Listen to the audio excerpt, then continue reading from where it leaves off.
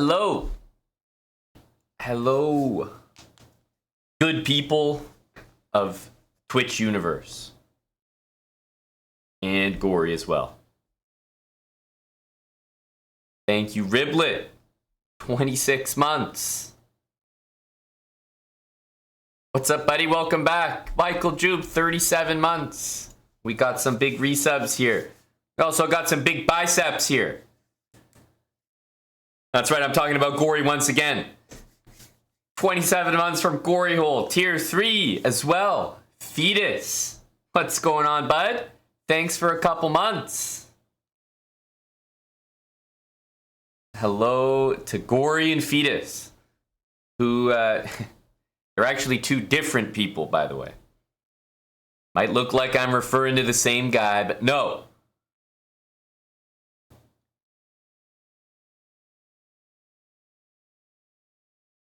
Your first time on Twitch in 1.5 years. What's the occasion, if I may ask?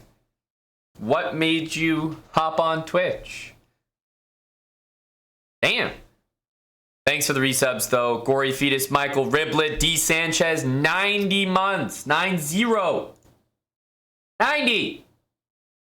The hell? Thank you, D. Sanchez. D. Sanchez also was serving a ban recently as well. So he has been unbanned. Great to have D. Sanchez back in the chat. John O'Maiden won 3 years. New sub badge. Thank you, John. More mistakes. 3 months with Prime. You saw the Discord notification and it sent you back. Damn. We've been posting those for a while, so I wonder what was different. Well, it's good to have you, Zalo. Welcome back. Zenarost. Thanks for the 2 months as well. Good to see you. Trying the habits out. You're failing at the one move blunders part. You know, truly the toughest part of habits is not blundering. It's really easy to write that on a piece of paper, but it's tougher to actually do it.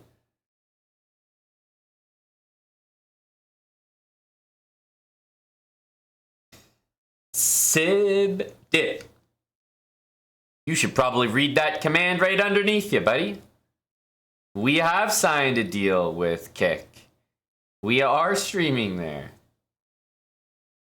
We are just not 100% there, so still streaming here on Kick, or on Twitch rather, for a good number of hours per week. So it shouldn't really feel like we've disappeared, but definitely that we've changed platforms.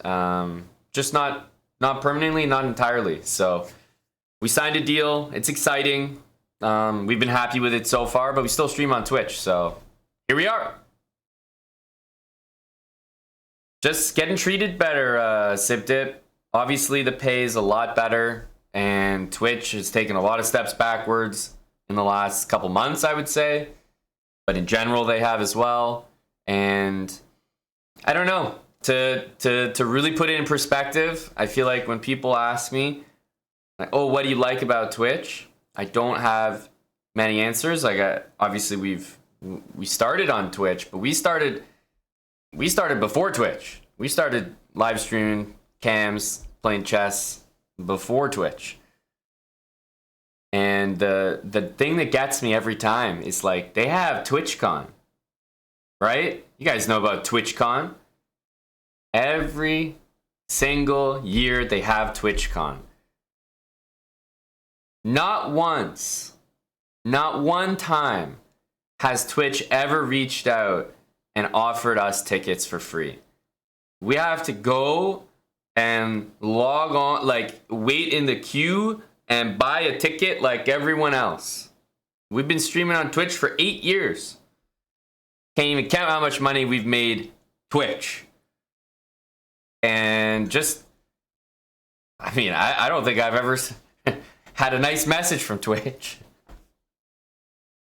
So obviously it's not like something like that drives you to just switch platforms. Of course not. But obviously I can't talk about everything. Such a grand question, but that just gives you some perspective.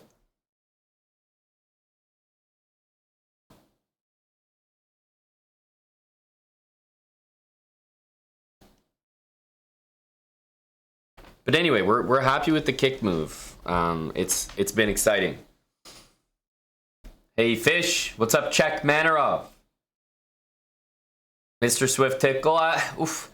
You know what? I haven't seen them. I'd have to check in with them. I know at least 2 of them are good. It does not mean no more Twitch, D. Sanchez. Nope. Watch the first Habits video. Someone who's never really played chess. It was honestly very helpful. Thank you very much, Fetus. Thank you very much. We will make sure to get Check Manarov to buy you some McDonald's for that comment. We owe you. It'll hit your PayPal in a second. That's very nice. Good to see Dark Bone here as well. Gory holding down the chat with that mod sword. It's just Gory. You know, you want to get something in chat? Today's your day. We have our weakest security contingent ever. It's just Gory manning the door. If you think you can overpower Gory, try. He's a frisky little feller, though.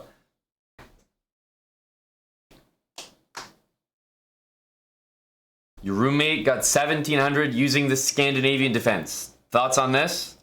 Sounds like, number 1, your roommate is very talented. And number 2, if they were playing a different opening, they would be 2,000. Sucks.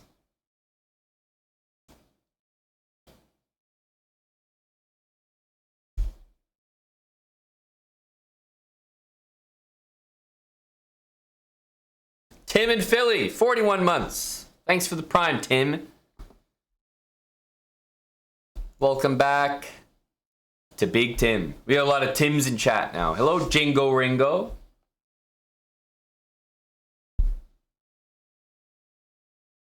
Dirty Scandy players. Yeah, we've run into a few of them on in our Slowbrah speedrun. Why am I hating on the Scandy? That's not a bad opening for an intermediate player, but it's a terrible opening for a beginner. Terrible. That's always been my stance. No More Names 79 has resubbed for 69 months. No More Names 79 with one of the biggest resubs of his career. Nice. You know, with a username like that, No More Names, I know we've got you for at least 10 more months. Couldn't possibly stop at 69 when the username says 79. We got him on the hook for 10 more.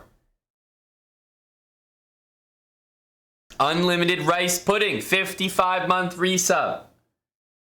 Thank you, Unlimited and Theo Gantos. 38 months. Cheers, Theo.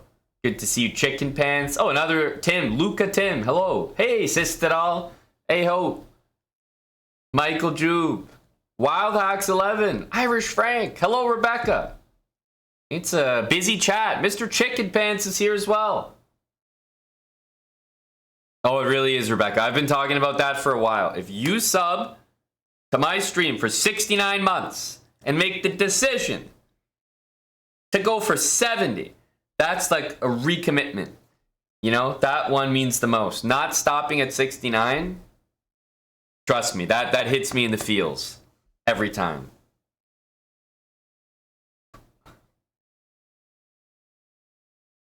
How many months are you at, Check Manarov? Oh, that's a great question there, Bob. That's a great question. You're at 41 months there. I think you might have missed a few over the years there, Check. I was just about to... Oh, God damn it. I was just about to say I'm really enjoying the music. It's a brand new set. A brand new set. But of course, Dr. Lord Mayonnaise is in here to not only change the music, but probably make me feel the exact opposite emotion that I currently feel towards the music. Let's investigate. Let's see.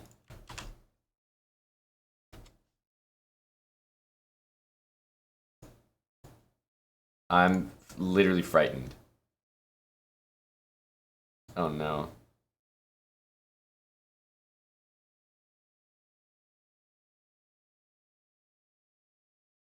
Oh, no. No, what is this? Dr. Lord, there's kids. We got Chess TV. There's kids here. I mean, have some mercy.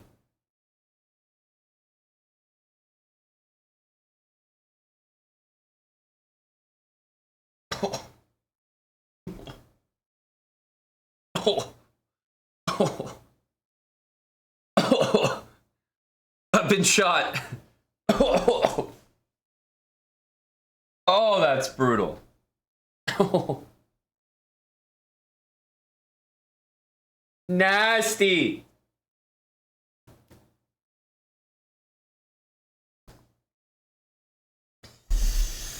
Nasty. Is anyone actually enjoying this other than Dr. Lord? Sick animal.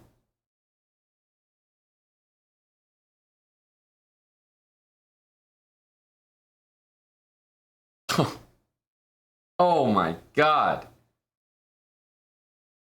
Oh, good lord.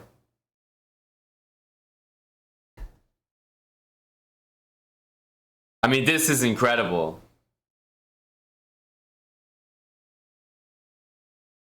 It's called Instrument of the Raider. This is my favorite part right here, because they're building up to my least favorite part. Scumper, hey, not wrong there.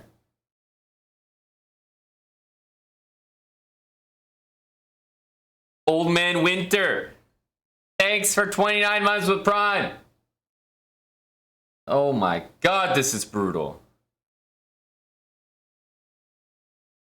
Almost as good as the usual stuff.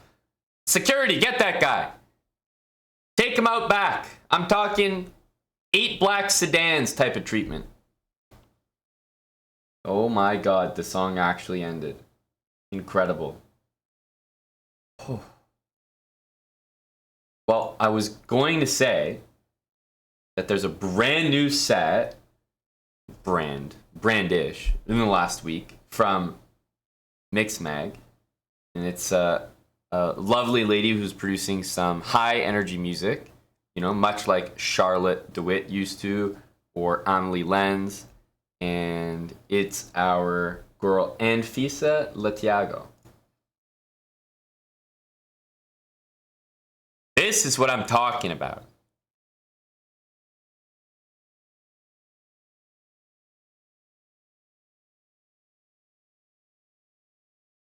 It can take a while, Fetus, but truthfully, I just started to search for a match because the song was so bad. It sent me into like a spasm. So I only just started to search for a match at the end of the awful song we just listened to. Scumper 2400, $5. $5 dono, and he says replay it. My friend. Oof. Your $5 is, I just want to state this loudly. It's so appreciated. The thought, the donation, it's so appreciated. But it is also so not the price to replay that song. You're missing some digits there, my friend. You are missing some digits.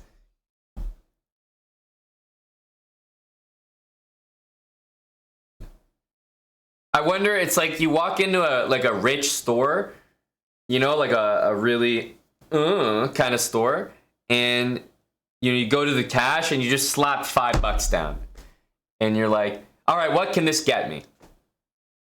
And they honestly might even tell you like that you can't even afford the wrapping paper or the bags that their stuff comes in, and I'm getting those vibes right now. Your $5 doesn't even afford the wrapping paper of that last song.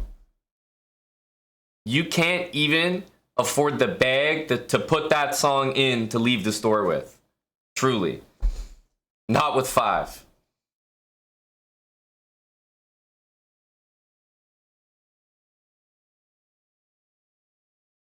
For $5, he deserves one wub. Criminal. $5 for a wub? You have to think of it this way, Fish. Dr. Lord Mayonnaise is paying for his wubs in bulk, right? So, if anything, an individual wub should be more expensive because it takes more effort to actually deliver an individual wub to someone than it does to deliver the entire song.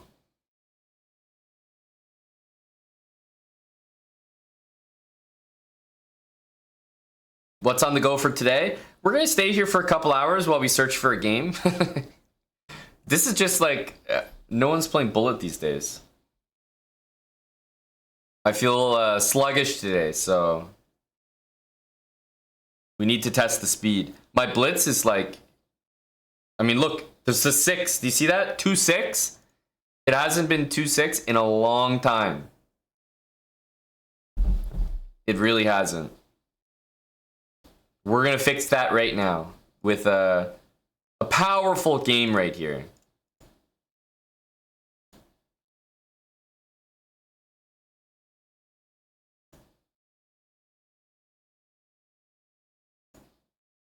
Powerful game.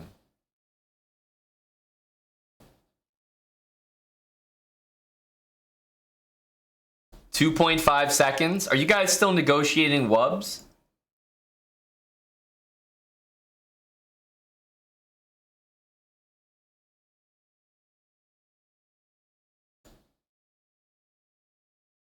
Just incredible stuff. Here I have to deal with that. We're probably just going to take this. Is Bishop G6 crazy here? The annoying thing about this is I don't have any other pieces joining the attack after this. King H8 and like, what am I doing? Here, King G7. Here, I mean, like it's a draw at best. I could go knight E4. No, but I'm trolling.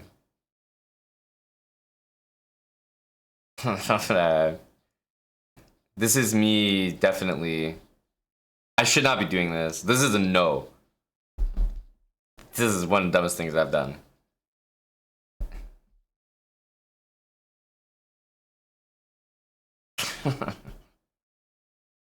Why do we dislike ourselves? Why do we do this? Oh, yeah. Bishop takes D2. This guy's a nerd is what he is. This guy is a nerd.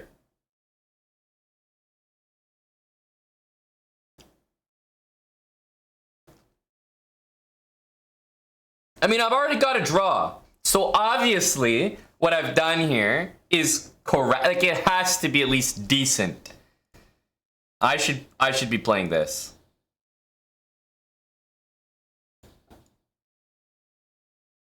An alpha would play this. A beta would take the draw.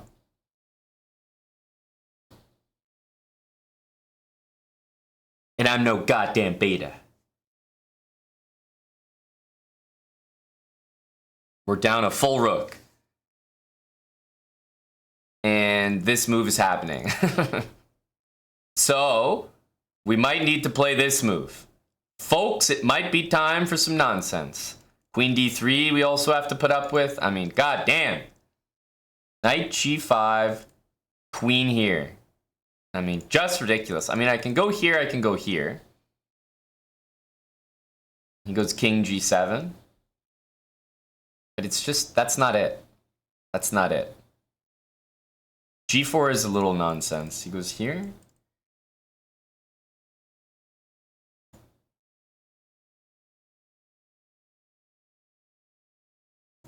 Whatever. Whatever.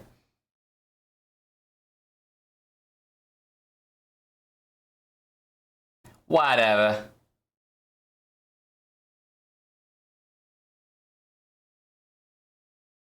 Rookie 1 is maybe in. We have to just play it slow. Jesus.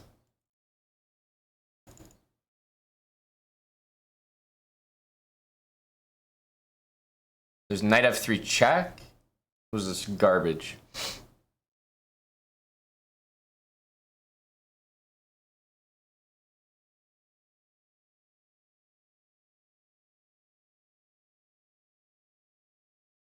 I'm sure there's a win here.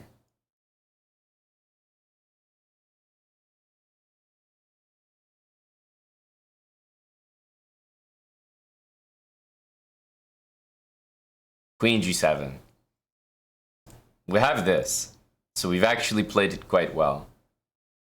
I mean, this is my immortal. Have to take.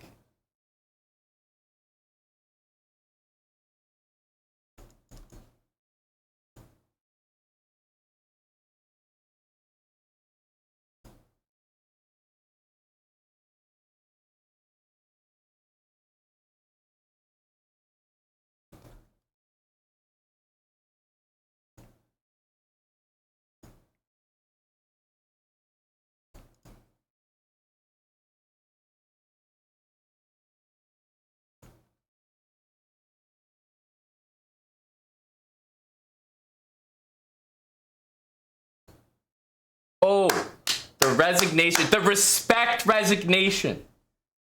Ah, we had it anyway. A model game. An absolute model game from a guy down on his luck.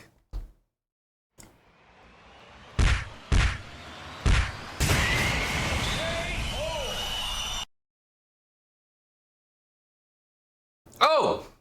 Whoa! Whoa! Don't hit him with too many brilliancies, they said.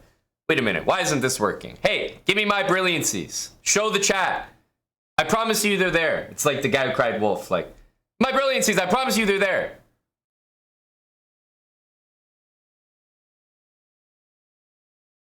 All right. Here we go. So, there's two of them. Huh? Huh? Come at me, bruh.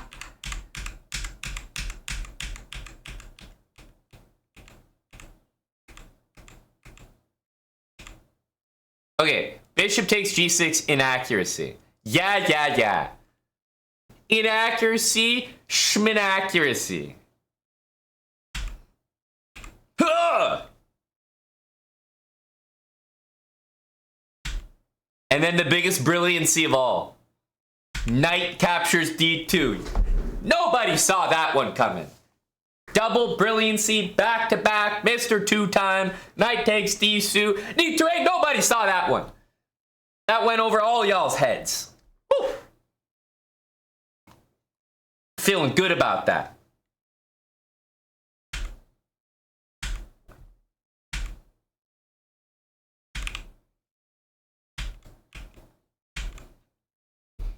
So it wants me to take on e6, but anyway, we'll get to that. Queen b5. Okay. Now, it's definitely going to start disliking some moves here. Because again, it's like, all the moves are for... At this point, it's actually giving every move as a draw. So, I don't actually know why it's giving this a mistake when every move is a draw. Unless they want, what? Oh, no, but we already did this. What do they want here? Queen h6? King here? No, but they're trolling hard. Everything is a draw. Well, actually, every move is a draw, but one of your moves, which is also a draw, is a mistake. Actually, your move to make a draw is the wrong draw. In fact, my move is so good that it not only still makes a draw, but black must play this move. Because if they don't, they'll actually maybe lose. Huh? So my move is actually much better. And I pointed out this move. I knew queen d3 was coming. I was a little disturbed by it because I thought something like rook e1, there was rook f6. Takes and the queen hangs. The rook e1 feels normal here. But I wasn't sure about rook f6. Okay, there's also queen h3, but rook f6 is a good move too. Well, actually, it's a blunder, even though it's -2. It's the second best move in the position. Blunder. This is so whack right now. Rook f6 blunder. It's the second best move in the goddamn position. And it wins for black. Actually, blunder.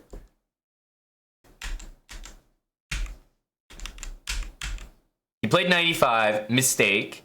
And yeah, the only thing this allowed was it allowed rook here, which he really should have probably played.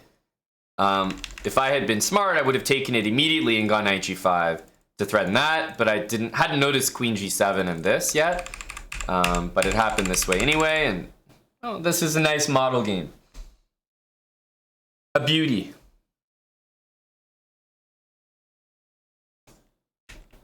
It's +5 at the end.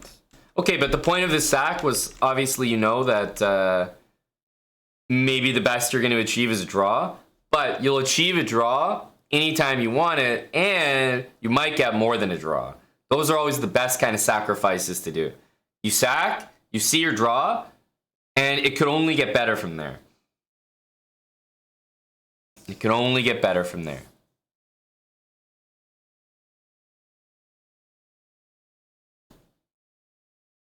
We'll take it. Thunder Dazzle, thanks for the 25 months. J Rebo, 34 months. CM Serious, 34 months. Both of you lads with Prime. Thank you for the primes, gentlemen. Picker, 27 months.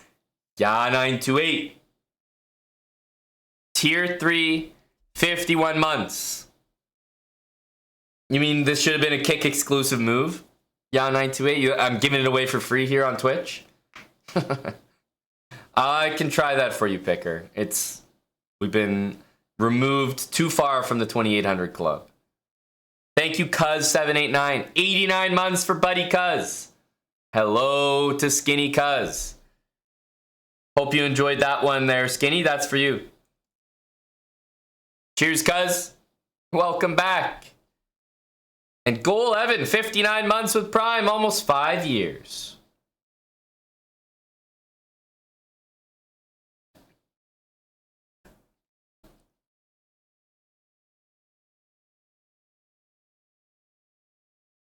Can I explain why knight d2 is better than rook g6? Oh, certainly. Certainly. In this position, after rook takes g6, takes queen takes, black goes king h8, and we have a decision. What's going to need to happen is us playing knight takes d2. Then it will be black's turn. Black's turn.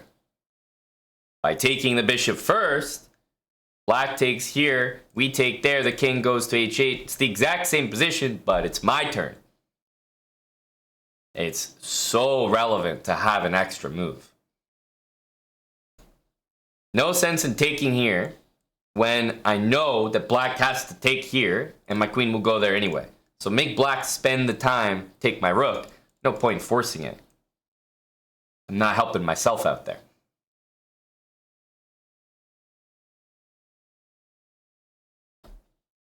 This question from Wild Hacks, and thank you for asking it, is reaffirming the double exclamation point we received here.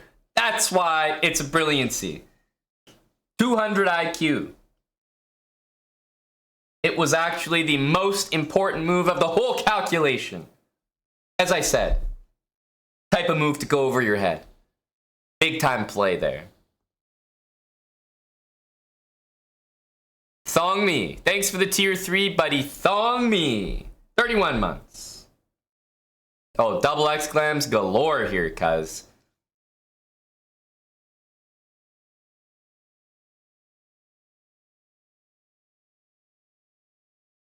Is there a trick to calculate these types of time-gaining moves? Buddy, there's no trick. There was a hanging bishop and I took it. I promise you. That's the trick. That's the whole trick right there. Now, honestly, Big Al is... He has to understand, and I think he does. He played me. I unleashed that combination. I needed 10 minutes to, like, collect myself. And now I'm back and I'm ready to play again. Like, but I think he understands why I needed that time to myself. Big Al of all people. It's great to have that type of understanding from my opponents. guess we're playing this. E4, E3 vibes. It's like, not good, but you just play it anyway because it doubles the pawns.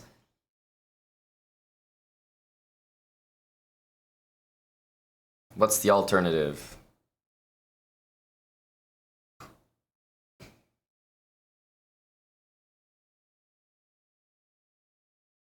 It's going like that, I think. I'm in a specific mood against Big Al. So I'm just gonna play this.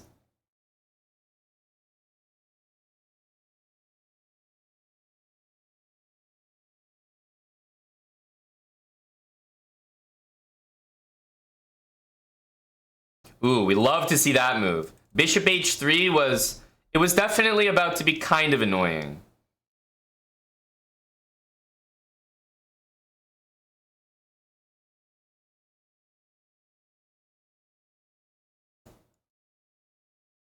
Okay, so we're down a pawn, but we're saying hi. Nothing more than that. Just saying hi. Opposite bishop, so the value of one pawn is a little bit diminished. Probably gonna go here? Question mark? Bishop is dominant. Knight c5 maybe. Knight c5 here. Knight back to e3. We want to play this endgame, I think. I mean, it's not extra special, but it's decent. c5 and b6 is the other way to do it. Just take all the squares.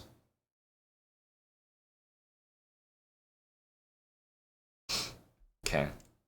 Let's play c5 and we'll operate on the dark squares here.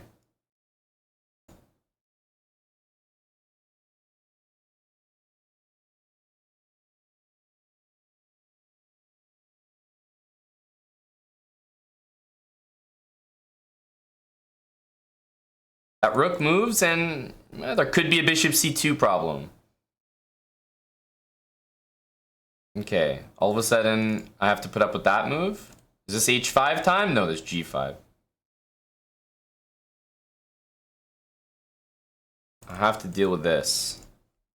My position just looks so sexy.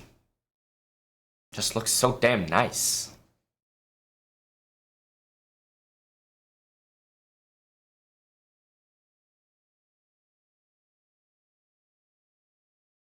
Let's go here because bishop c2 is a kind of interesting move.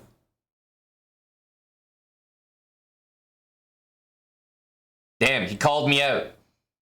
He called me out and said, dude, I see what you're going for. All right, we have to do it now. We have to do it now.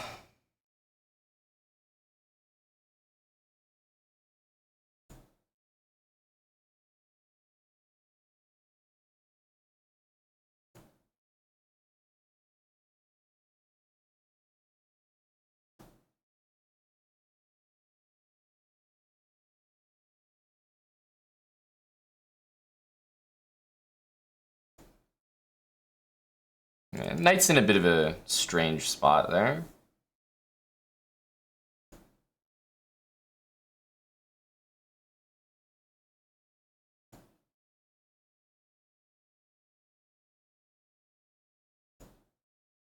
That would have been a bit of a nicer move.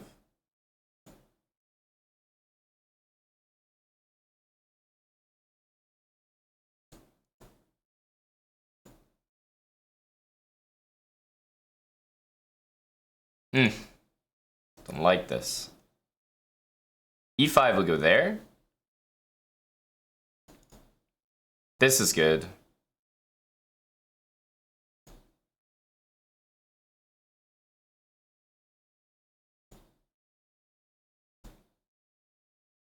Oh, that's a bit unlucky.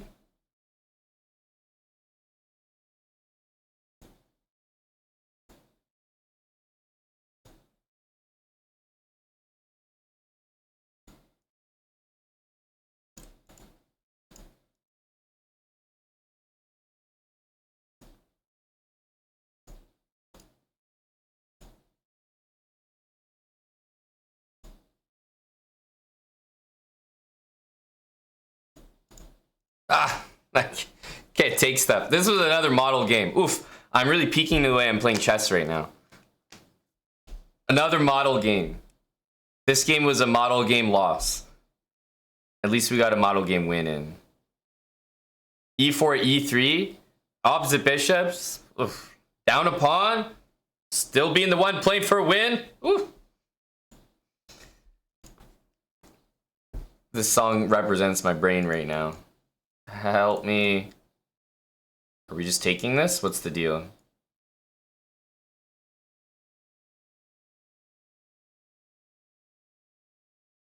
Huh? Oh, I've played this line before. I've played this line before. Now I know what we're playing.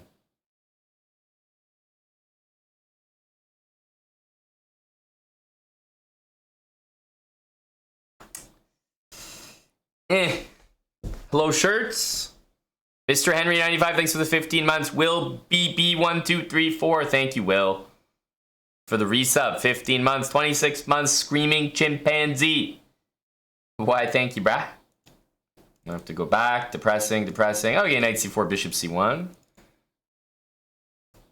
Thanks to 26 months, screaming chimpanzee. Hello to Spenny Thompson. Captain Micmac. Okay. Forcing me to do some stuff I don't want to do. I mean, this is fine. It looks nasty here, but at least I have a knight, and we'll play rook c1 next move.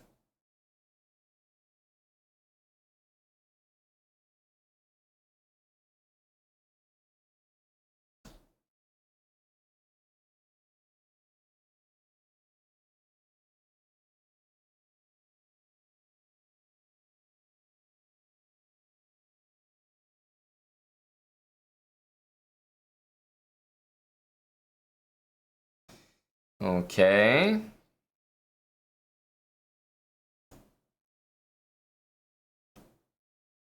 Obviously, I have to move this knight.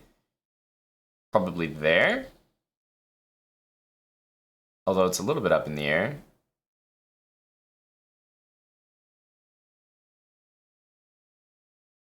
Could also take it, trade the queens, but that's somehow feels a little bit wrong.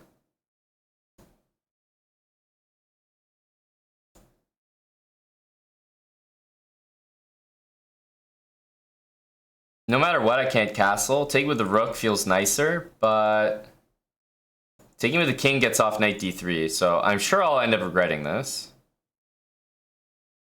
But obviously, if I castle, I have just a very good position. Up a pawn. b4 is a general idea. These type of freaky moves, man. f5. What is this nonsense?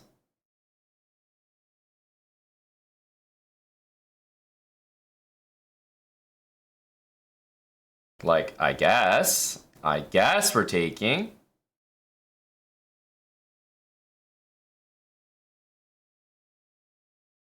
Can't play king f2.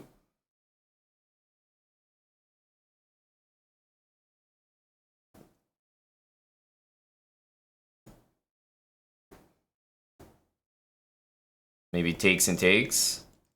I just want to do this, man. I'm a simple guy.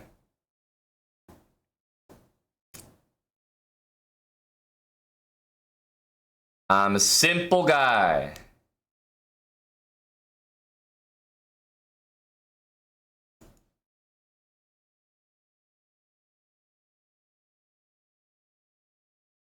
c4. Okay, we just put up with c4. We just have to put up with c4.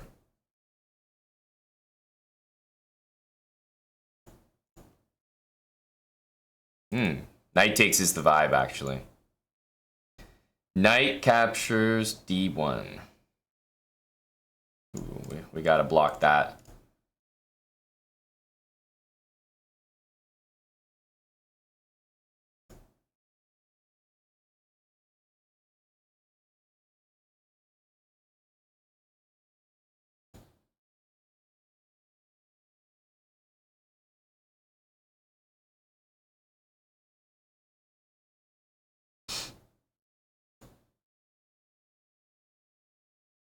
Knight's pinned.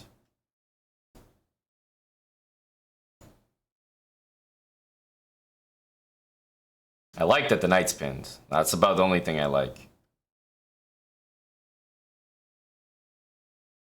Okay, he has to take.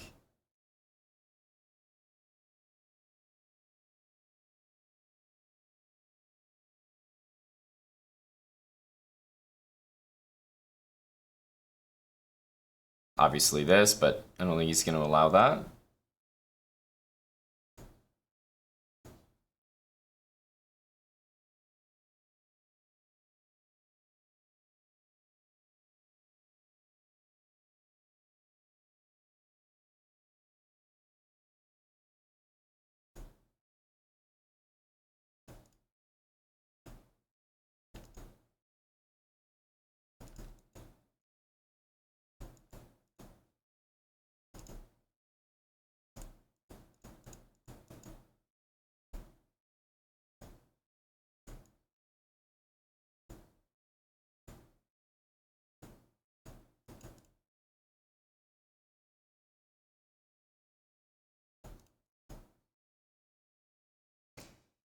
Always want to remove the knight. Yes, we hate that piece. Could only get in the way of me checkmating. Stupid knight. Ugh. G3. I'm too old for moves like this. Dr. Zyclop. Cheers again. Michael Allen Martin. Thanks to the 10 months with Prime. Almost a stalemate. We're happy to avoid.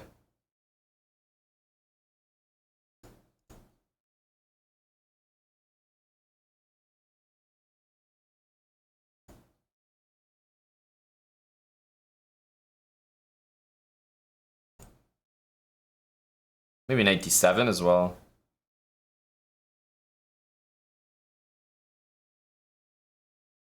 Get castled.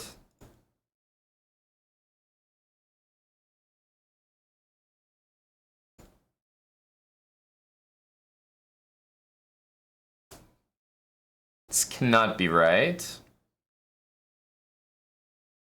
D5 here. Hitting the knight, of course.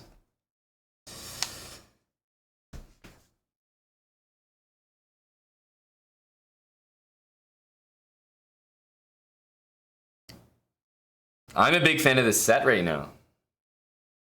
This is refreshing. Okay, we can't... I mean, yeah, we can do it, but... It feels bad a little bit for that piece.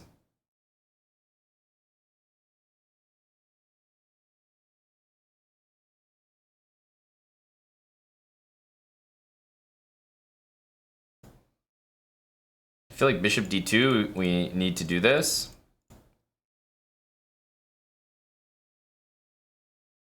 There's knight here, but what does that do? Knight b2? Just kind of jumping around. I can also go here, I just realized, because rook c1 is bishop a3. Knight c2 takes. Has to be okay for me.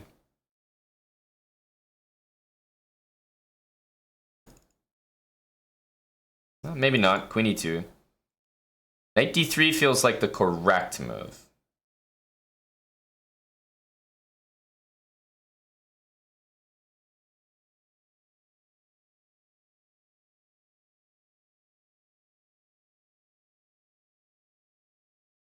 Moves the rook, then knight d3 makes more sense. Okay, here we move this. Hit the pawn. Also, knight d3 is kind of a big idea now. Hits literally every piece in the position. And I want to play knight c4. But now that he attacked my queen, I just want to take that pawn. So a5. And it's like knight d3 takes. I can even take with the knight. Then he has rook there. God damn. Where's my beautiful stuff? I mean, I guess I'll just go here. Trading this awful knight always just feels bad.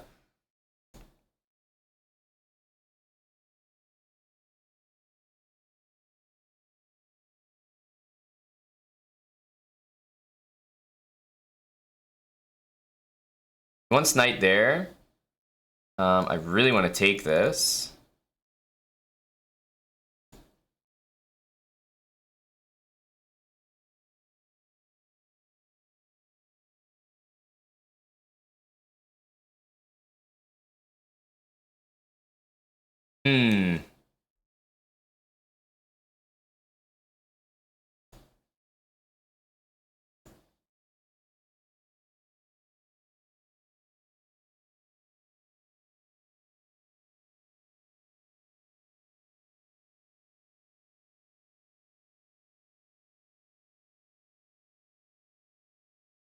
Oh no.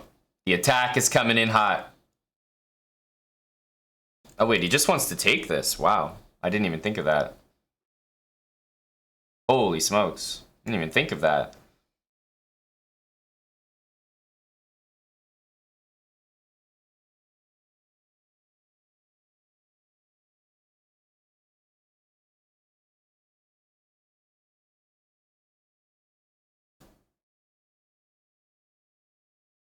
I don't like this for obvious reasons. But if I don't do this, I don't know what I'm doing.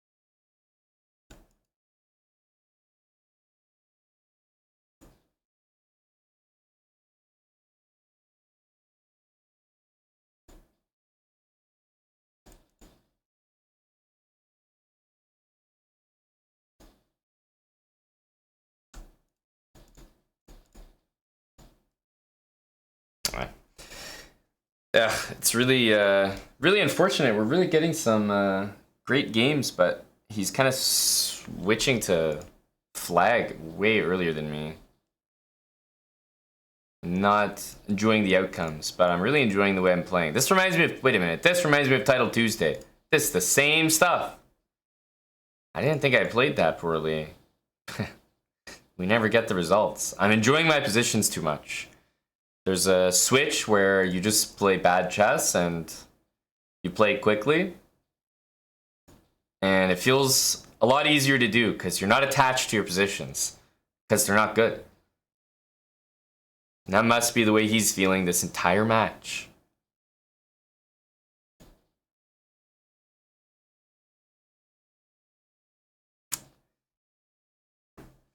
We've had some brilliancies, some sweet, sweet brilliancies. Yeah, I'll just go A3.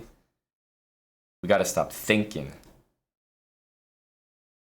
It's really hard to do because we spend our time and find some beautiful moves. By the way, what in the flying hell is that move? I mean, you gotta be joking with me, buddy. What the hell kind of trash is that? Huh?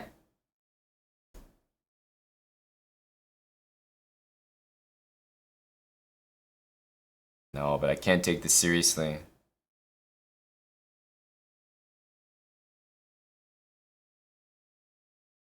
Like, this is what I mean. It's so hard to just play fast when you got people, like, giving up the back like this. Let's take it, bring the bishop to d4.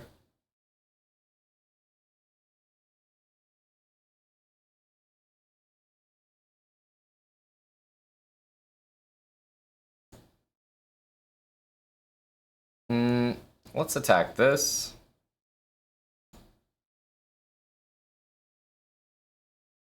Here, because if b4, knight wants to reroute here anyway, so this is just a nice move to gain some time on the way.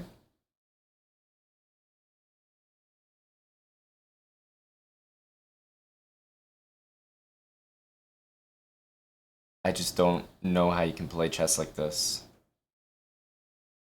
I truly don't. That doesn't really look like it does enough. Just insane, man. How can you possibly play like this?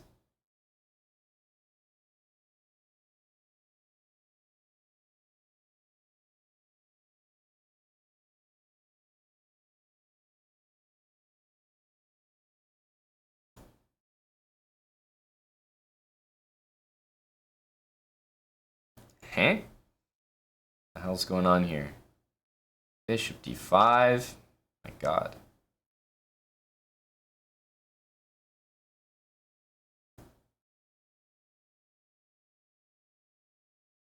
I can't take these seriously.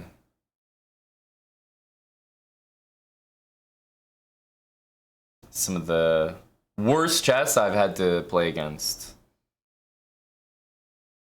Like, there's probably stuff hanging, like, literally every move.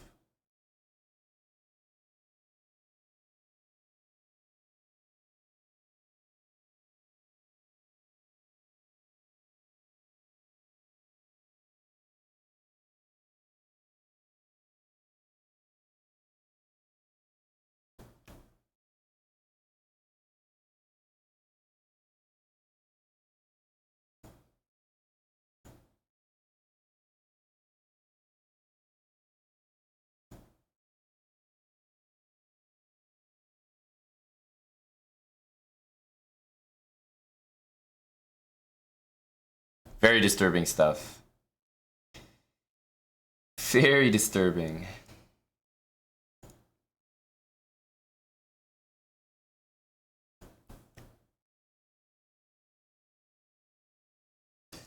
This is some it's an interesting gameplay here. I mean, this is so bad. The score is 3-2 and Buddy's playing like this. Like, every game has been very low quality. Just disgusting. We are losing to this. Literally. We need to wake up. We need to wake up. Maybe we need a shot. Like, I'm playing well right now. I will be the first to say that we're playing like trash. But we're playing okay.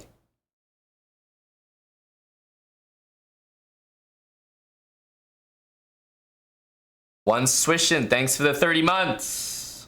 Cheers, dude. Okay, we bring the B3. We like to see this move. B for beta. Beta 3. Spartone, 71 months with Prime. Thank you, Spartones.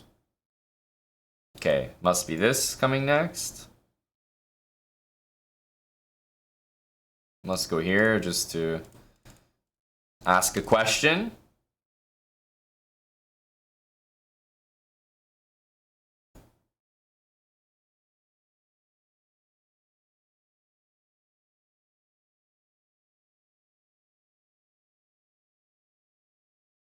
Bishop back.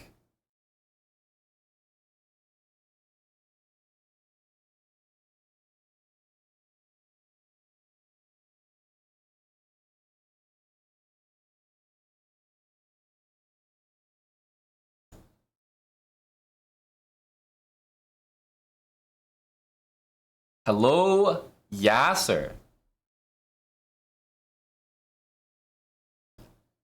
Let's retreat.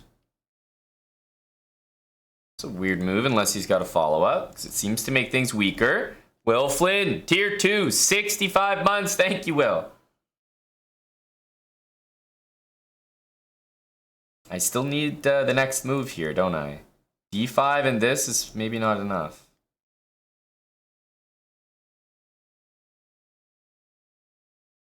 This does look like a D5 angle, I'm not gonna lie.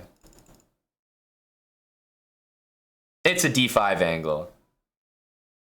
Take here.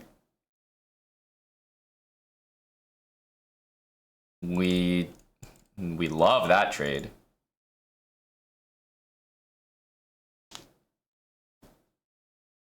You don't want to be disturbing, but why haven't I adopted my opponent? So you understand, Yasser. So you understand. This is what I'm saying, man. We've been dominant. I'll be the first to admit when we have been playing or not playing well. But I think we've been playing well.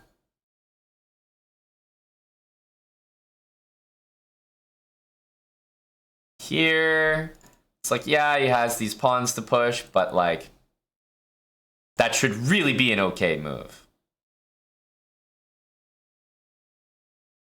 Other thing we could do is go there, but like, there's no way this isn't good.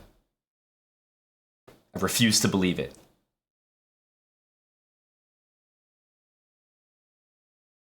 This guy's hanging.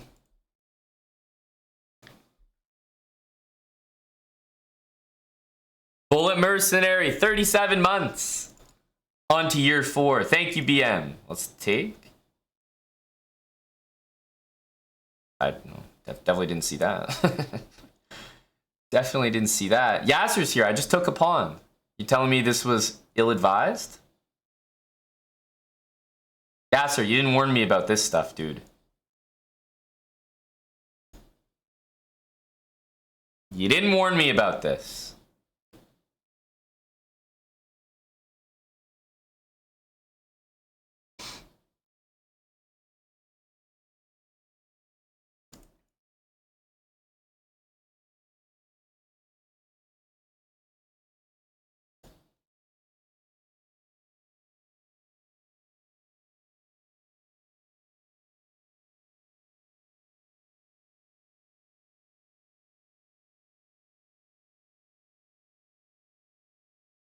Why are my moves not easy here? Why are they not easy at all?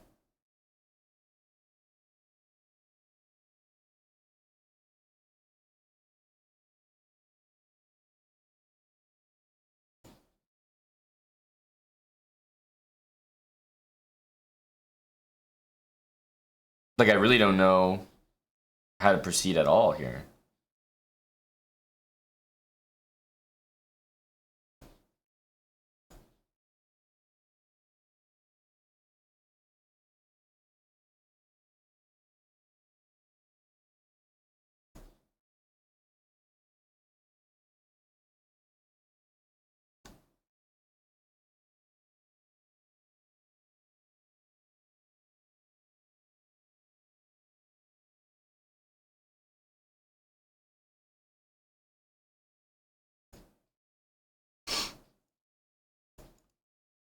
We're too low on time, man.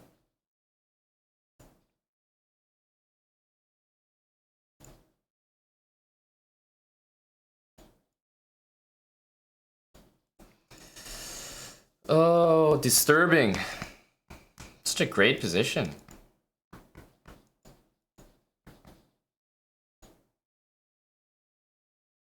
Such a great position. It's just crazy.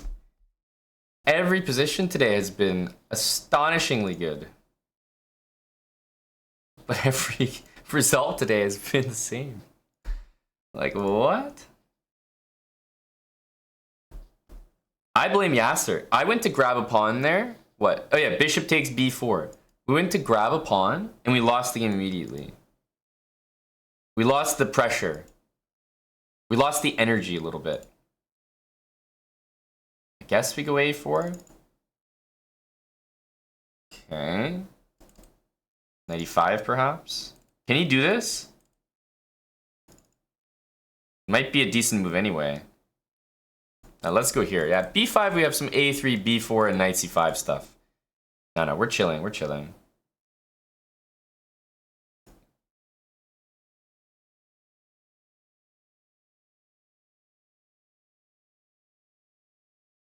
We are big chilling here.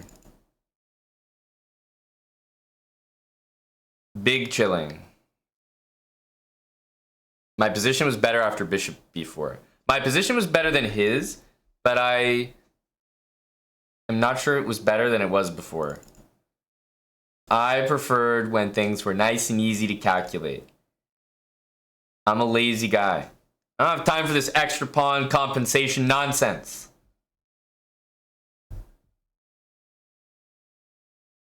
Like, again, we're just saying hello here. Great looking position.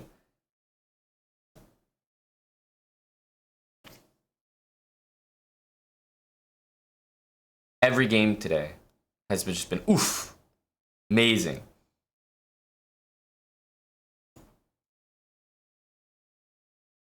No, I mean, what? Like, hello?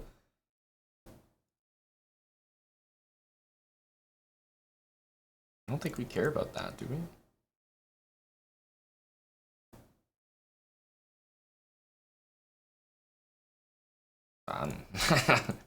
I ain't got the patience. It's time to roll out here. Time to roll out.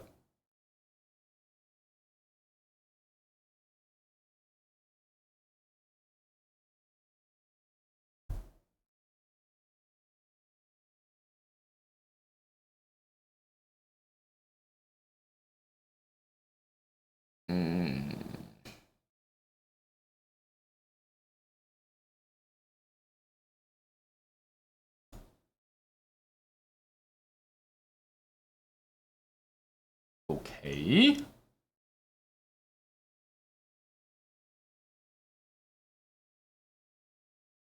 I guess.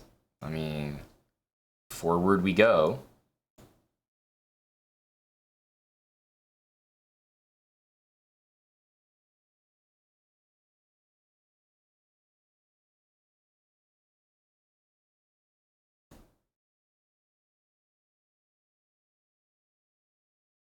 Heh.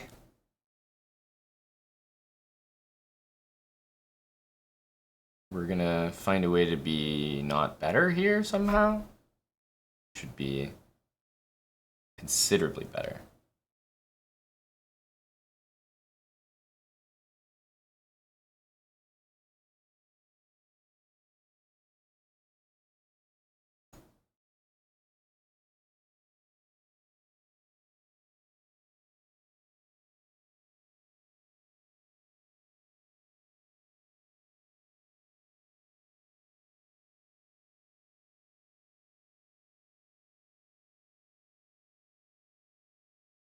Like, how do I move, man? How do we move?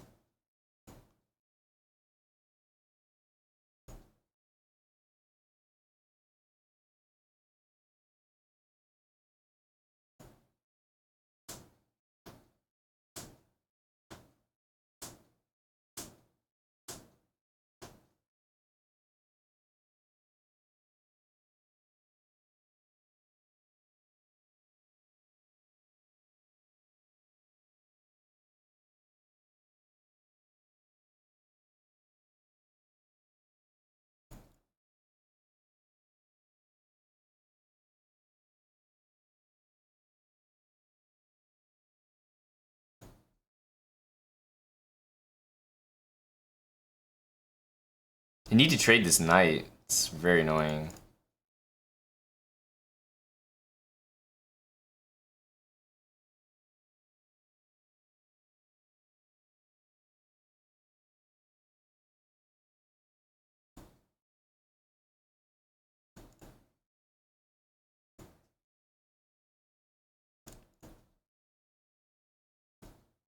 Oh my.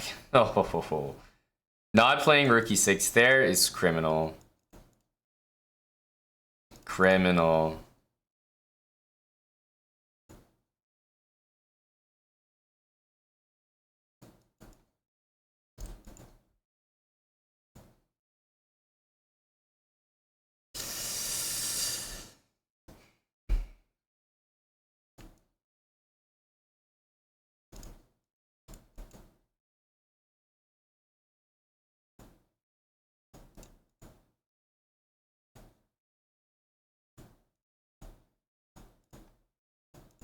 Criminal, man. But losing these games is crazy. Every single game is the same. These games are so good. It's like amazing to find a way every single time. I really don't know what we're doing wrong. We're playing some beautiful, beautiful games. Really special chess right now. Both positively and negatively. Like every game's the exact same.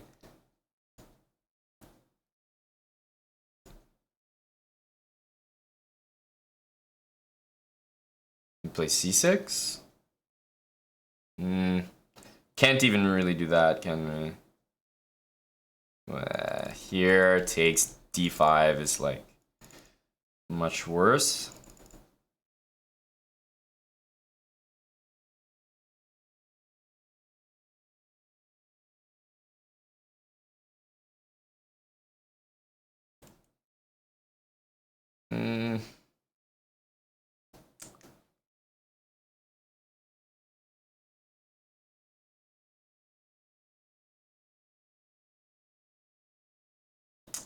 Can't really do that.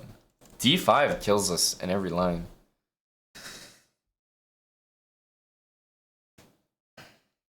We just have to be like worse afterwards.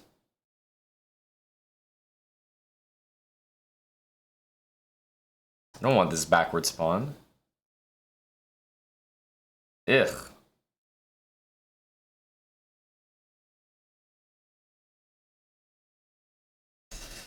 Oof. These positions are bad.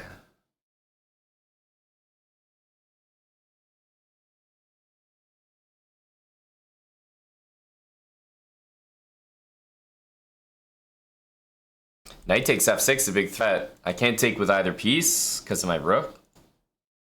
Taking this way is like resignation. Every game today has been a masterclass. Masterclass at how to lose on time, I guess. Or not even always on time, just like somehow messing the position up. Okay, takes.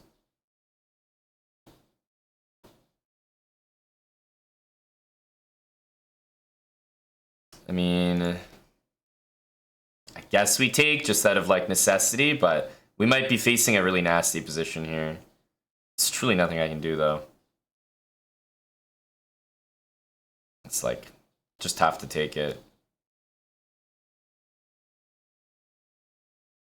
Our position is so bad that like, must do it.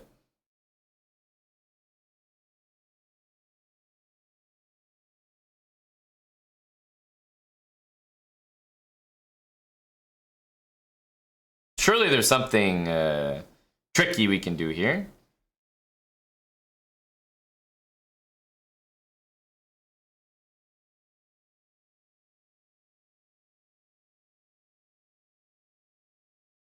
Nothing? Nothing?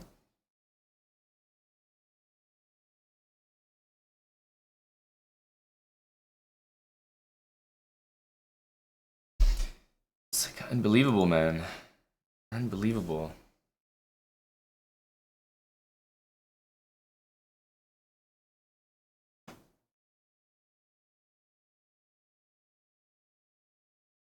Like, I just don't get it.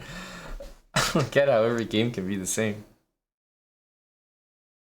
These are supposed to be unique games. That's the beautiful thing about chess.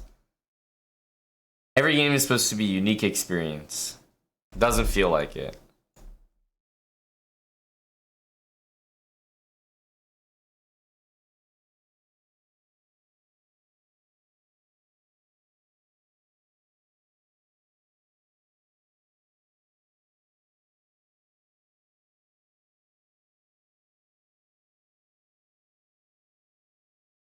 I don't trust this move because of e5. It's probably gonna just move the knight. Yeah.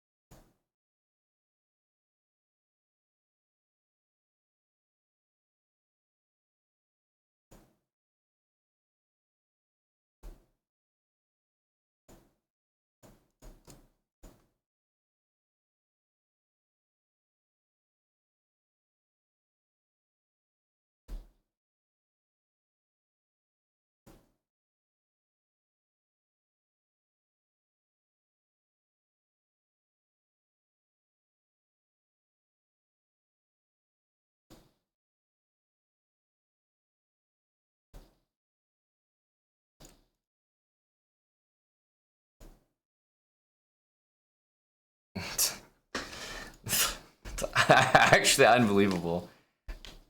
How it's managing to happen every game.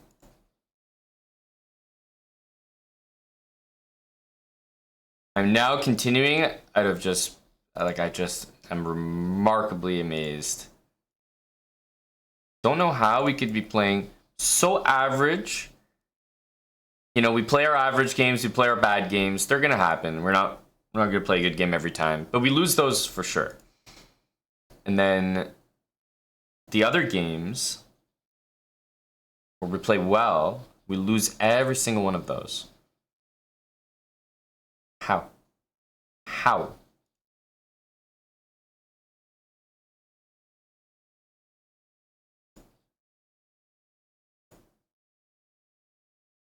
Obviously, I'm not professing that this position is good, but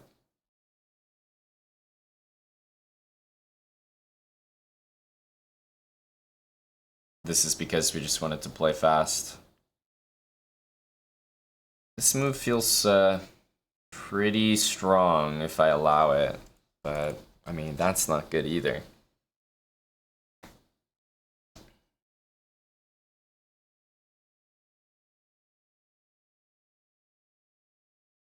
Not a lot of good options here. Ugh.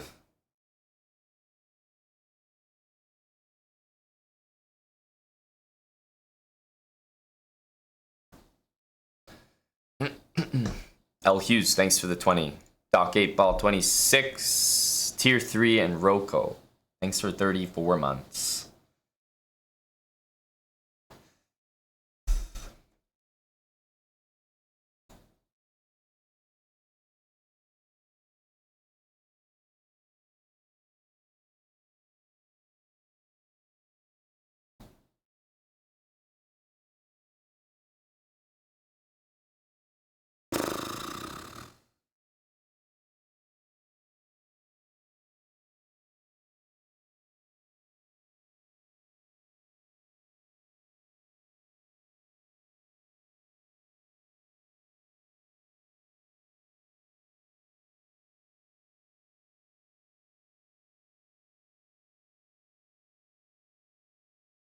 Wow, did not see that either.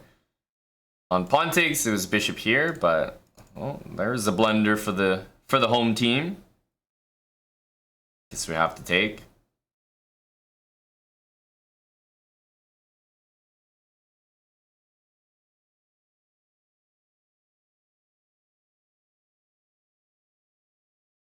Not much to do. F3 rookie 2 is lost. This move wins the game. And every pawn is hanging. Yes, we make him find it, but it's not that hard to find. Yeah, it's relatively basic.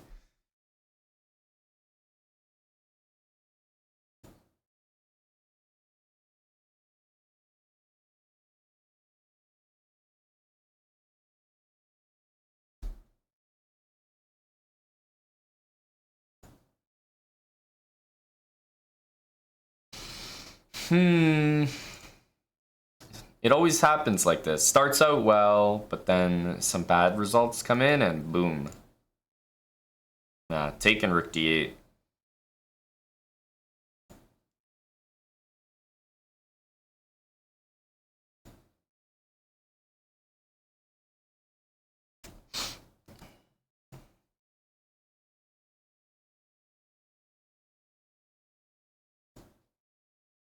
Maybe that's helpful. Helpful.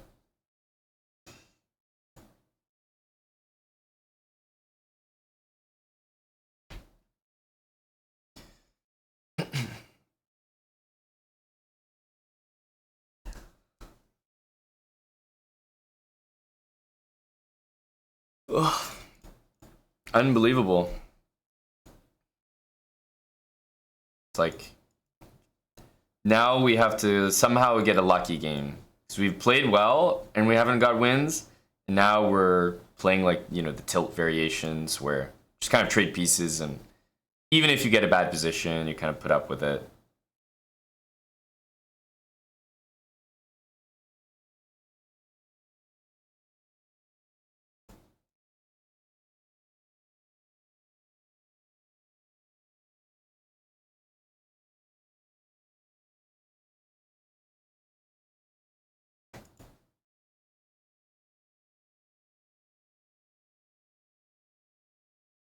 Would put the knight there.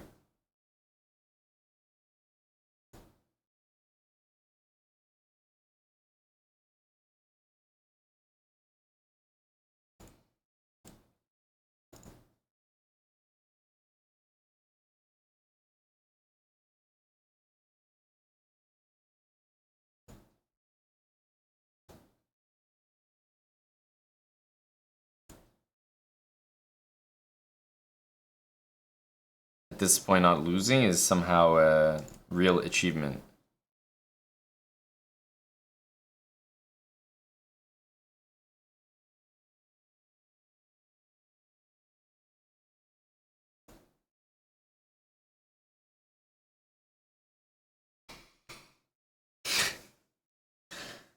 Flabbergasted.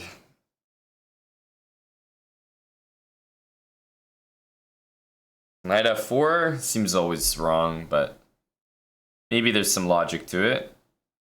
Eh. Whatever.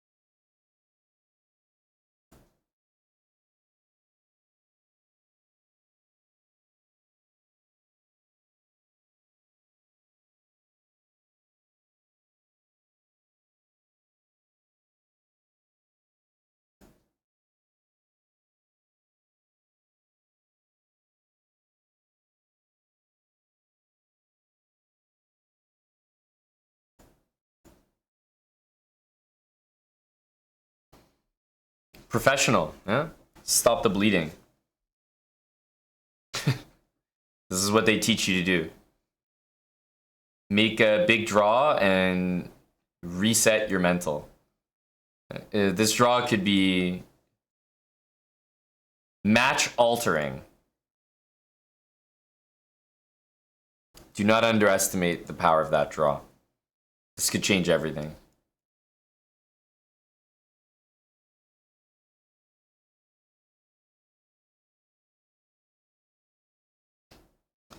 This could change everything, I tell ya.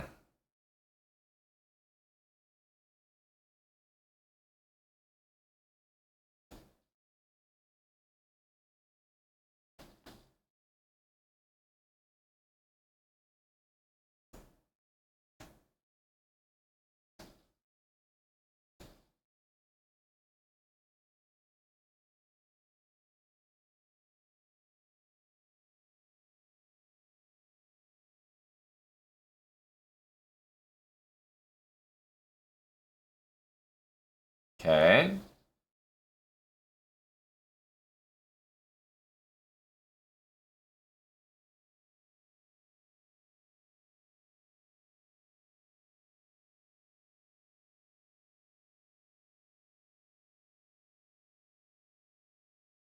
Hmm.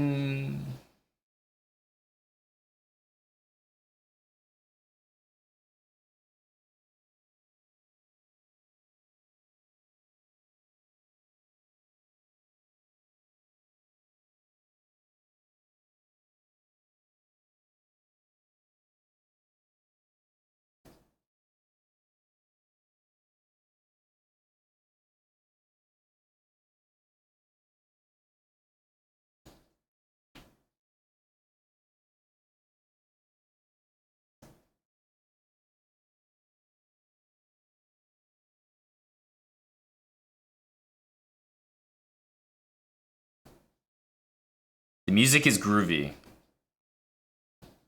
Agreed about the music. Agreed about the music.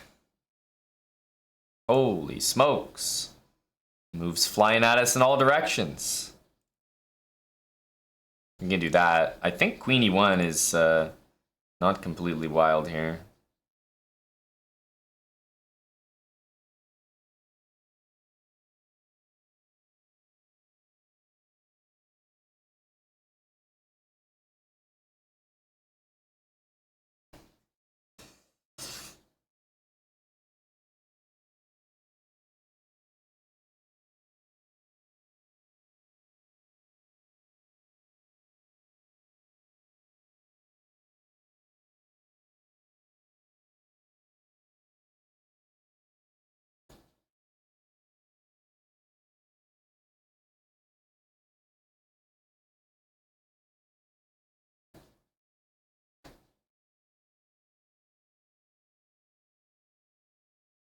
I wanted to play this to stop Rook C8.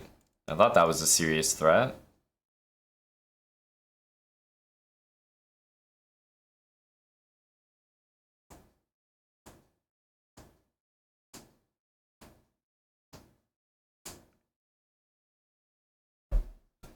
Hmm.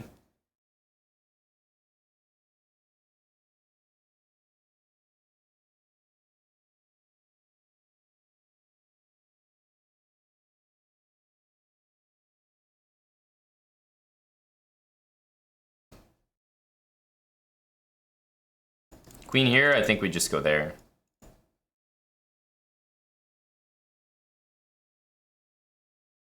Queen here, here. Okay, I'm happy to see this move, I think.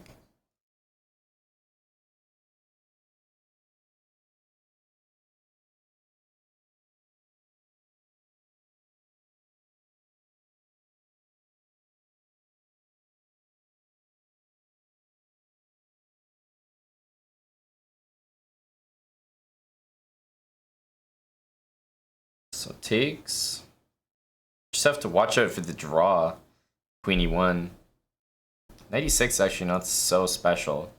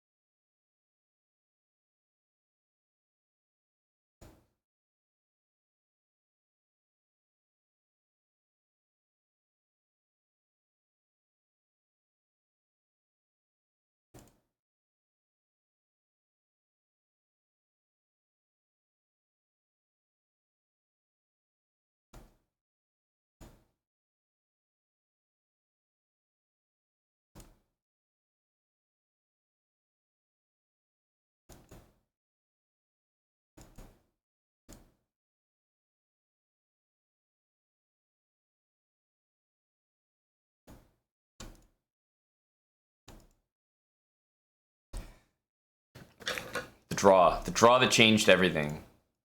Cannot be underestimated.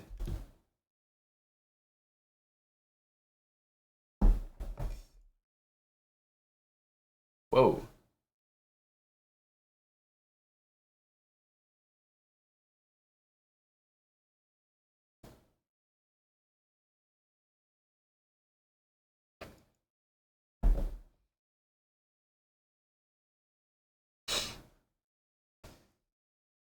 The draw heard around the world. Exactly.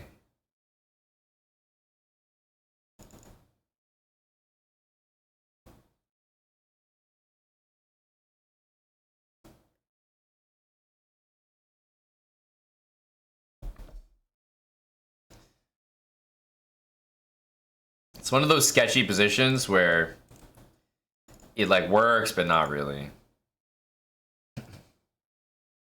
It definitely does not look like it's worth it. Doesn't worth the pain and suffering of having to calculate, so we're gonna go d5 instead. Seems much simpler.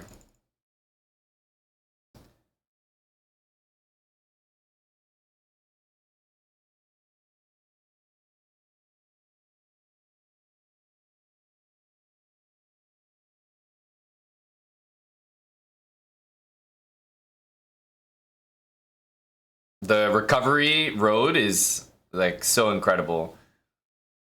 I got pushed into a life of drugs and bad influence, and the road to recovery is going to be a while.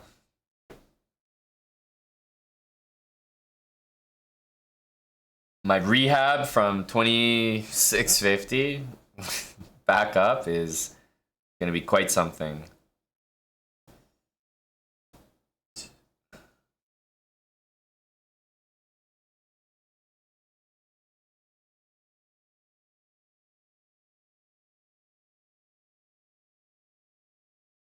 I don't know about this.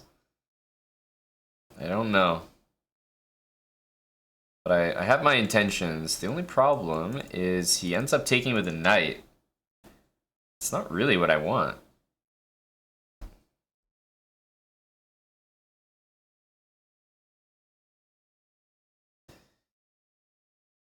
How is this so difficult?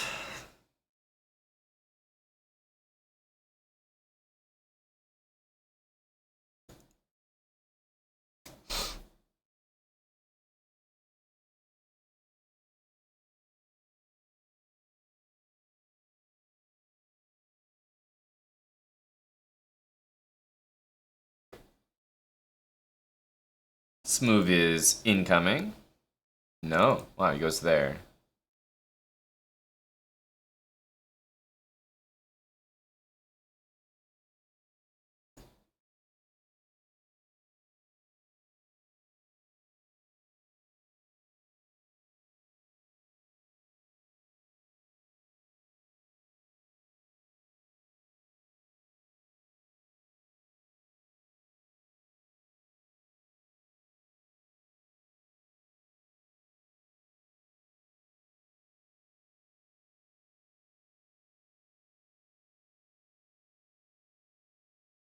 Could have maybe gone knight e4 there, but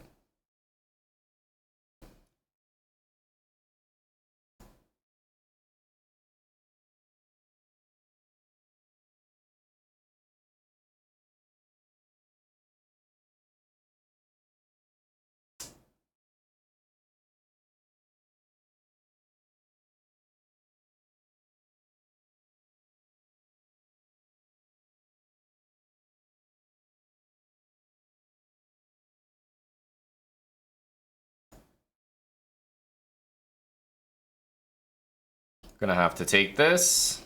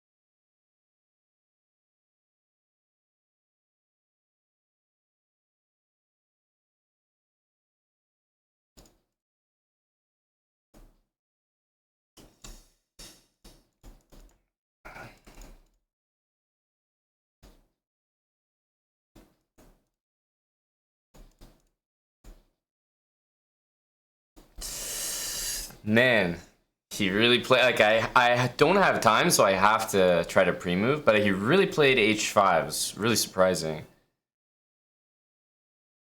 Didn't make a lot of sense.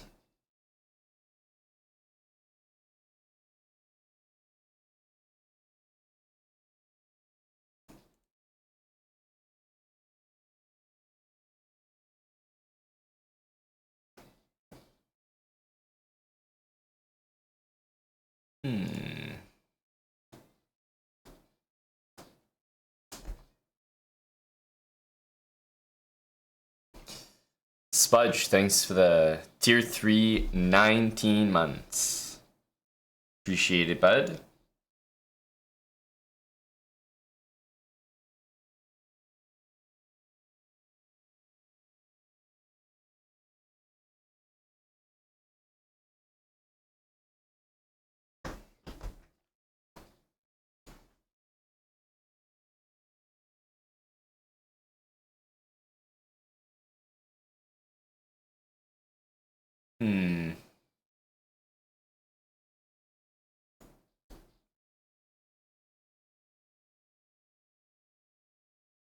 This move needs to happen yesterday.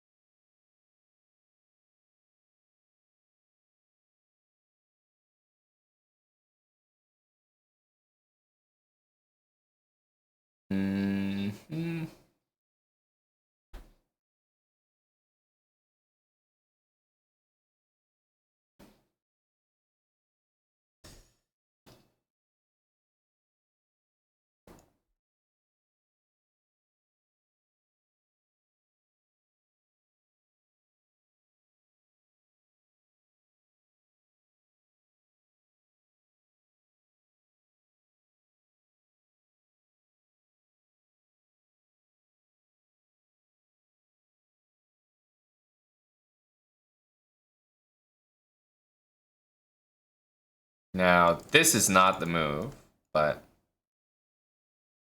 do this. And most likely take because it just makes life easy with the knight.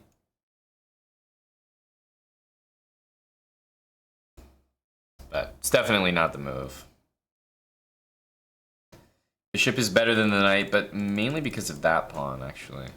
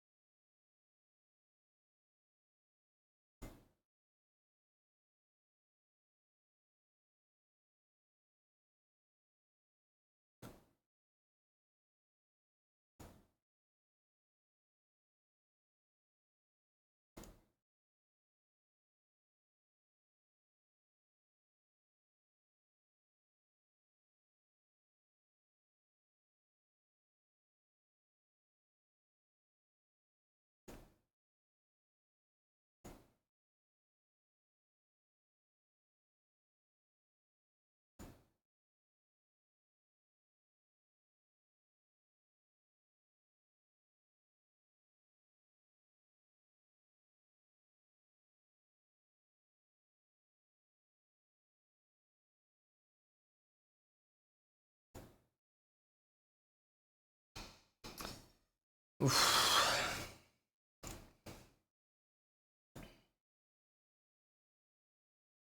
The king and pawn endgame is a loss if I like just trade like that, I'm pretty sure.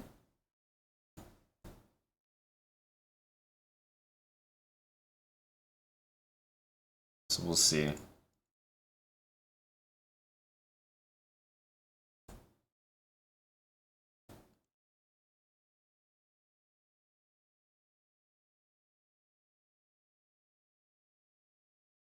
It's like, we have to try it. It is a loss, though. But we're losing the B pawn anyway, so may as well attempt. Thanks, Mega Man and Maniac. 44 months. Ooh, that's fancy.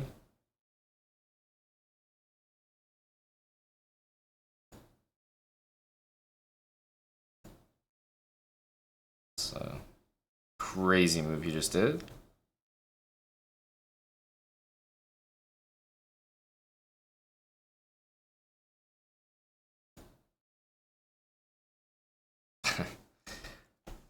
Crazy move you just did. I mean, all you had to do is trade the rooks and just bring the king over. That was a rare miss. Rare miss. With so much time on the clock, it's weird not to be able to flag that. We go here.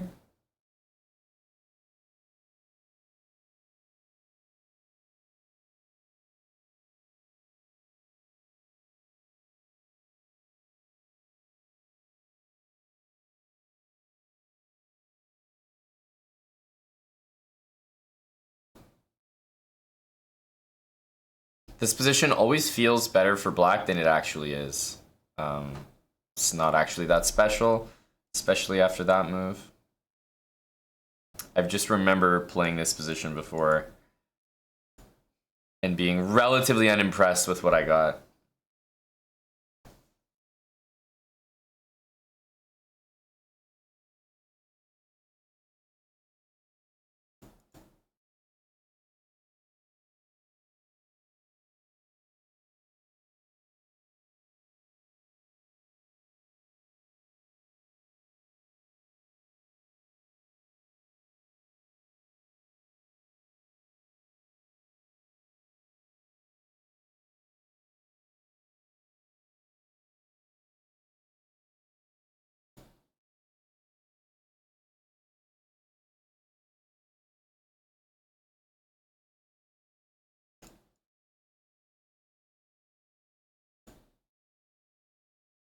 F5.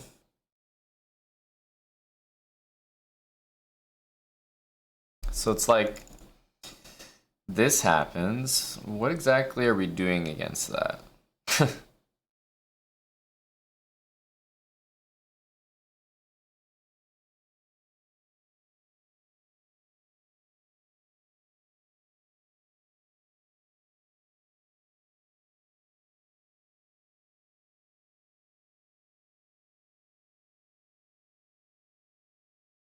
Like, what are we doing against this? Very, like, obvious plan, but still.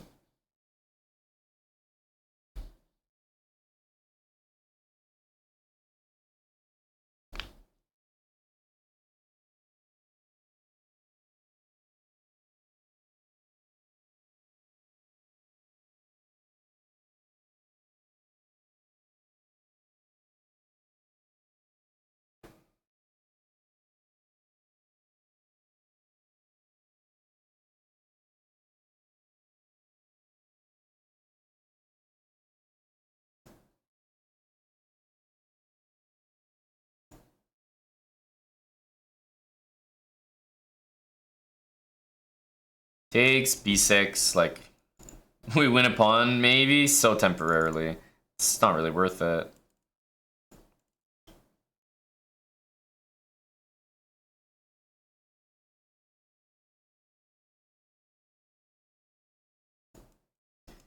b6 and a5 here. Somehow it feels like I'll have more problems, though. This a pawn's not really useful unless all the pieces are traded.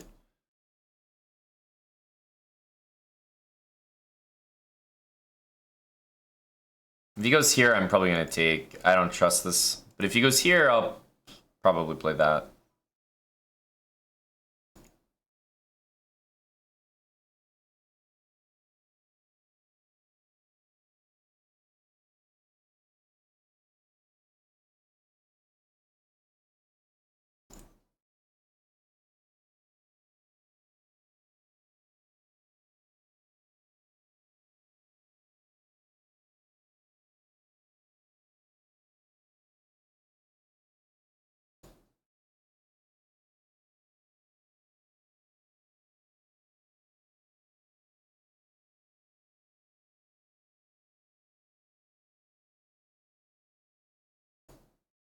It's really annoying.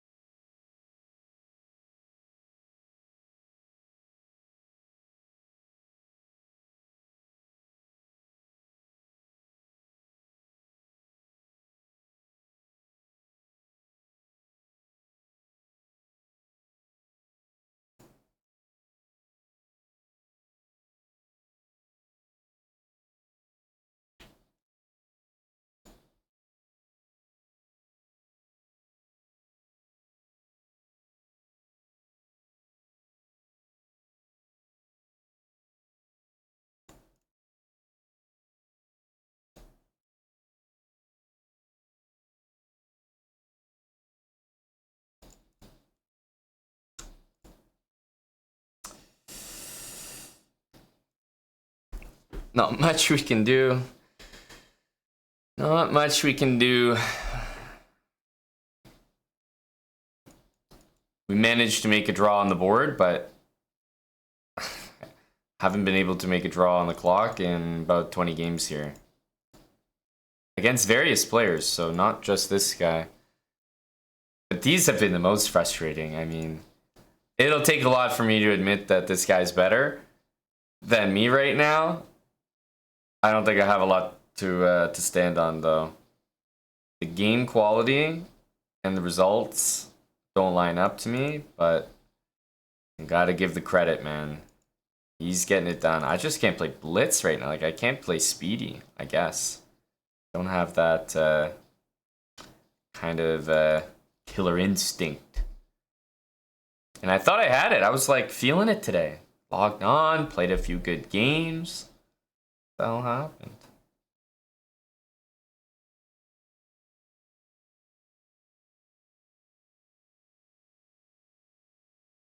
Here.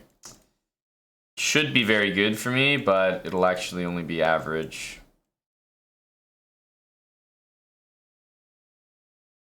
Yeah, normally that should be very good. But somehow, again, he's getting bailed out here.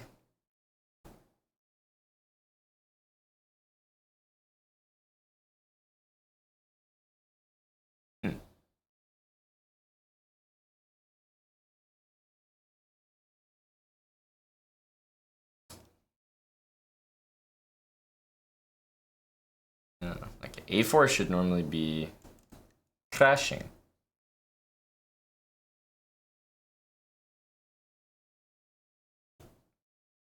It's like there's so many moves, but again, somehow it's just not working. Because really, this should be a mistake in Black's position, but he's found a way that it's not. Ah, we can't allow that. Can't allow that.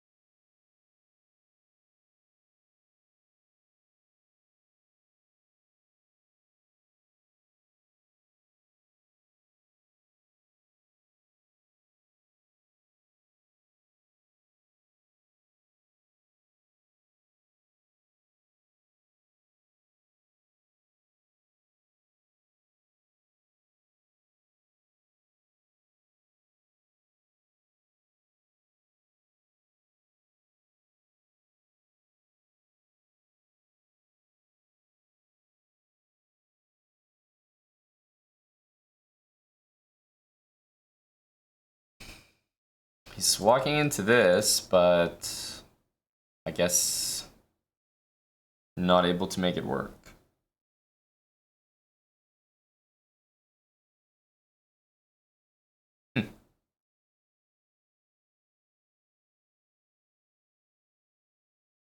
Never a good idea to give outside pass pawn, but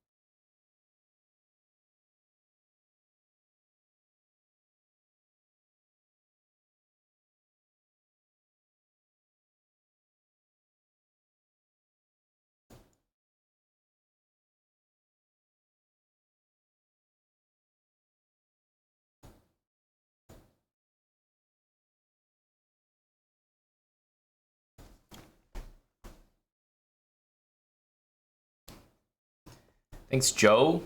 Another Joe. 2 years. Joe Cool. Cheers, dude.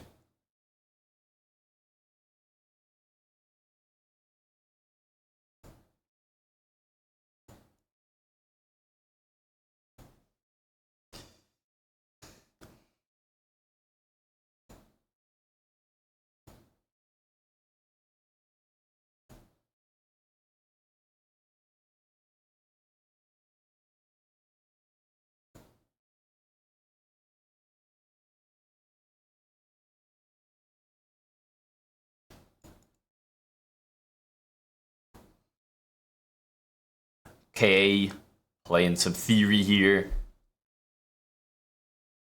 We get to call it theory. We're the one that decides.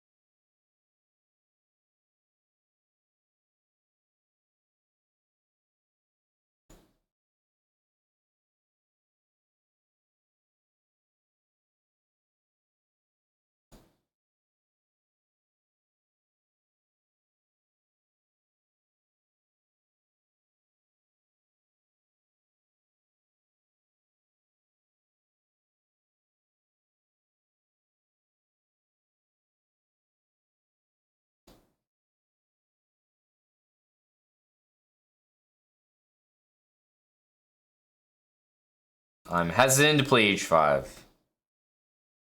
Holding for the moment. Ooh, I feel like we like to see that move. We are fans of that move.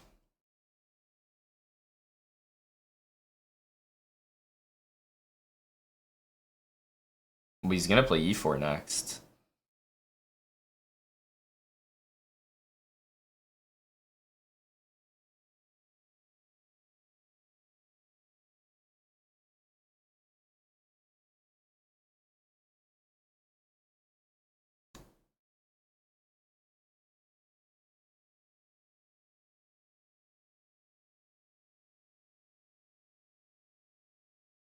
He can defend the pawn, but it was never so much about winning the pawn.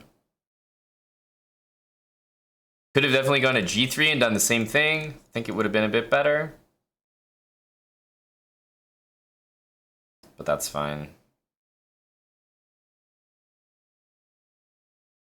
Obviously, that's a threat, so we'll use that to help our knight get to e5.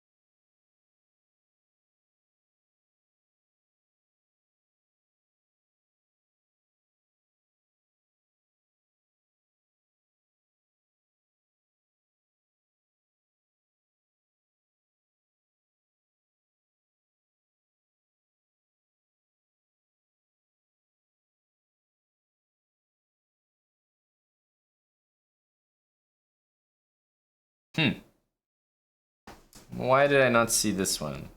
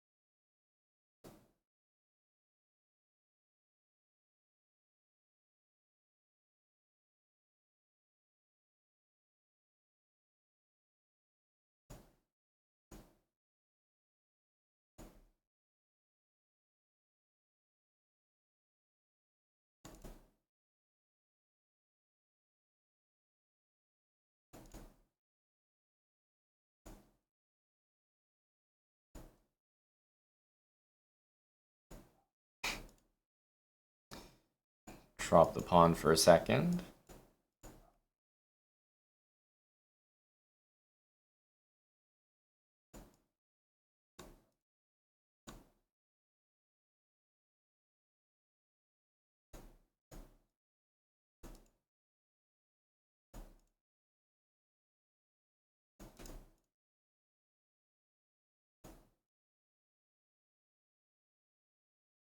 Those are the games I win, huh? Those ones right there.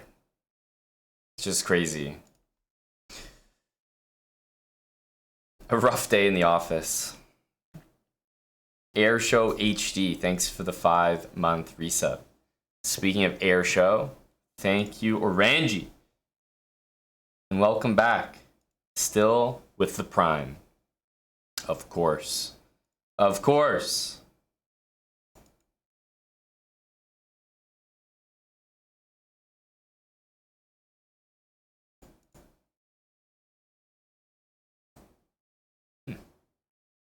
Some theory for the boys.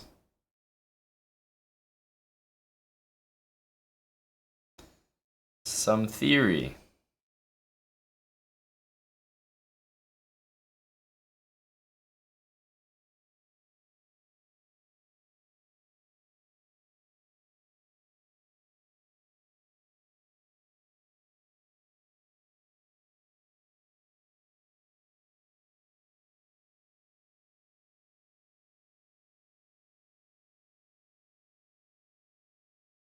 This looks like a yucky position.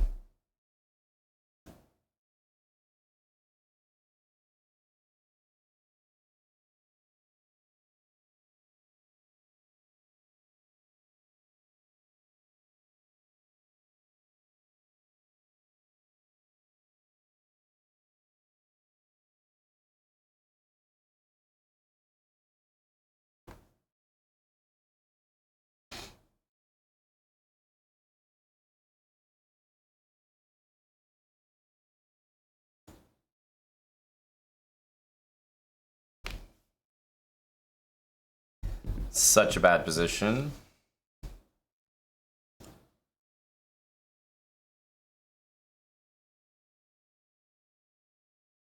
I definitely did not bother calculating that. I was like, if we die, we die.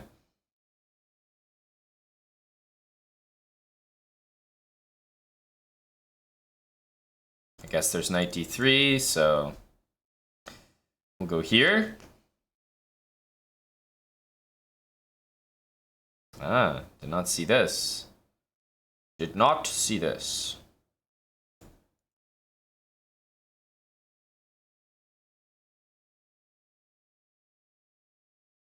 I see so many issues here.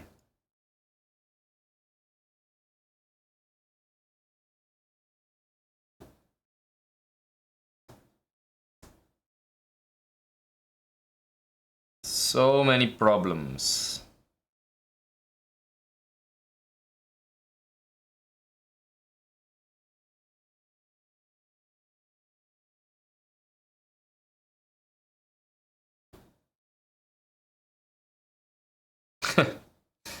Position is really bad.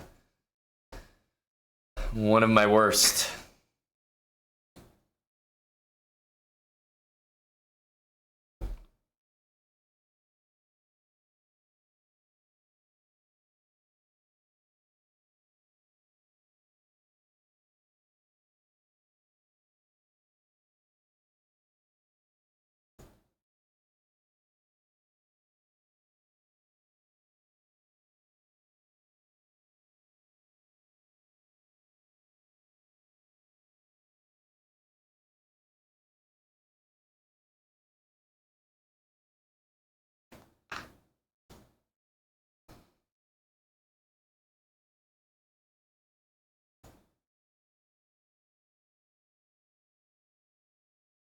Ouch.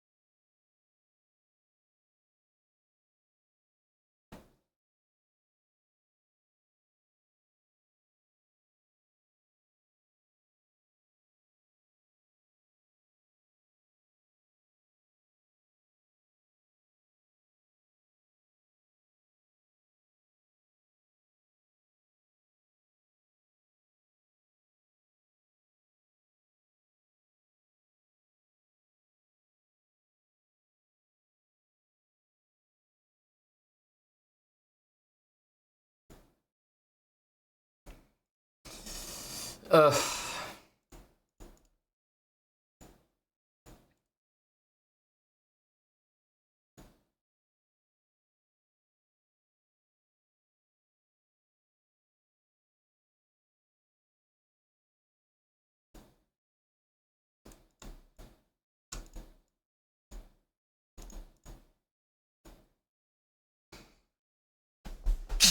Like what? Hello, Matrix. You've come at a great time. We're in the thick of playing some of the...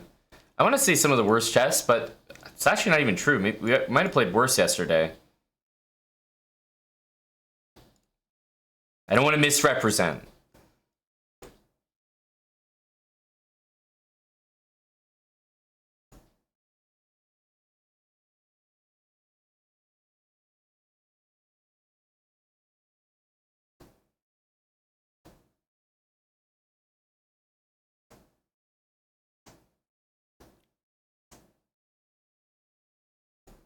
Guess F4 happens. Let's play D5 while we can.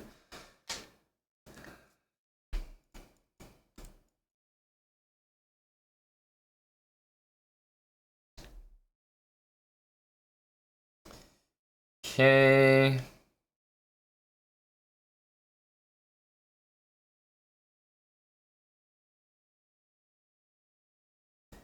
A4 for sure is the next move.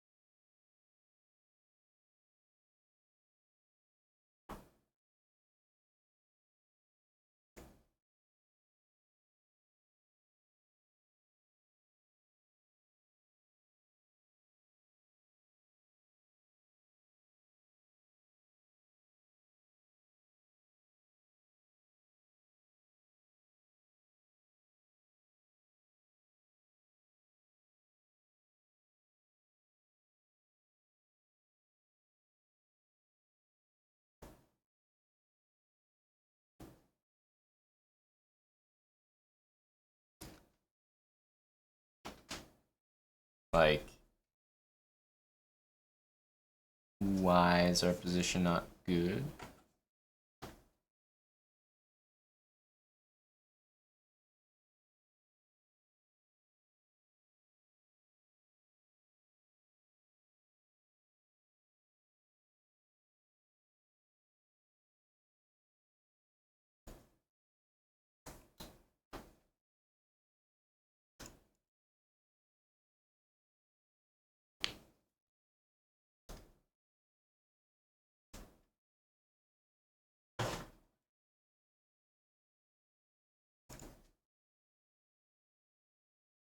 Go here.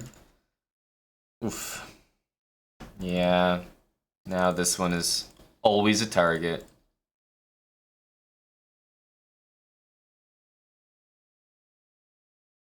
Watch out for that in general.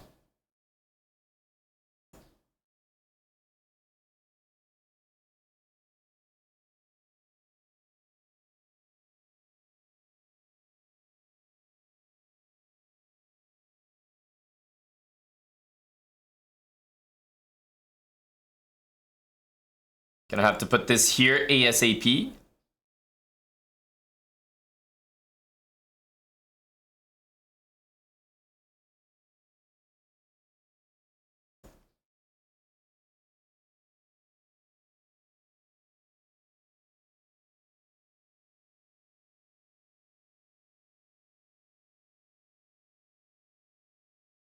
Man, he really sees like all the ideas. Rook A4 next.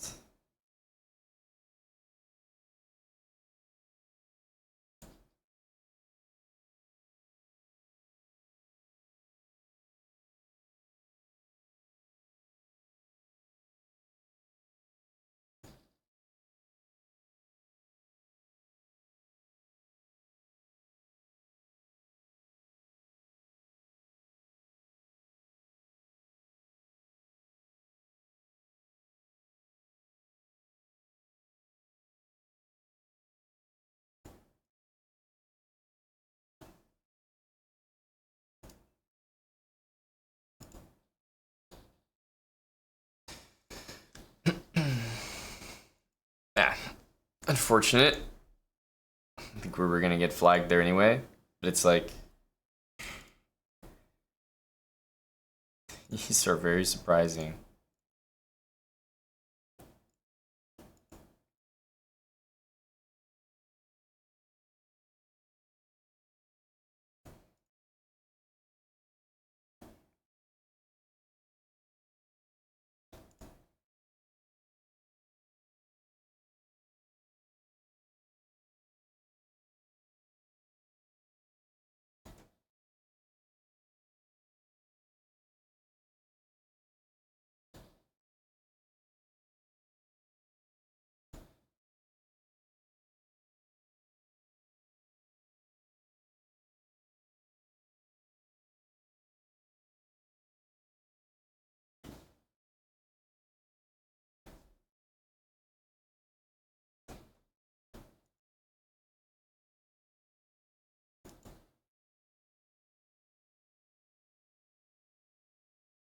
Just occurred to me that that was hanging.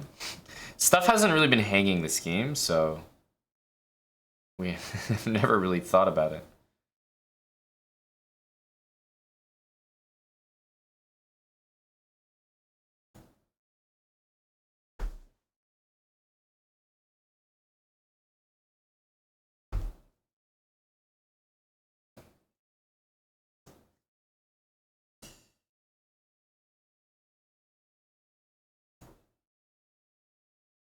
Don't like leaving a bishop on a3. Feels very, very bad.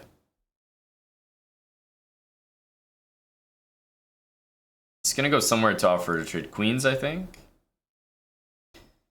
I have to say I'm surprised by that.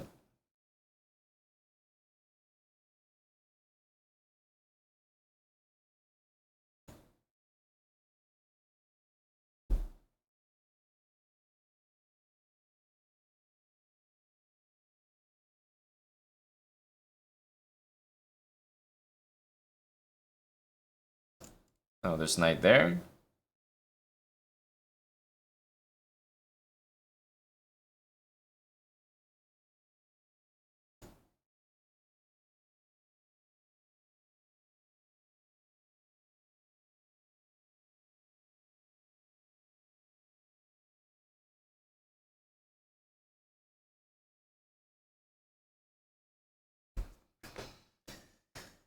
Bogus Gasman, thanks for the prime sub.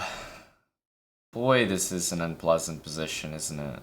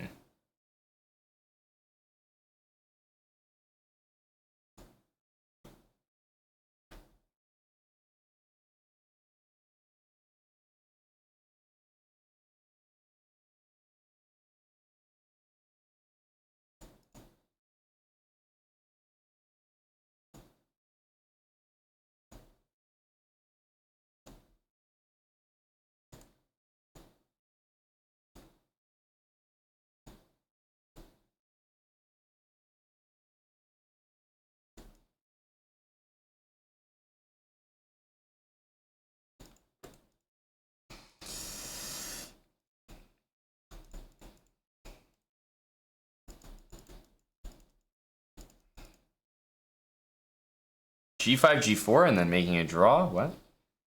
This guy's a different breed. This guy's a different breed.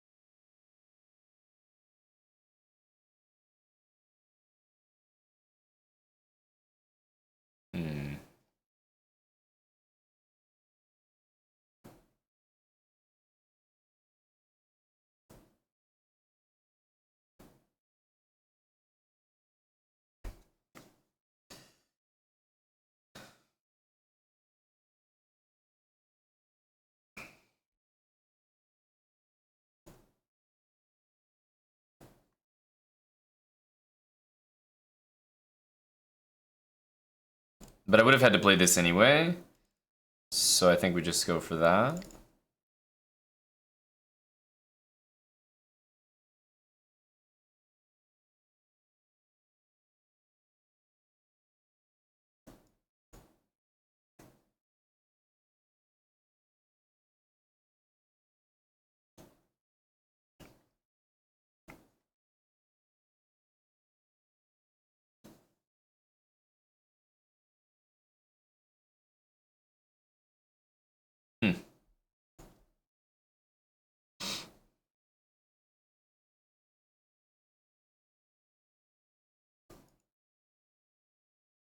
My evening is rough. Who's asking? Who's asking? So we'd like to play here. What's wrong with that though? Is he planning this? No, that's too much.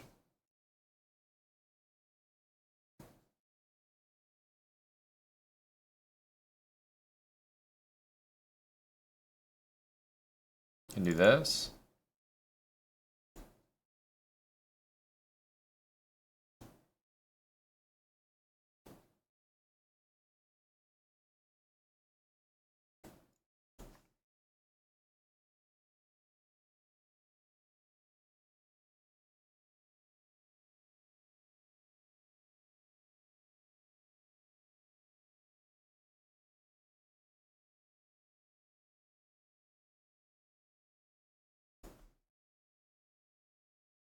I think it was playable with bishop here, takes, rook e7.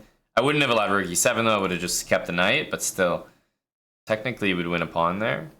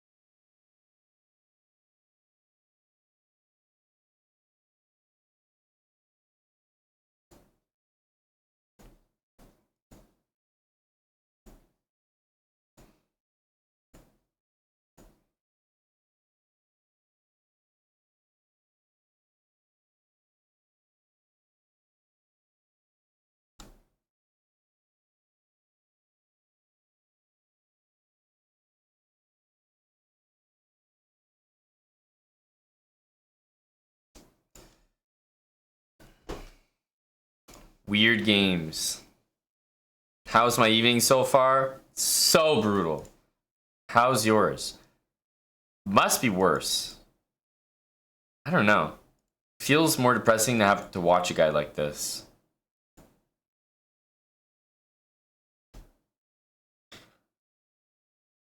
JBH. JBH Weinberg, thanks for the 53 months. Cheers, man.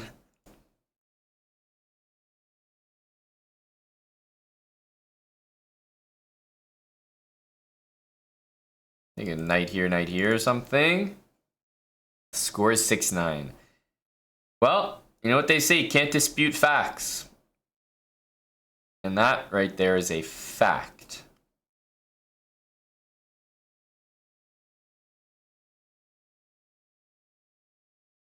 Knight here. Yeah, he pushes. He can't push after, like, that's not a threat. So I guess we have a moment to collect ourselves here.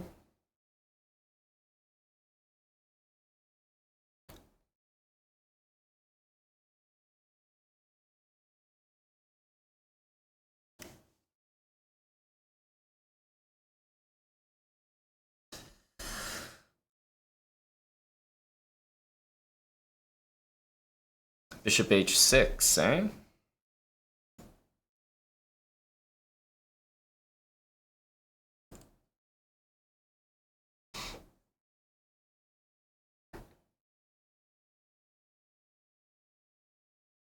That's a very strong idea.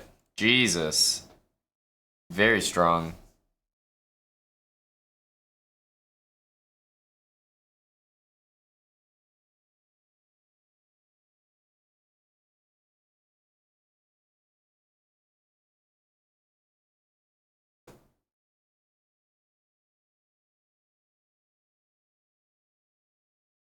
Yeah, b4 queen a2 is not bad. I was just faced with a little bit of a threat there where both my knights disappear and my bishop hangs because I kind of want to take back.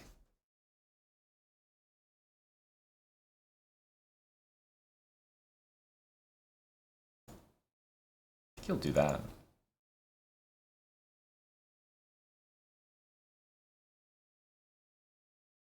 We might switch over there.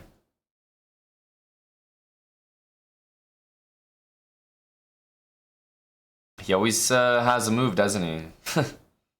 He always has a move, doesn't he?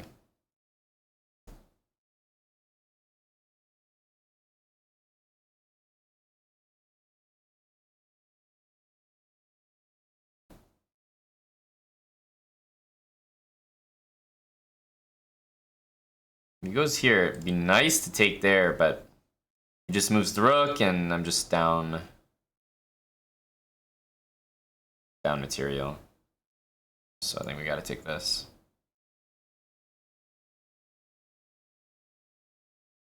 This is about to happen.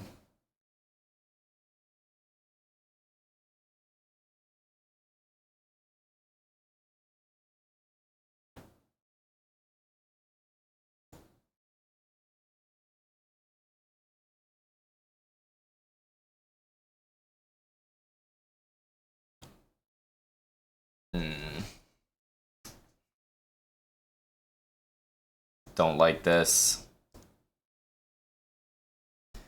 Everything's gonna connect. Oh, didn't actually consider that.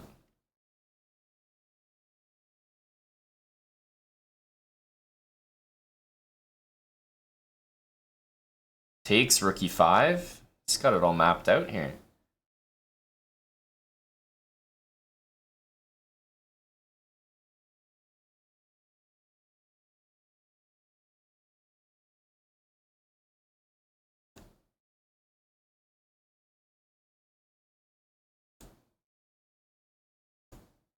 Man, like, he really had this whole thing worked out.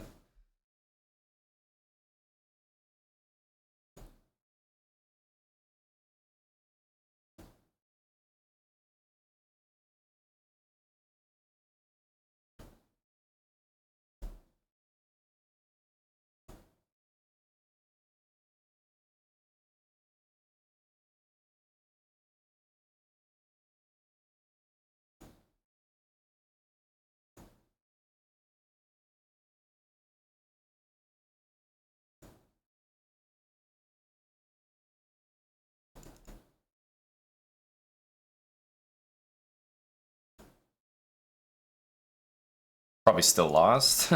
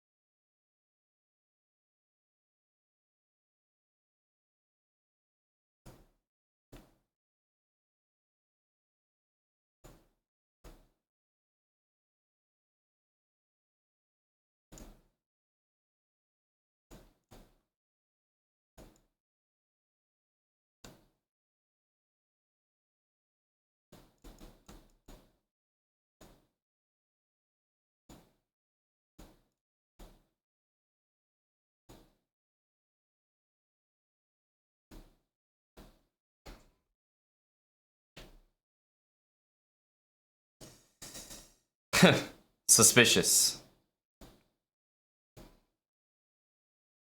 Well, he's playing this one last game, so it's obviously important. The most we could do now is save face.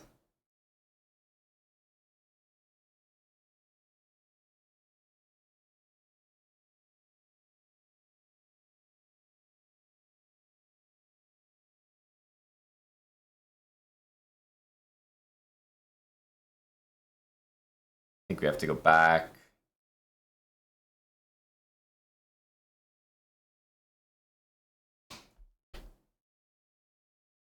Almost time to launch that. Okay, here he wants to do like that, or what?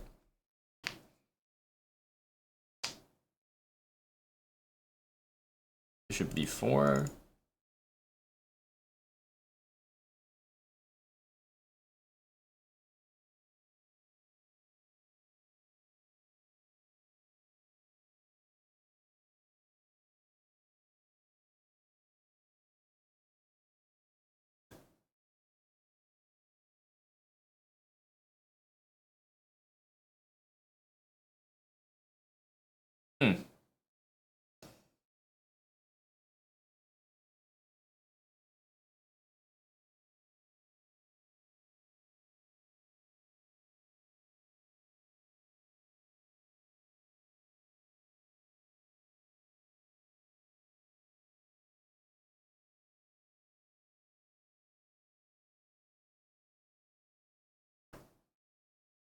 I thought there'd be something good here.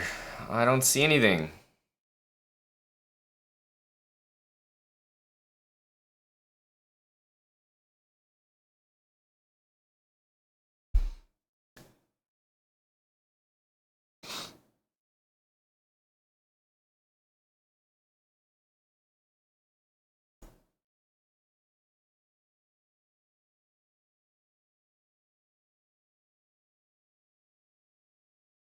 Did not see that this was playable. We gotta go here now. No. I didn't see this was a check, so otherwise rook d2 would never have been played.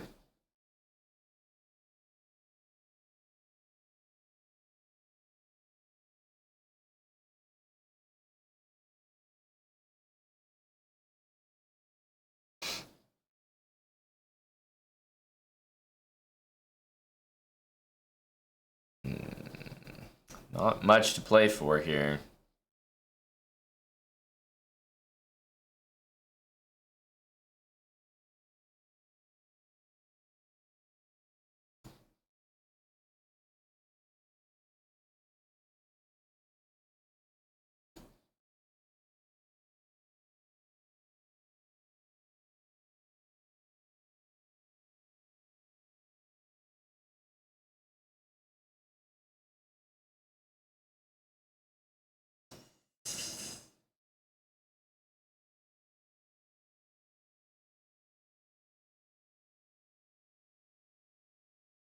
Very, very lost here.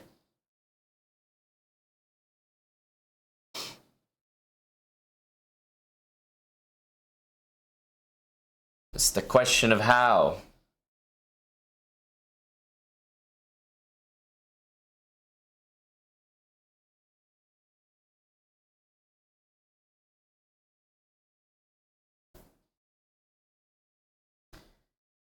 Oof.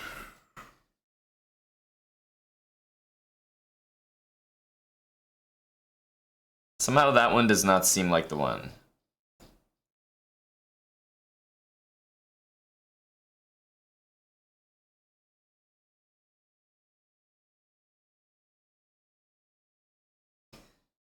Queen b4 to me looked like the really good move to play.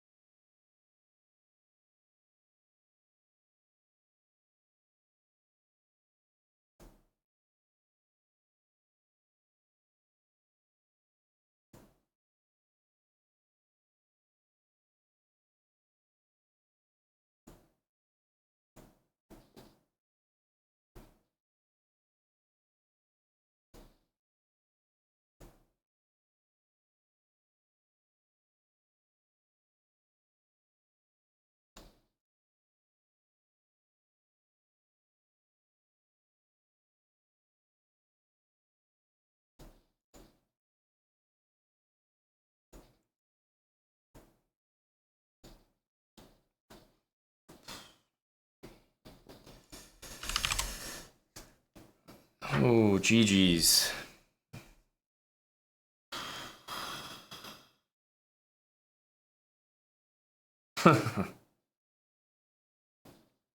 Brutal. I played like so bad.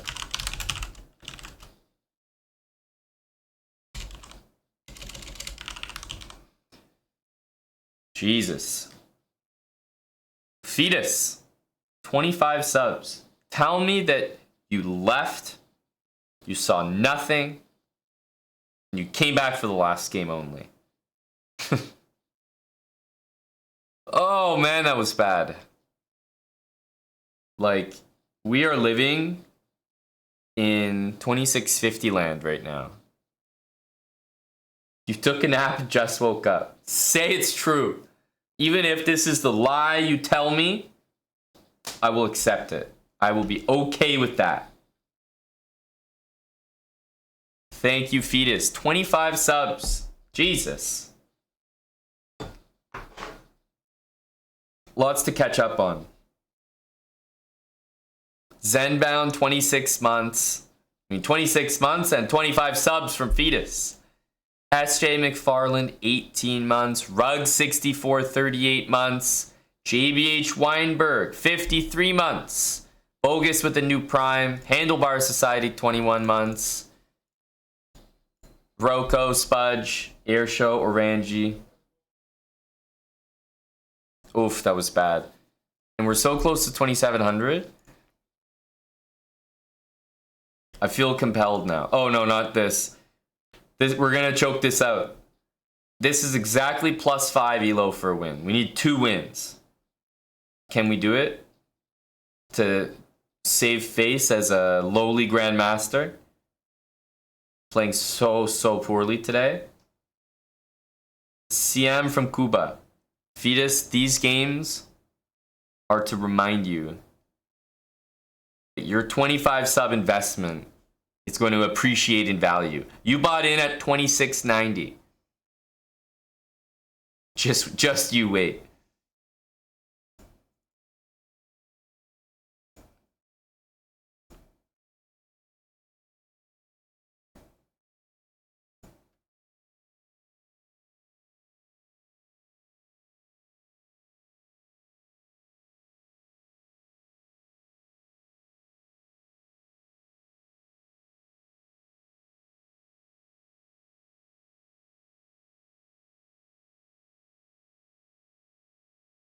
I think we bring the knight to d3.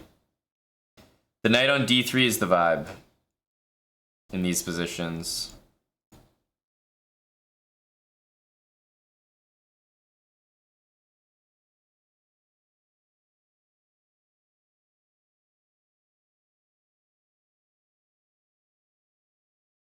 Play rook d1 and bishop c1.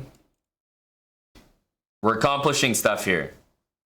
Might not look like it, but this knight is a god. Best piece on the board.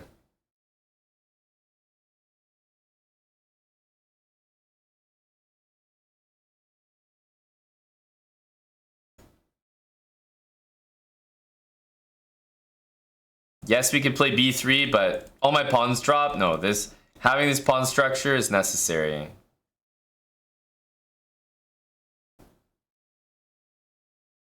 Ah! What the hell is that?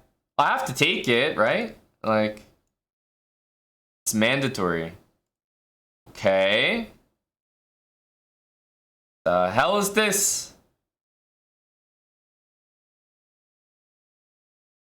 Here, b4 is no good. Here is no good. Do I have to go here?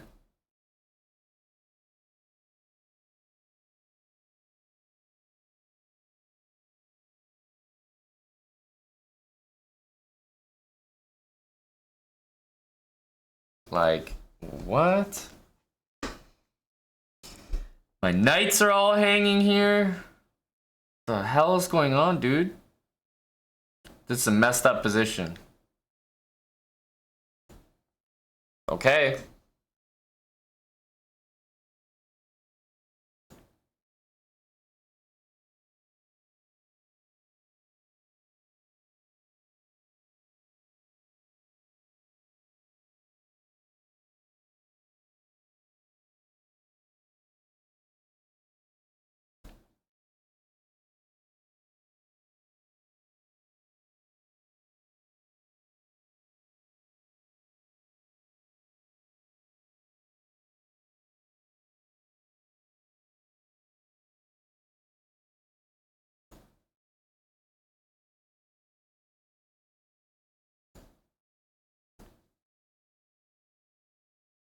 I'm running out of pawns, dude. Like, what do you want me to do? I got none left. How am I supposed to win? 3 pawns on the board.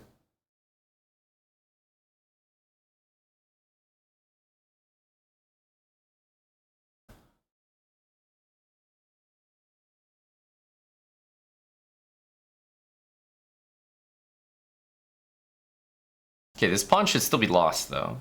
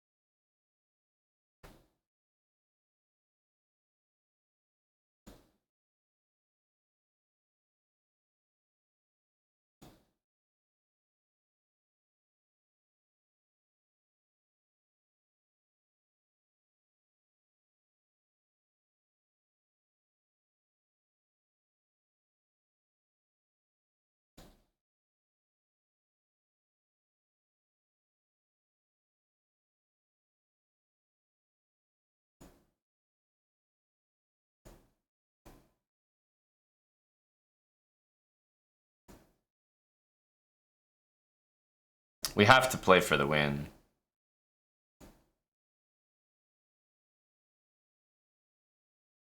What?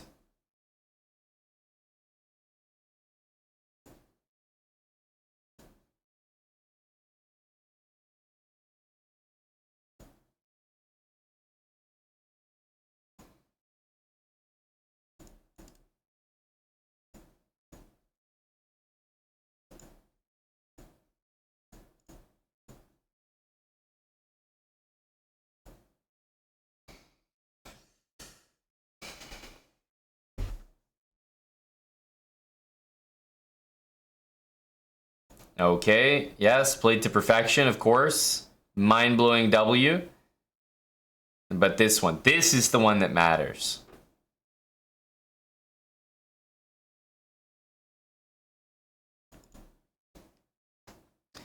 This is the one that matters. Fetus knows the stock is rising right now. So it's a good time to buy in.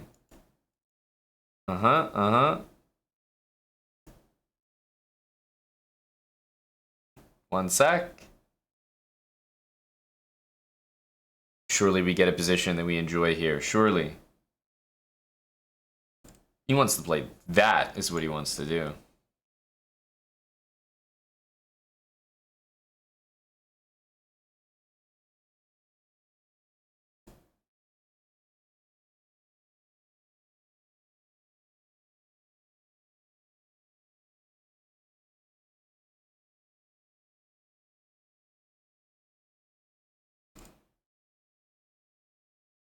I think he wants this so he can play that, basically.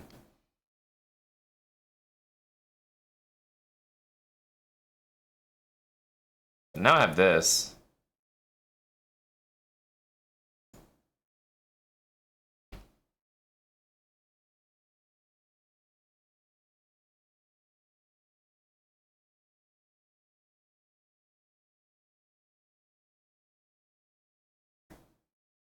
Okay, okay.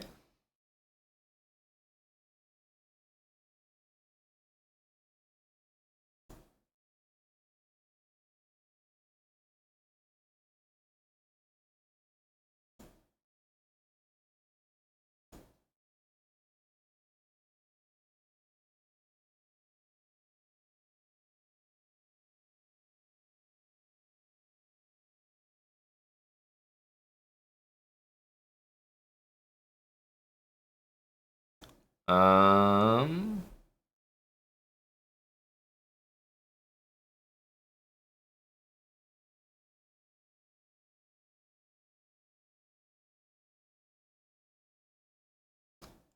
Question, do we want to play this?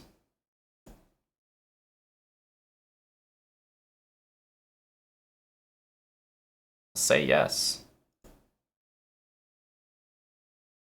I'll say yes.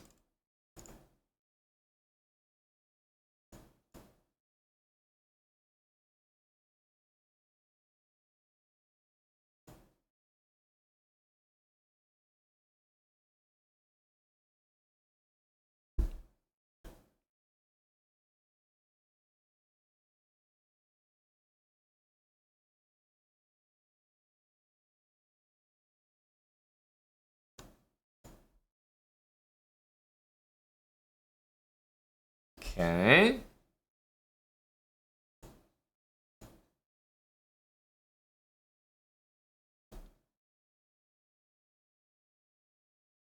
We're not in love with the position. Could be better. That's a good move as well.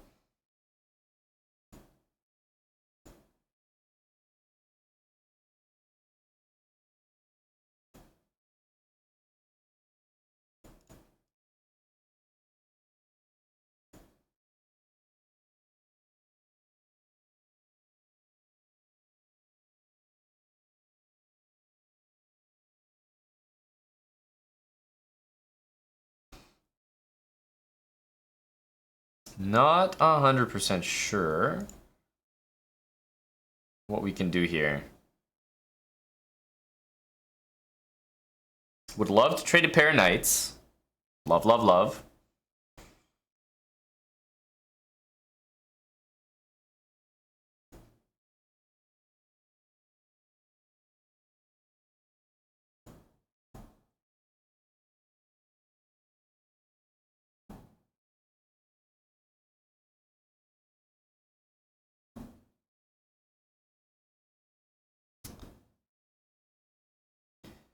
I'm not sure. There's too much I can do here.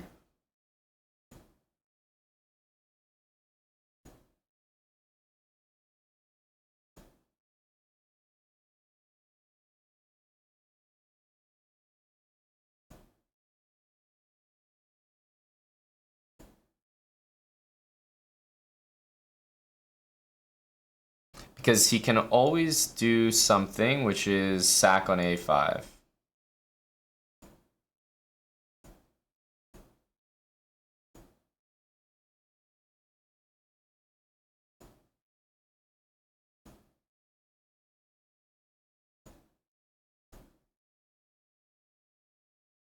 He can always sack on a5, which is very annoying.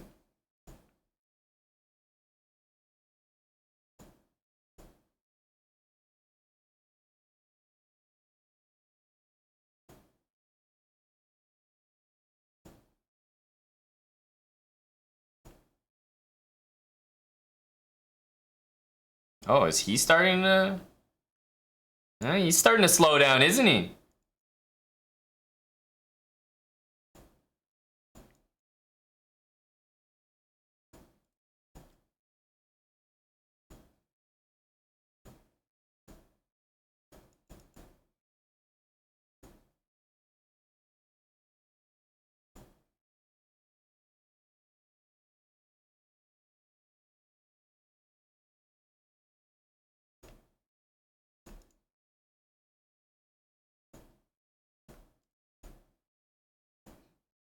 He's starting to slow down, isn't he? Yeah, who's really playing for the win there? The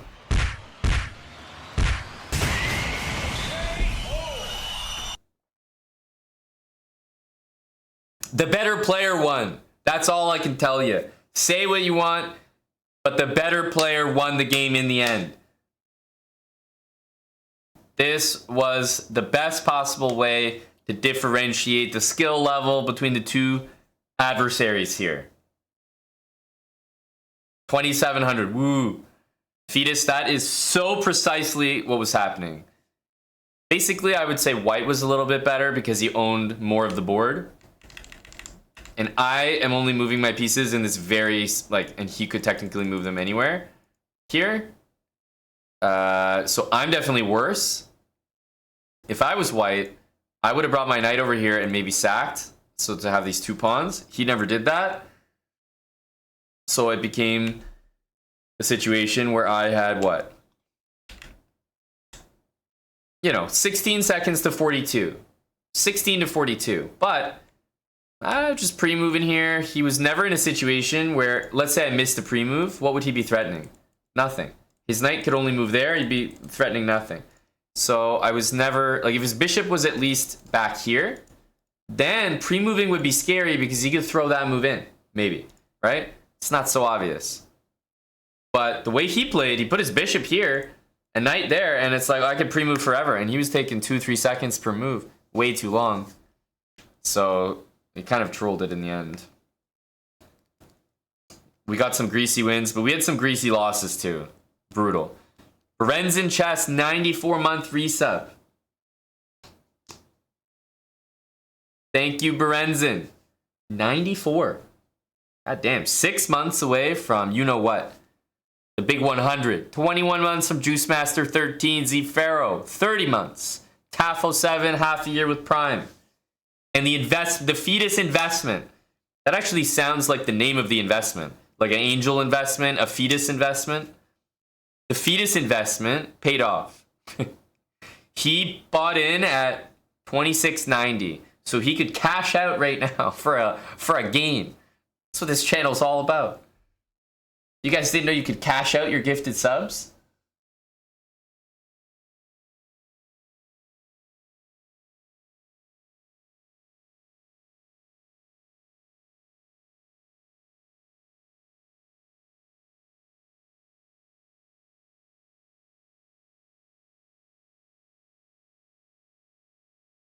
Kingly Bingley, thanks for the 17 months with Prime.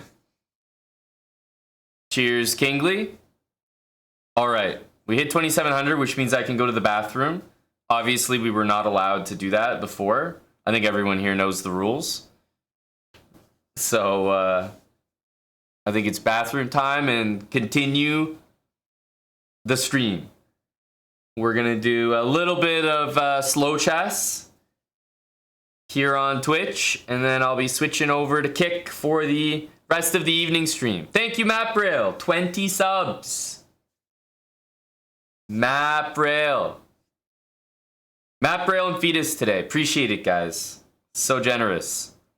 So supportive. Maybe at 111, Mike, we could do a marbles break. It's a Twitch exclusive marbles, right? So 111. That's our stretch goal, right? We go 69, 111. There we go. Marbles at 111. And we'll do some slow chess. We'll do some slow chess. To simulate Twitch's sub split, you will gift 1 sub and throw $5 down the toilet. Thank you, Tommy, for putting in perspective to everyone what it really means to be streaming here at Twitch. It was always tough to explain. I agree, Zooted. Marbles energy might be low. I gotta go to the bathroom. I'll be right back. We'll gauge Marbles energy when we're back if we can hit a sub goal. And I'm going to be doing some slow chess. Continuing our slow chess speed run. Thanks again for the support. I'll be 1 sec. BRB.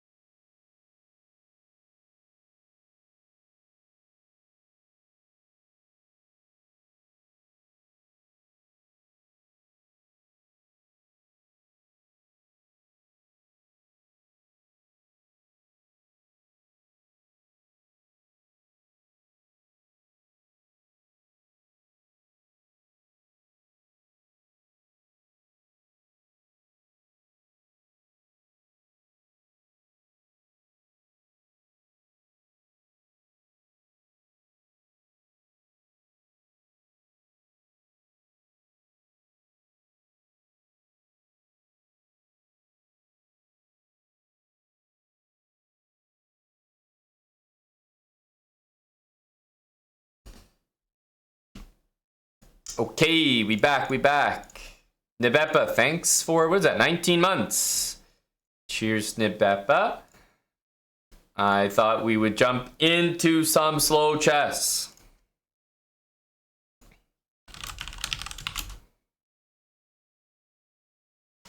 Few slow chess games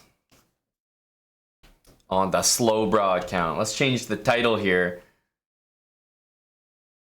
And we'll see if we can collect some energy from our slow chess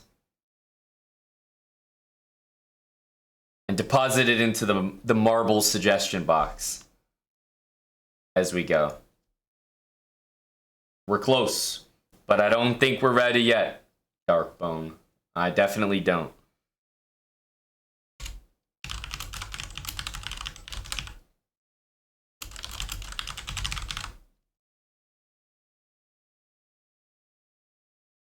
Energy lacking. For marbles. I think the energy is good for slow chess right now. Hopefully you guys are ready to learn something. Patrick Falcon, 4 months. Prime. Twitch Prime. That should act as a reminder to all. A reminder to everyone.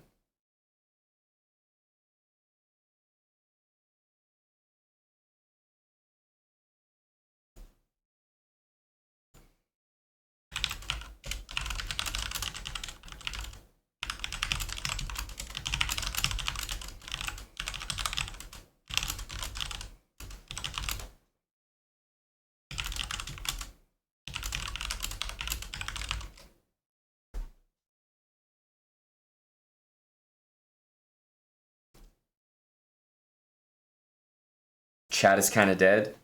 Oof, feels bad. You are saying that the chat was only here to watch me hit 2,700, and then they left. That must have been a monumental occasion.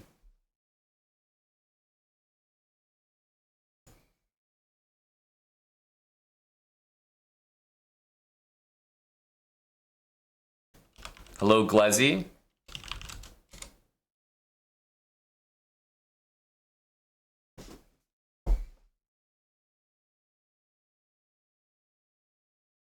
Yeah, we're only 874. We have lots of games in us in this series.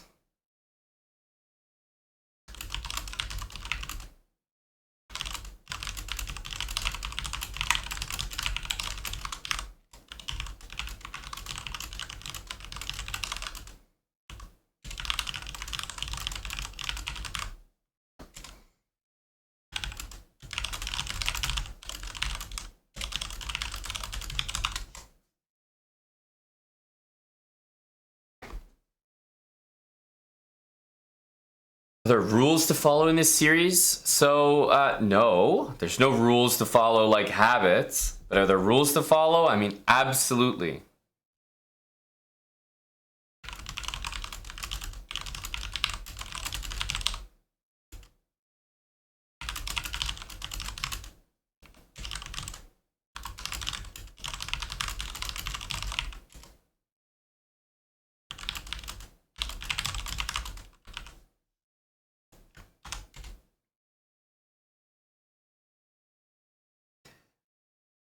Yeah, think slowly. Play good chess. No, the point of this series is not that there are a bunch of rules on the screen like habits for you to learn and play that way.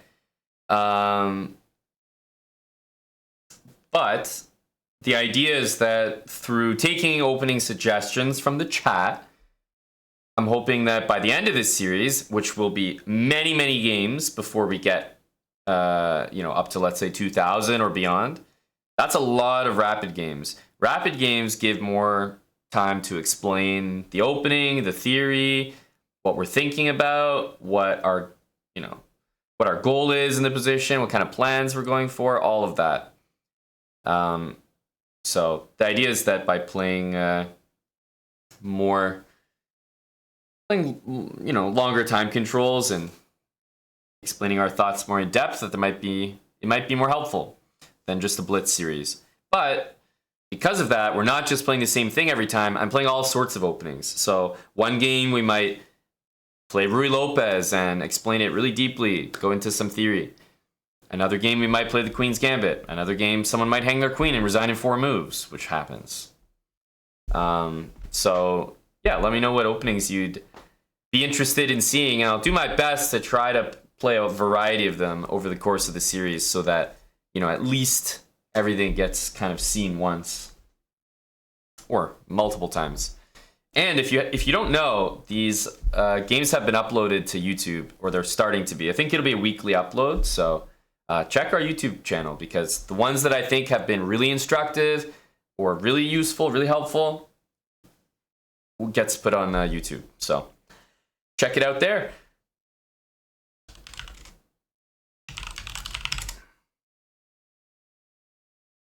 All right, so Boris Broski, thanks for a couple years, tier 3. Cheers, Boris. Going to Kick? Yes, we've been on Kick for a couple weeks now. Yes is the answer.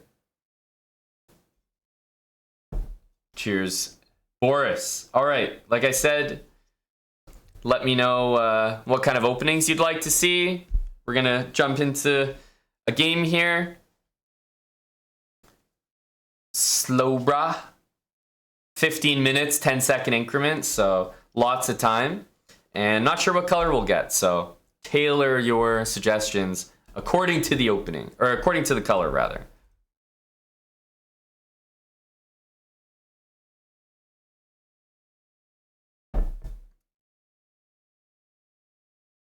All right, E4. Many options. Many options.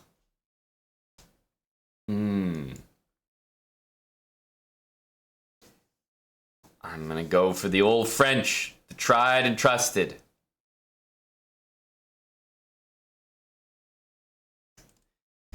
Well, the starting moves are easy enough, and I tell you, it's always a choose your own adventure here. So I've got the French, and I've got someone playing this, which means that after this, the queen is gonna end up there. It's like, how could I not play this, right? You want to draw your opponent's queen out for the most part, because you play moves like this and you gain time attacking the queen. So this should not be too, I don't know, too earth-shattering. We get our knight out. It's attacking the enemy queen. And depending where the queen goes, we could get more moves that bother the queen.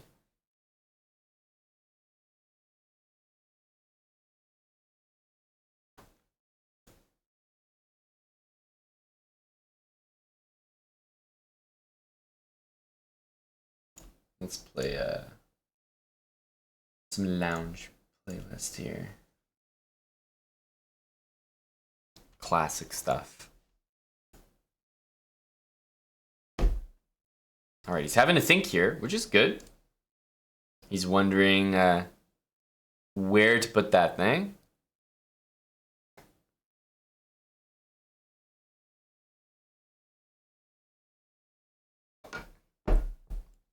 These moves, I would say, make the most sense just because they're the most out of the way. But nevertheless, after queen here, I'm being checked. I have a lot of ways to get out of it. C6, knight c6, bishop d7, knight d7, knight d7, queen d7, king e7, b5, right? Obviously, so many moves. Queen d7. b5 I would rule out. c6 for the most part, I would rule out just because I can get a piece developed here, so why not? I like bishop d7. There's a few reasons here why bishop d7 could be a little bit awkward, like especially with this pawn, but I still think it's hard to say no to bishop d7. Knight d7 is a very nice alternative, but I'll pick the most obvious move. I mean, it hits the queen, it gets developed. Why not?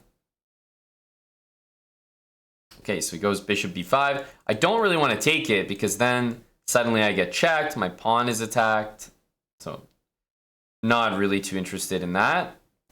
Here, I think a6 could be played, but what I believe is true here is that white is going to take this next turn. I think white's going to take it.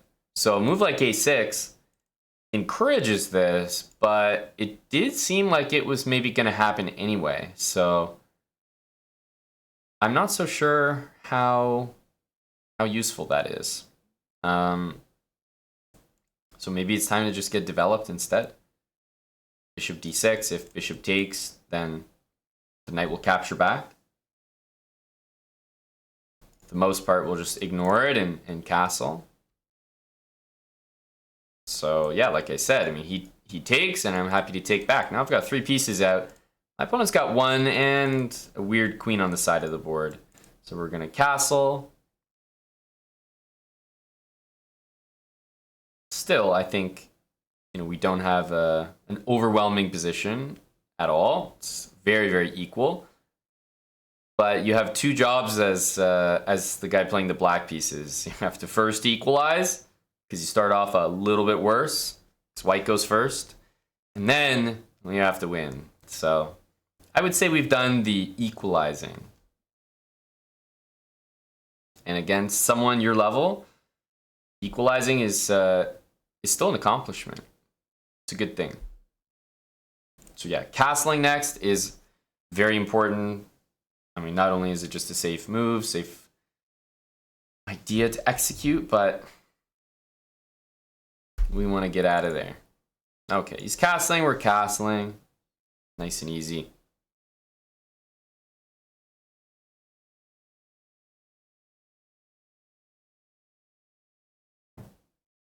Why bishop d6, not bishop e7? Bishop d6 to me looks like a better diagonal. More space, controls the center. Bishop e7 is a move you want to do when, you know, the bishop might get harassed, or you need to block, interpose a pin or something. Okay, so he goes queen over to h4. So a lot of queen moves. 1, 2, 3, 4. A lot of queen moves. And the move d4 to take the center was not played. And it's really got me wondering why. Because it seems like it would be a good move. So queen here. There's going to be little to no threats without the light squared bishop. The fact that the bishop is traded off, it's like, what is white going to threaten here? Knight g5 and what? That's not even a threat. It's like, you want to go here and get rid of my knight? Well, my other knight's going to recapture. So it's like, I don't see any threats coming up. Also, knight g5, h6 is super easy to repel the knight. So I'm not that concerned about the position here. The question is, how do we want to proceed? I'm definitely looking at h6, but I don't think we need to play it now. I think we can wait. Rook e8 to play e5 looks kind of nice. Bishop e7 to like maybe do something on the queen. It seems silly to me because like he's ready to move the queen again easily. There's no big threat. I can move this knight to create. So those all seem pretty senseless. So here I would definitely make a move that controls the center in some way, whether it's rook e8 to prepare this, c5, e5, just some pawn move, something that lends itself to controlling the center. I think I'm gonna go e5.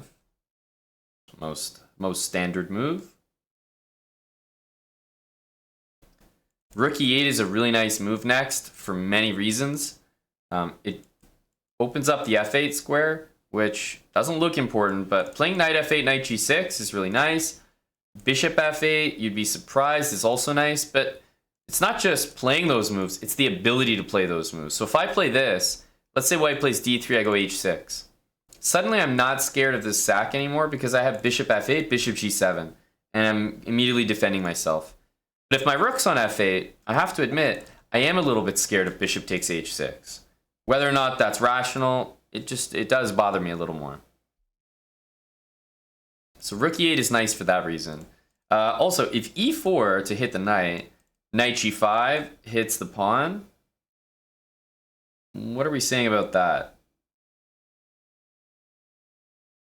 Kind of looks like a problem.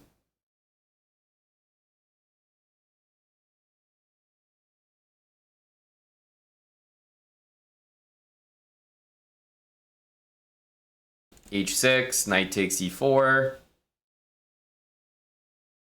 Knight takes. Yeah, I don't think we're doing enough there. So probably it would be a move like this. Rook e8. This move so close to working, and maybe it does work, but it's very close to just losing the pawn with like knight there, so wasn't a big fan of that. Okay, pawn up. Definitely looking at h6 here. Really like that move in general. It's a nice, easy game so far. I think h6 is good. We want to control this square. And like I said, this move just does not scare me in the slightest. There's no light squared bishop, and I have bishop f8 if I need. So h6 looks fine. Controls this square. A lot of pieces want to use it. Probably we'll see a simple move like knight to c3 from my opponent. But no, we see bishop takes h6, and I'm so excited that we're seeing it. Number one, because it doesn't work. So just as a chess player, I'm happy to see mistakes from my opponent. But number two, I think that this still, despite everything I've said, and obviously you wouldn't have known everything I just said, as reassurance, so you might have been afraid of bishop takes h6 yourself. But truthfully, things like bishop h6 are, number one, not threatening at all without a light squared bishop. But number two, as soon as your rook's out of the way, you feel a lot safer because this maneuver, I tell you, like the two things that always defend against bishop takes h6 sacrifice, bishop f8, g7, and knight h7. Those are the two most common defensive maneuvers. Like, no matter which players you're watching, if you see top players and they get hit with bishop h6, they're most likely looking to hit you with these ideas next. Like that's just like always the defensive procedure. So bishop f8 and bishop g7 looks fantastic. Knight h7 stops knight g5 and plans to get the queen out. Benefits of both. Knight h7 goes for a queen trade, which will always win you the game if you can achieve it. But it does allow the e4 square to get utilized, like rook e4, rook g4. Both of the moves are completely fine, but kind of explaining the difference. And bishop here allows this check, but you immediately play bishop g7, and then you'll move your knight next turn and, again, try to get some trades in the position. So those are the two options. I kind of talked about bishop f8, so I feel a little more inclined to go for that. But really, if I'm thinking about this position, knight h7 is the best just because the e-pawn stays defended, and the only thing we need to calculate is rook e4, because guess what? That's a big, big threat. So knight h7, there's no knight g5, there's no queen g5, no queen g6, nothing. So knight h7 is really strong. Rook e4 threatens checkmate in a couple moves, so we do need to deal with that. How do we do it? I'm looking at f5 there. Then the rook would go to h4. You know, and although you can bring pieces over to defend, still a little dicey. Knight h7, rook e4, queen f6. And, you know, rook g4, king h8, and maybe queen h5 to keep the queen on the board. And the reason I like this a little bit more for black is white's got 3 pieces that they're attacking with. There's no way that they'll mate you with only 3 pieces. So I like knight h7. I think the next move is going to be queen f6. So even if this happens, we can slide our king in the corner. There's no mate anymore. And if the queens trade, you can be sure that you're going to be in a better position because you're up a piece. Don't forget, the only reason white's enjoying this attacking position is they sacked. They sacked, so you'll definitely be better. if you can trade queens. That goes for every single time. So I'm probably going here, here, and maybe rook g8.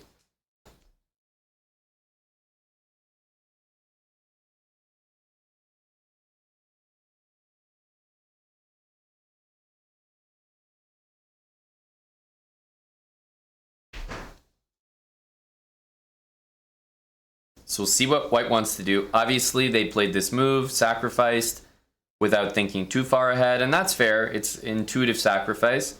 You do read about how those sacrifices are the best ones, the toughest to handle.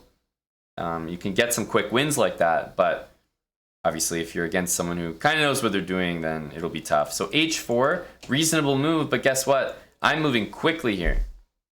Very, very quick. The queen is attacked, so you gotta leave. And if you go back here, I think it's obvious. It should be obvious to everyone that if you see a move like this sacrifice was nonsense. Same with queen h5. If white goes queen h5, black goes queen g6, guess what? I've effectively trapped the queen. I know it's like not winning the queen, but I'm winning the queen being traded. That's my prize. And if the queens trade, we know the position is going to be winning.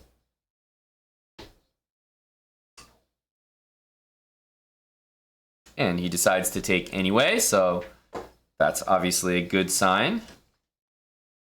Thank you very much. Now we need to take here. Queen's traded, so this is just gravy now. And well, I know this wasn't the most dangerous sacrifice by white, but be honest, it would have scared you a little bit, right? Hopefully the way I handled it was like textbook enough that you feel like you could repeat it, because anytime bishop h6 happens, bishop f8, knight h7, like one of those two defensive ideas will be correct. That's it. It'll be correct.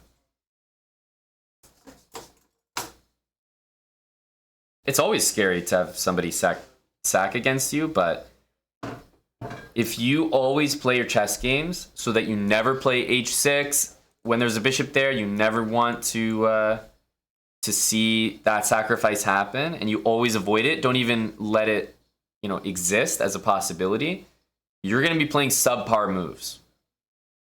You're going to be playing worse chess as a result.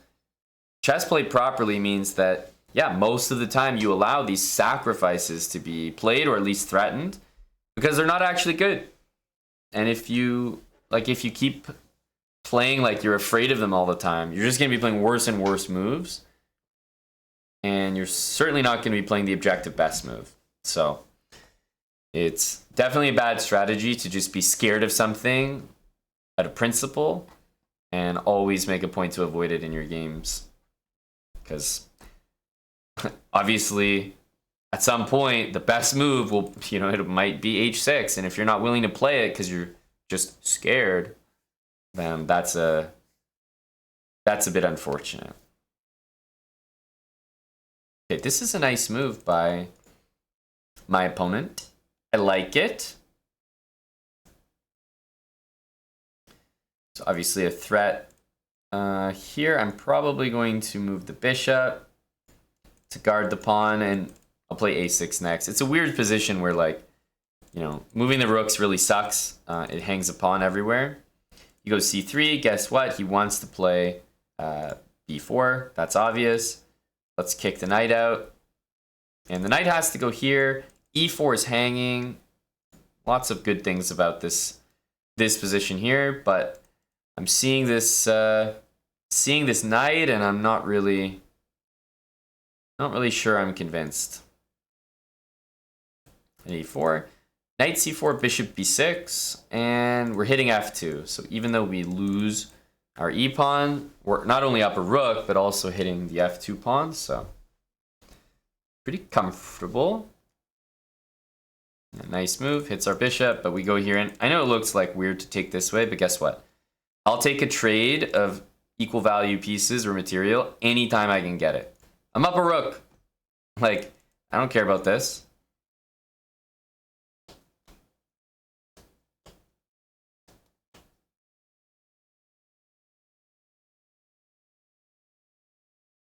Rook e1 is the most unfortunate move and easy to fall into because it kind of looks like you're hitting the knight and hitting the pawn behind it. And, you know, that's a long diagonal to be seen. But I think most likely is that you see the e-pawn is hanging and go for that.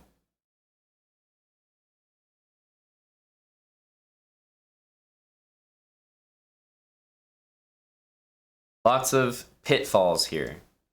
This one is one of them. This one is another one, just because king h2 is such a natural move. But it makes sense that if I'm up a rook, most of the tactics should be working for me and not white. That's just what happens when you're up a rook. Most things on the chessboard, tactic-wise, tend to work for the guy who's up material. Which is why it's really impressive when you see these amazing games, these brilliancy prize games, these studies, these like top players, and they have these positions where they're like down a rook but launching a successful attack. Those are always super impressive because they're down material, but the tactics are working for them. So it means it was very well calculated and kind of a niche position. Full credit to my opponent. Down a rook, but still struggling here very well. Taking the bishop, which I think is the best move, and then going rook e1. So really good job, I would say. Really good job. f5 holds things together here in terms of the knight, but I would also say a move like knight c5 is not insane because if the knight takes here, I play f6 and I guarantee myself to trade the rook. So he'll only have a knight left. Pretty easy to win against that. Also, if rook takes, we're happy to trade. So sometimes you can give up a pawn just to guarantee to trade more pieces. When you're up something as significant as a rook, I think that's a very fair game. That being said, I just don't see a problem with f5. Don't lose any material. Objectively the best move in the position. We'll take it.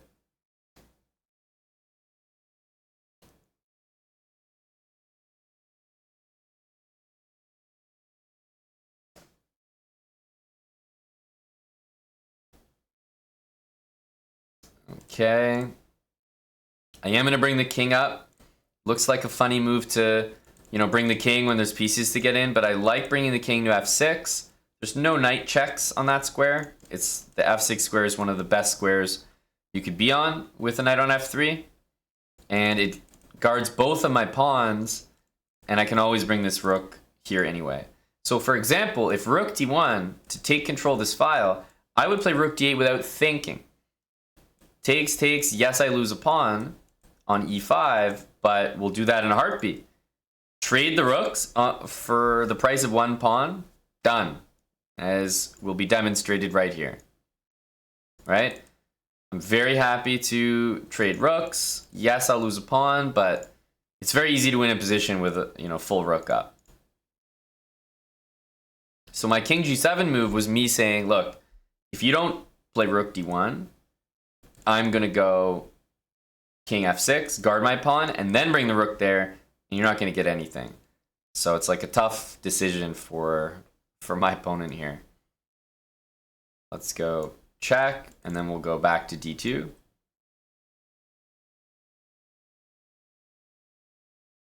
So we're attacking this pawn. The knight doesn't really have a way to defend it.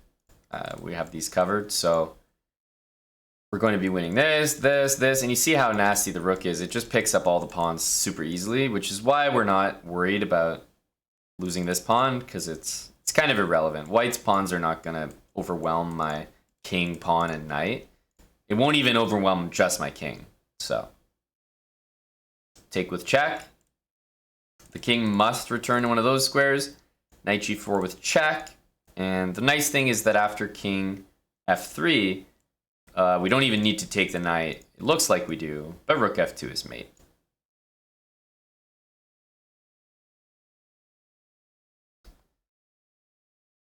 So really, I thought we were going to have one of our closest games in the entire series.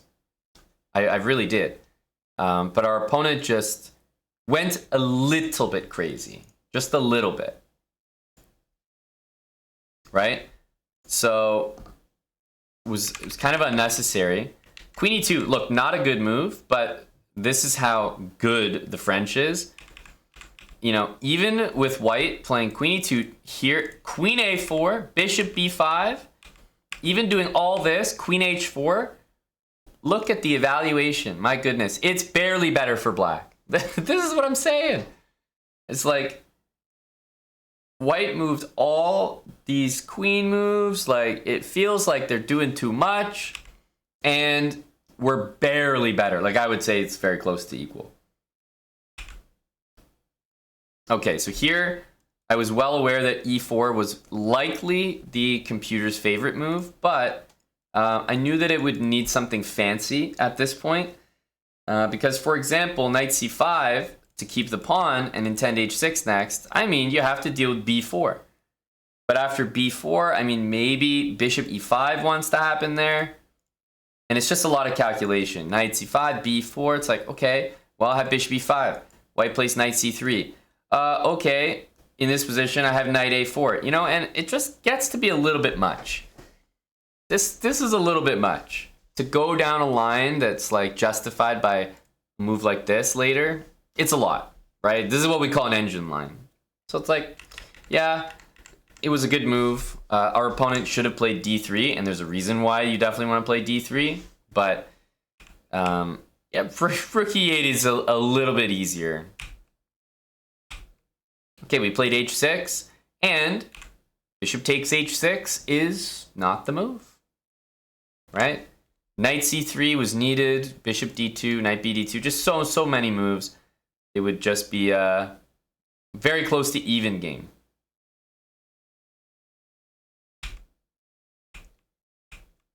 But here, we just hit him with our client, you know, bishop f8, knight h7. These are the two classic moves to defend the position. Queen f6. And obviously rook e4 was a blunder. Big mistake, and yeah, we were able to just trade pieces and continue from here. So yeah, there's not much to say about the end of the game.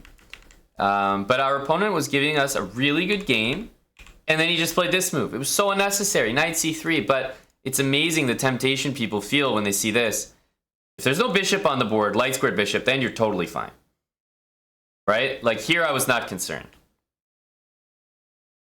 You could sack, and I could give white another move here, and it would still be a bad position. That's how bad the sack is. But even if he did have a light squared bishop there, you know, moves like bishop f8 then become the priority. So hopefully this gave you an idea a little bit how to handle this bishop takes h6 nonsense. Of course, there are certain criteria where bishop takes h6 will work. But the main thing is if somebody sacks against you and you do not have the ability to play knight h7 or bishop f8, for some reason, like those moves aren't possible, I'm not saying it's immediately lost for you, but that would be a good moment for the spidey sense to be tingling and for you to maybe give it another evaluation, give it another calculation. Because those are the situations where the sacks might be very good. If you do have these moves available, then most likely you're fine, and you don't need to worry about it.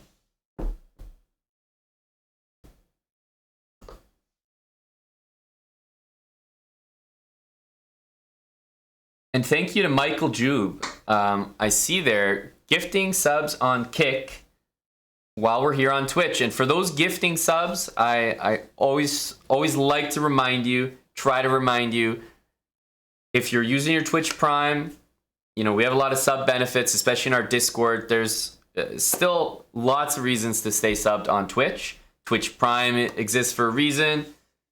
But when you're gifting subs, if you gift them on Kick, it makes the world of difference. Just think, you know, 95 out of, let's say, like $100 worth, right?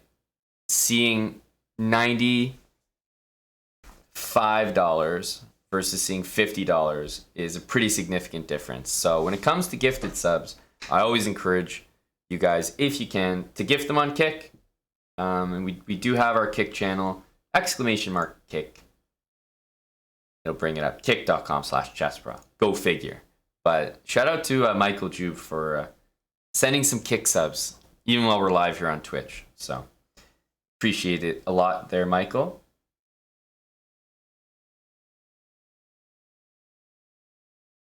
Yeah, I was just waiting till the end of the game, Michael. I did see them. I even saw the question, but I know a lot of these games are going on YouTube, and I usually like to save that stuff until after the game.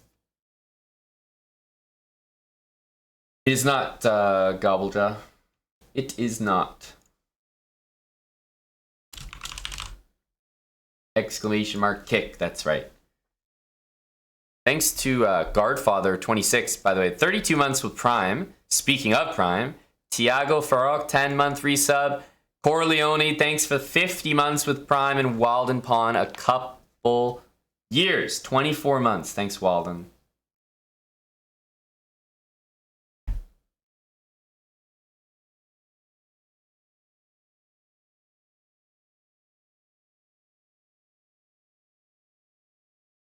Hello, Tim. We got a great little midday shake here. I say midday, but midstream is a better way to put it.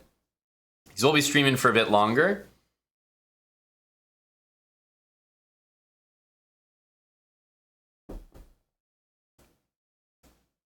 Now, because earlier I was saying that we needed to hit a sub goal, I think I can safely say that with Michael's Kick subs, we've hit it. Now, I know we've hit it here as well, but Michael really tipped the scales. Really tipped the scales. The Kick subs made the difference. So because it's a Twitch exclusive, now we might have, we might lack energy for this, but we're going to open up the marbles track, and I will continue with some slow chess games and maybe our other series, but I might do that on Kick as we switch over there for the night. But before we switch, I figured, you know what? Marbles, remember that thing? That's an exclusive, Twitch exclusive. And I do feel like after teaching you guys something, now I can say, all right. You can have some fun. Quick little marbles, exactly. Just perk up the energy a little bit.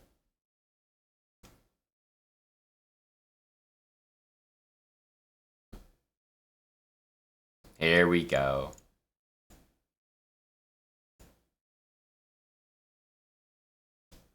$150. I don't think we'll get that many.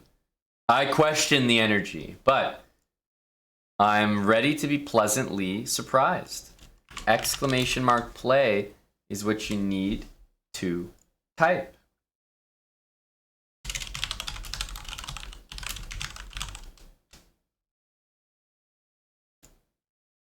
And you'll be entered in. !Play. Hello, Jason. Tommy's here. Man-eating orange. And also, if you guys haven't made a kick.com account, first of all, I think it's worth signing up. A lot of streamers that you might be familiar with, at the very least, if they don't switch completely, are probably migrating there or giving it a try or streaming there a little bit. There's been a lot of streamers that have switched over, but I'm going to be ending on Twitch and switching over to Kick for the evening and continuing the stream for quite some time. So if you want to join me, we'll be over on Kick fairly soon. So if you want to make your account, you don't have one in advance, now's maybe a good time. That's right, Tim. Evening stream. Evening energy.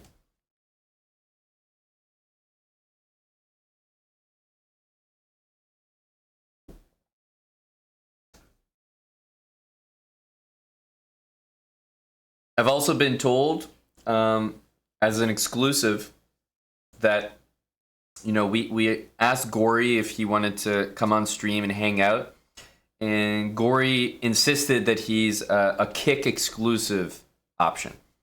Gory can't be seen on Twitch. He wanted to reaffirm that he's a Kick exclusive. So that's another important reason to make a Kick account and join us for the evening stream.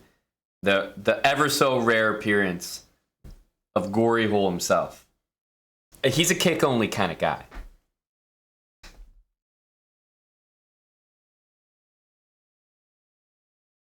If you donate 5 subs right now, would I play you in one Blitz match? I can tell you honestly, if you sent them as Kick subs, that I would. I would.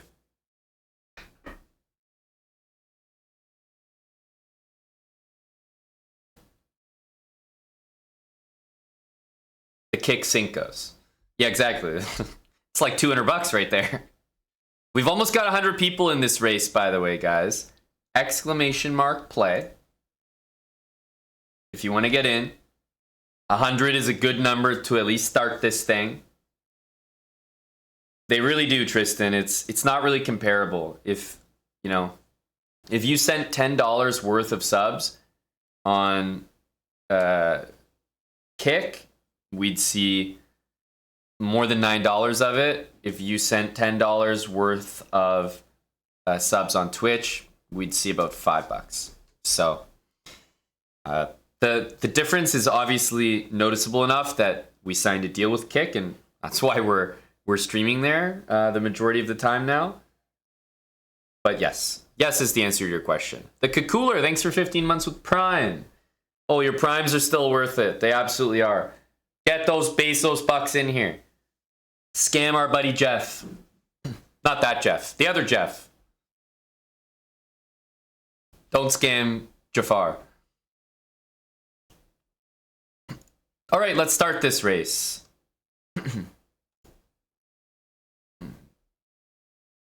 We'll see, Berenzin. I'm excited to find out. Okay. Got more than 100 people in here. Which track is this? Whoa. All around the world. All right.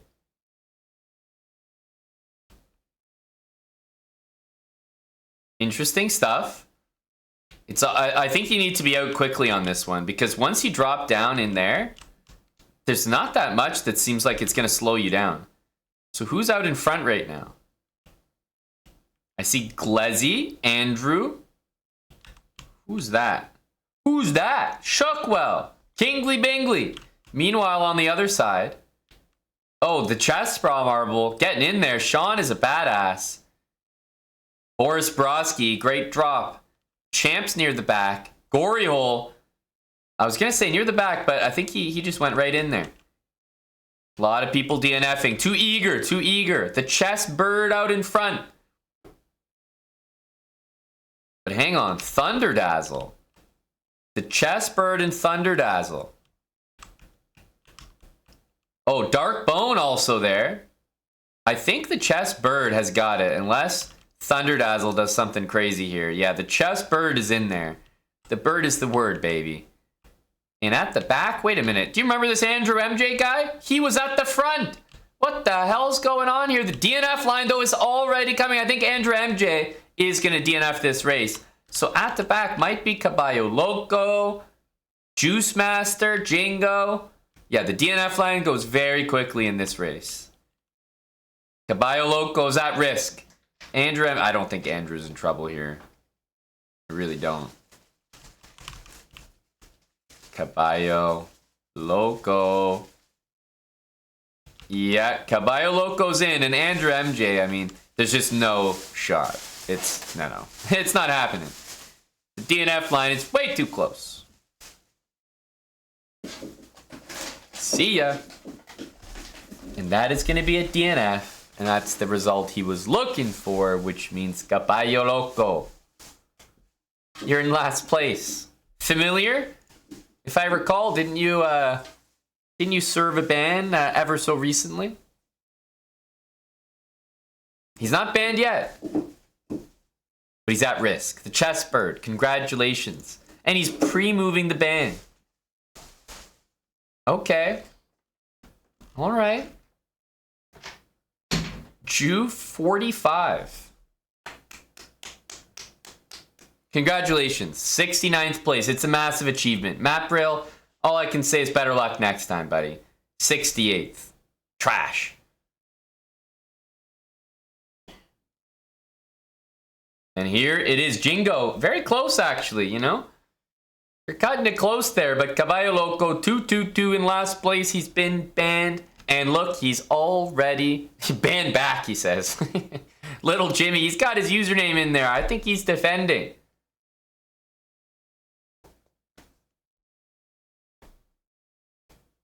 So, the chess bird. Let's get your username in chat. These guys are going to settle it over the chessboard.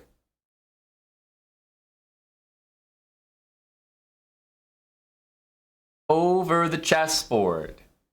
And we are heading to chess.com. I'm going to switch accounts because I'm going to need my KNVB account to start these games. Head over to chess.com/play/online, guys.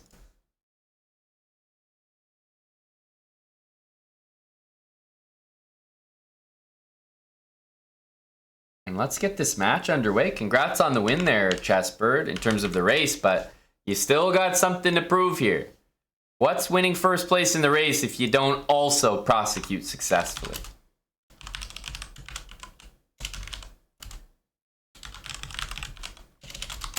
All right. Chess.com/play/online. And here we go.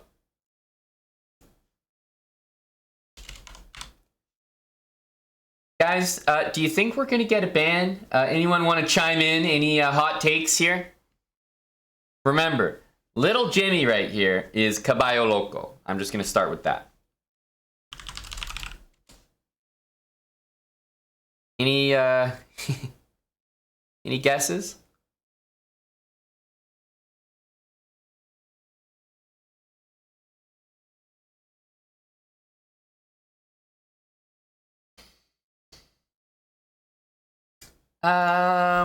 Yeah.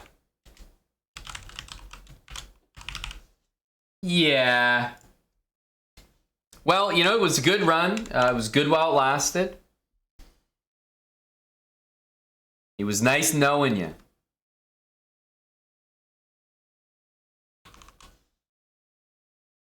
Free bishop, and that should do it. That should do it. You don't see an 1800 not beat a 1000 in general, let alone up a bishop.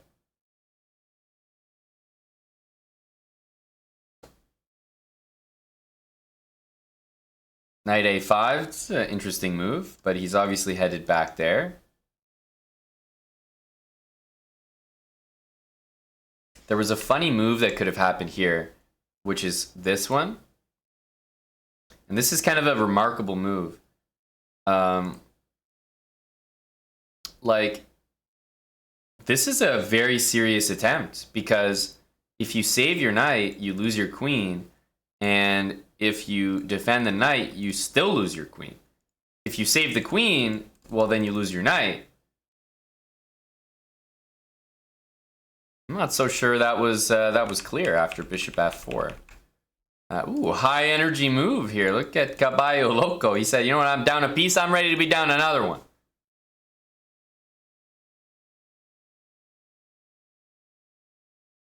Well, black only had one move, but the problem is when people play that one move, yeah, there's nothing happening.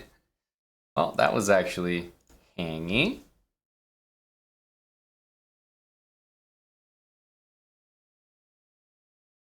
Oh, d6 works after bishop f4. It wasn't like bishop f4 won material for sure. But you'd have to give up some pawns. Like, white was achieving a lot there.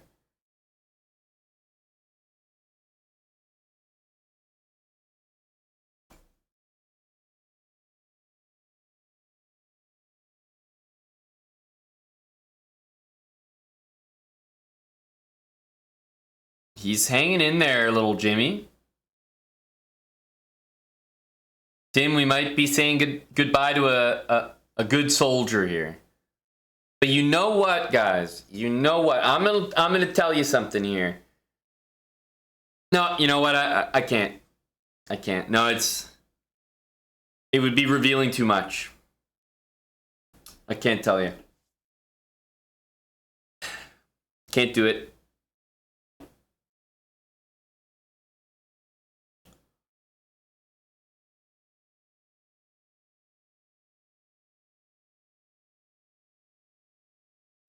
Ooh, that looked like a mouse slip for e1.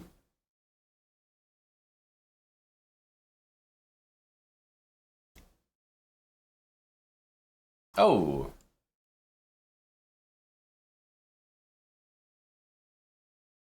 Chess Bird gets the dub. And it may be goodbye to Caballo Loco. He's facing a ban, and he's just been prosecuted to the maximum. That's a KO.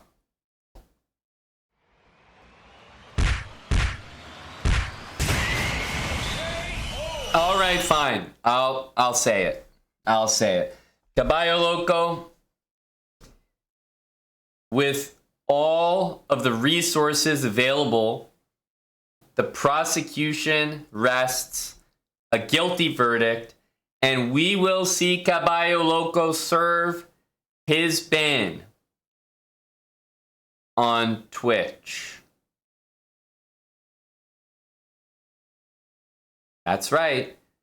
He'll be banned on Twitch.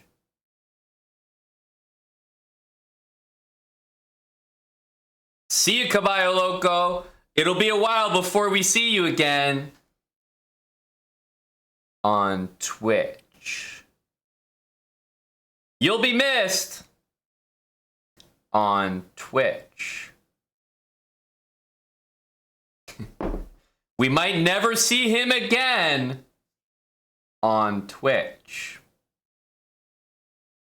Well, see you, Caballo Loco.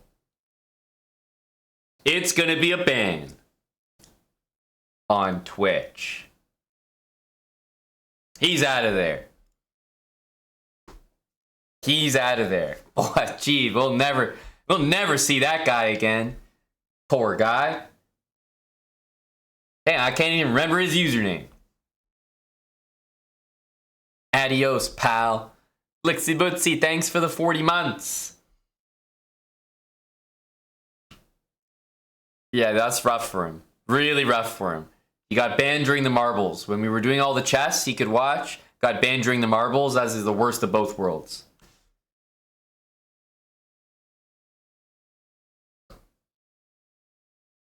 Let's see if we can keep the ban streak alive. Very nicely done, the chess, but that was just a solid win. Solid prosecution. Overall impressive. You know, no messing around there. The people want bans, and you gave them a ban. Can't dispute that. Champ is in. Mansers is in.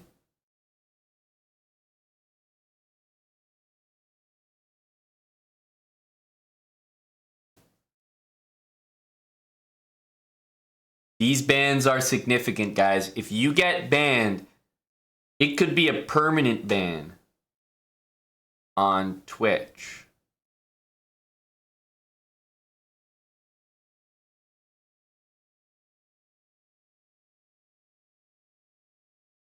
There's a lot on the line here. It might be a full 30 minutes before you can watch the stream again.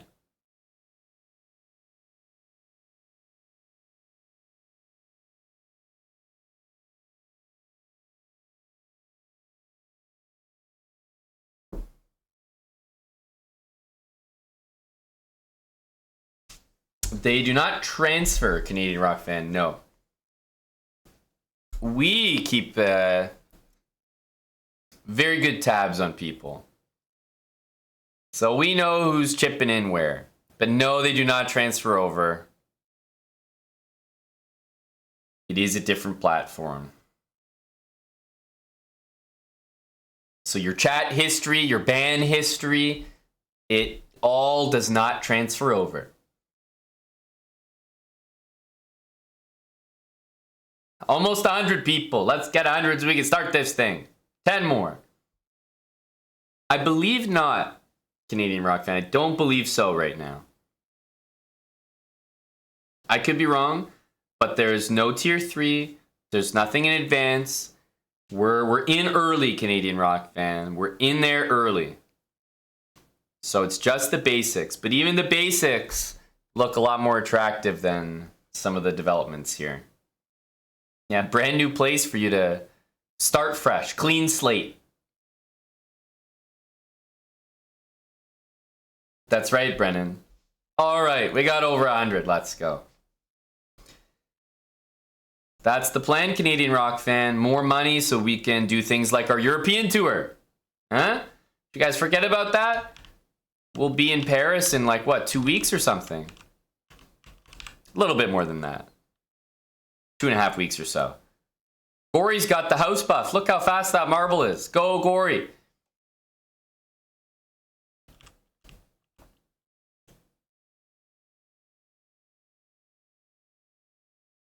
Caesar, first place. Oh, wait a minute. I forgot. This is the track where you never know who's going to just fly in there. Someone is just going to show up. Someone is just going to like end up in there. Who's it going to be? Thunderdazzle? Oh, it was Brennan Causey.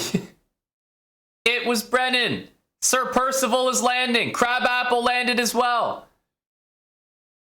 Jingo, oh, hits the edge and still gets in. Jingo, but hang on. Jingo needs someone else to finish because right now, Jingo's in last place. Don't forget. Jingo's actually in last place. Ah, yeah, you thought you were excited to finish that race, huh? You thought. Brennan Causey first place. And would you look at that? Jingo Ringo.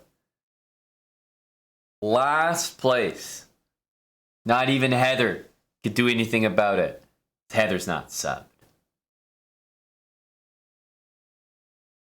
All right, Brennan. F me Jingo Strong AF. Are you banning or not, Brennan? What say you?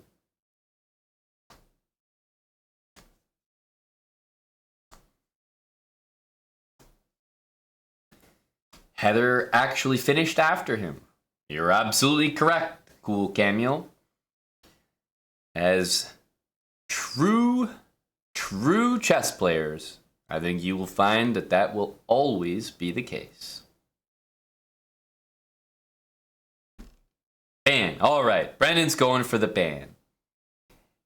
Jingo going to defend.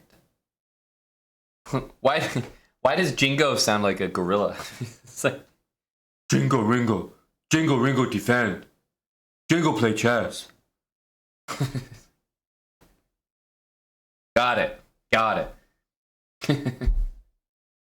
Jingo Ringo defend. Okay. Speaking the same language here. And Brennan.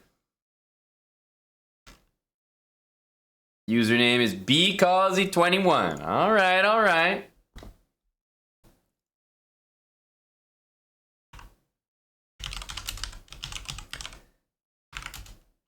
Chess.com/play/online. That's where you guys need to be.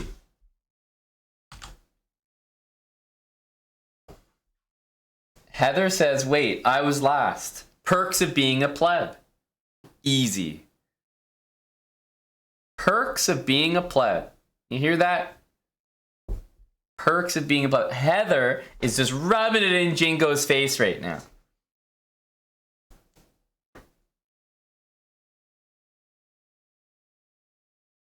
Here we go.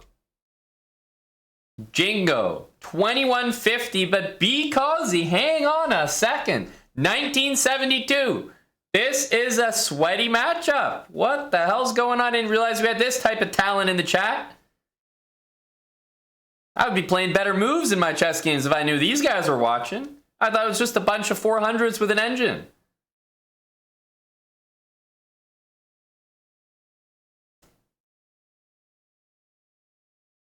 This is a little different. You got to be putting on a real show for guys like this. They can actually understand what's going on the board. Okay, so 97 played, and for absolutely no reason, Black has been able to pickpocket a pawn over there. So Black's position should be extremely good here, but, and this is like a Kim Kardashian. This is a big but. There's an attack going on here, and an attack can always win the game. It's always scary to get attacked. I think you know what I mean. So even though you know you're way ahead here as Black, you got that extra pawn, still, White has that win condition. That he can just go all in, and guess what? That's scary. Look, I'm gonna flip the board. How many people are comfortable handling this? Yeah, you're up a pawn, but guess what? There's still a game to play.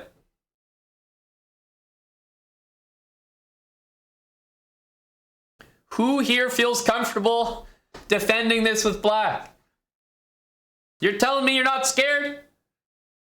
Liars, all of you.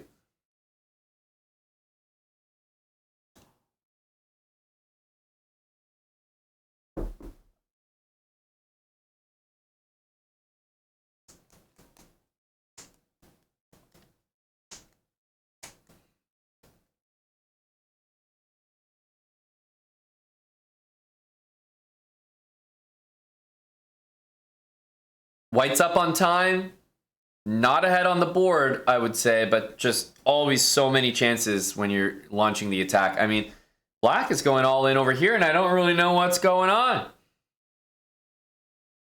He's tossing pawns left, right, and center now.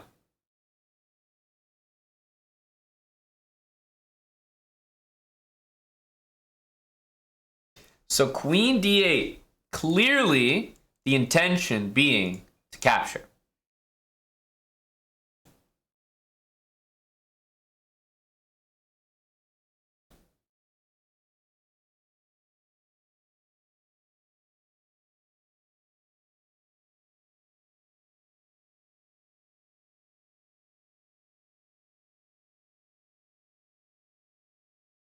Okay, defending this pawn, right? Cannot be taken now. But you always have to ask yourself, what's the next step? It's like, yes, it's been defended. What's the next step? Bishop G4, very interesting move. Bishop G4, not defending that pawn, offering it up. Yeah, Bishop H6 is always tricky. I would have just gone for, you know, maybe Bishop G5 or something like that. Wow, takes. Okay, so Knight takes H5. Just slow these moves down here. You don't want to do that. It takes back. Now after Queen D7, again, there's real attempts here on G6. We're not quite there. Bishop to F6, Bishop to G7. This is a very tense game because these pieces are not really participating. White probably can't quite do this, but it's getting so close. Really tense game, both of them with a minute as well. This has been fun to watch. Now, if you ask me, would I have done this to maybe bring my rook there, or would I have done that? Probably the latter, just because this rook can operate over here, and then the other rook's on the G file. Queen takes F6. Seems like it's bad for Black, but I actually think this is playable. After Rook B2, I think this is very playable. Extremely playable.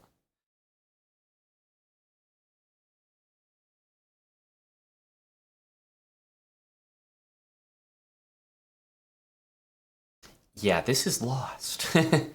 This is very lost. But remember, if white had a rook on the board, I would still think this is lost. So the fact that we have an extra rook now to boot is even more reason why there's just no way this can be playable. No way. Nasty. I mean, the queen has literally 0 checks against the king. Oh, what a depressing position. And of course he eggs the queen, but it's like you can't avoid it. You can't avoid it.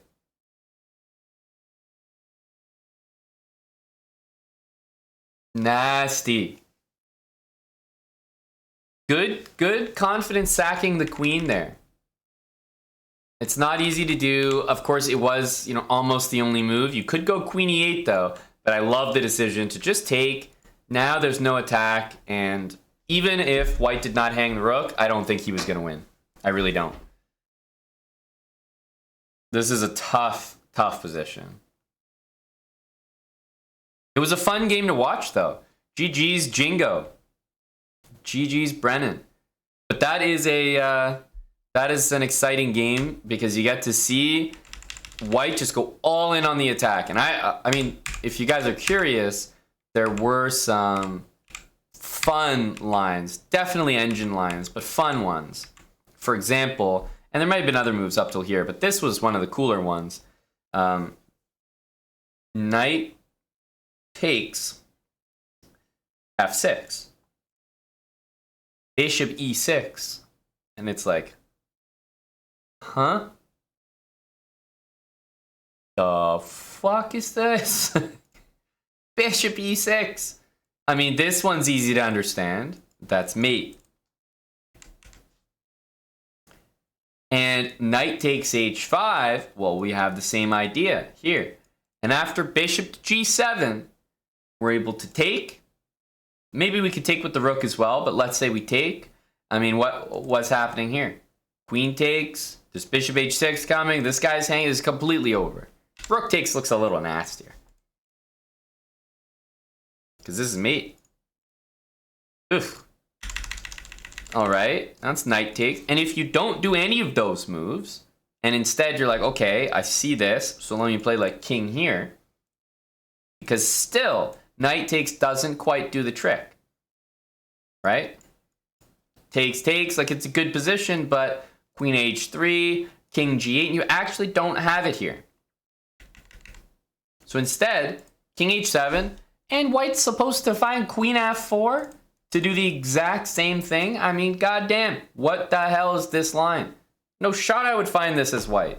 I mean, to be honest, I might find bishop e6, but like to understand queen f4 after king h7, goddamn. Goddamn. Dirty stuff. You want to see pure filth? You're looking at it right here. Takes, right? Pawn takes here. And it's like after pawn takes, you're still faced with the nasty attack, the ensuing attack.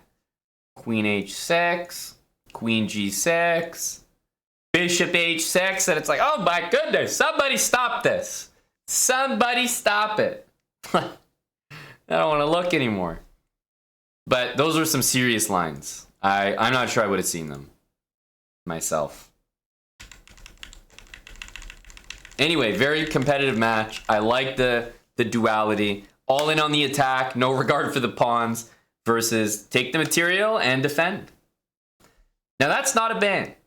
You might be getting excited, oh wow, Jingo, yeah, what a result, we're gonna get a ban here. Actually, Jingo was defending himself.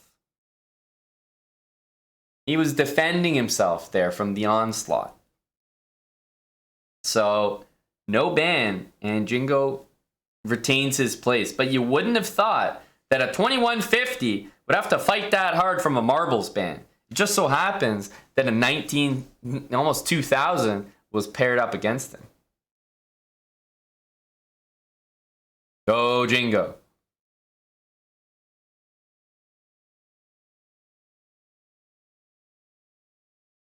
All right, as we approach 9 p.m., which is the official mark for evening hours, We have time for one more race. Will it be a ban? Will the people deliver? Will the people deliver? Exactly, Tim. That's the kick hour.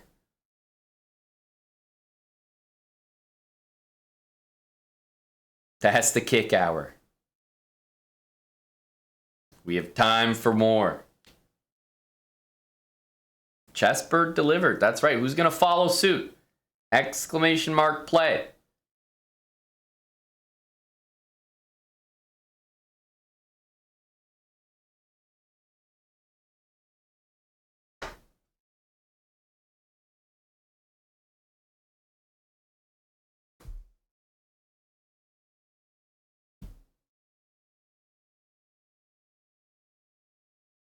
Your wife wants to watch a movie, Sean? Well, Sean, in case your wife is interested in watching The Dark Knight, I think she should make a Kick account. Kick.com/chessbrah. Great place to follow. Just never know when we might be watching The Dark Knight or Breaking Bad or any of those awesome shows.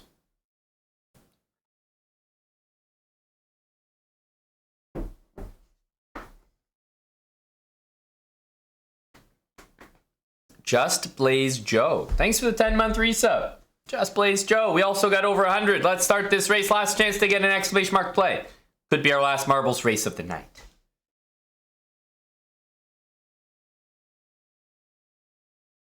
Is Czech Manarov coming over tonight, Thongmi?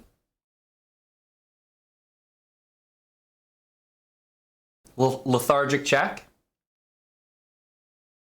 Now, Fetus, what you're experiencing might be stream fatigue.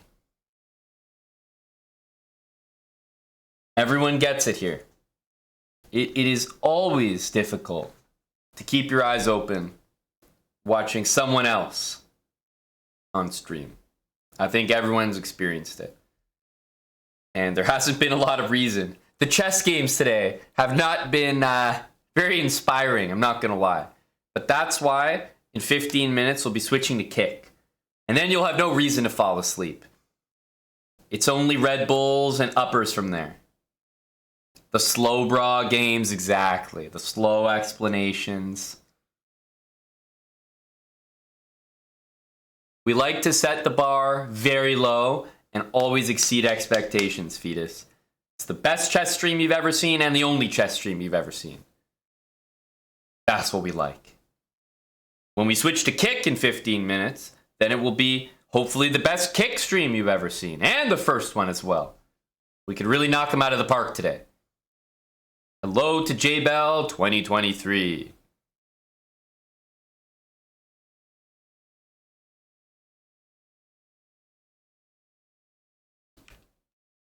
Okay, what track is this? Oh, you can't even see the end of that. It's foggy, baby. Victor JBE is out strong. The Kazi 08, Matt Amoroso as well. I see Buck 81 at the back. But everyone on this side is a massive red flag. Buck 81, Mansers. I think I saw Tim Cannon in there. Oh yeah, these guys are all red flags. You can see it just waving in the background. Dark Bone, doesn't surprise me. Hello, Spudge.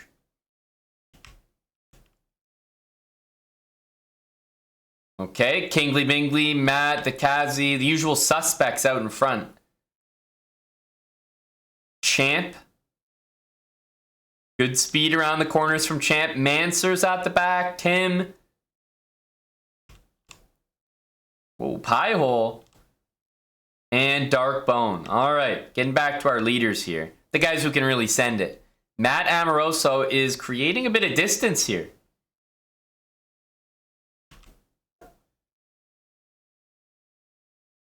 Gory Hole, the Iceberger. And people might actually catch up here. Highway Bug is in there. Brennan. Aiden's pushing from the back. This is a big AFL scrum here. Thong me. Where the heck did Thomas come from? He's way out at the front now.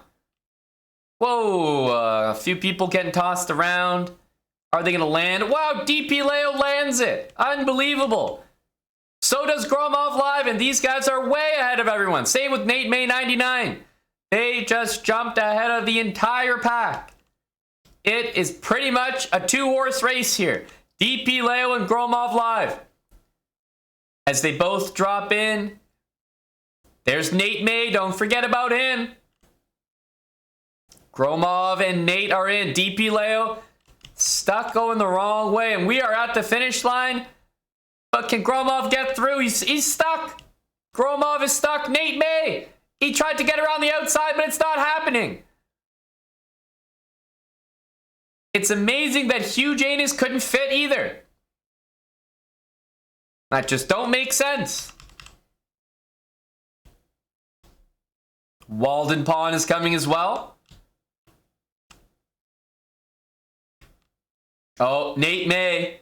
Very good speed. Oh, gets pushed ahead by Walden Pond. J Bell also coming for the victory. J Bell 2023 is trying to ensure a ban. Will J Bell be getting it first? It's going to be very close. J Bell's in. J Bell secures the victory. The absolutely unprecedented victory from J Bell 2023. You never saw that one coming.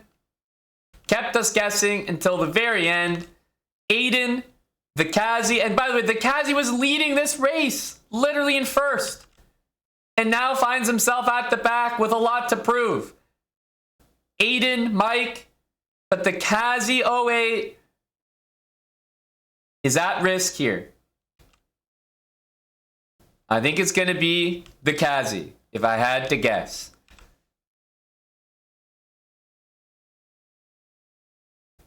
The Kazi 08. Uh-oh. J-Bell 2023 in first place.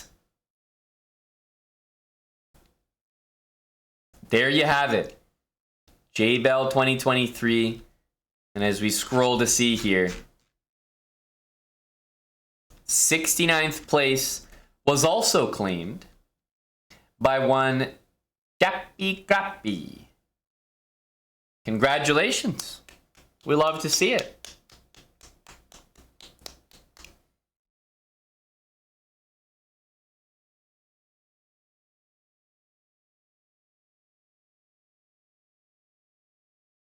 And as we scroll all the way down, we do see the Kazi 08.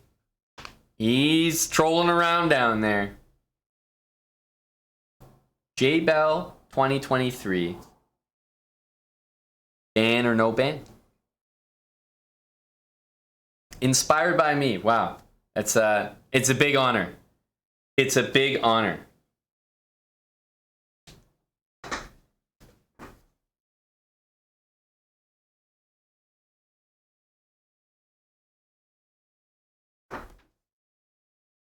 J-Bell a sub? I had the same question. J-Bell seems to be toggling his badge right now, Tommy. He seems to know that something may be lurking.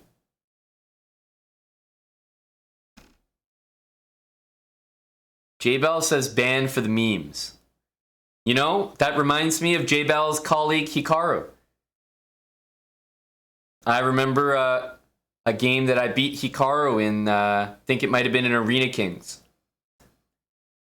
And he said, oh, I'll just lose for the memes. Oh, that's a meme. Losing to Amon is a meme. I just did it for memes, guys. Yes, J-Bell and Hickey. Two very similar guys. Now, J-Bell and Hickey aside, J-Bell's gone for ban. The Kazi, on the other hand, we haven't heard a lot from, have we? We haven't heard a lot from the Kazi. Scrolling down here. Where is he? The Kazi 08. He's been fully silent. He's been biding his time, staying in the shadows, in the darkness. And I think there may indeed be a reason. The Kazi 08 emerges to reveal none other than a tier 3 badge. You know, it was like those crocodiles, just right below the surface. He will put aside his tier 3 if Czech Manarov represents him. A very specific request. Believing that Czech Manarov is able to handle J-Bell.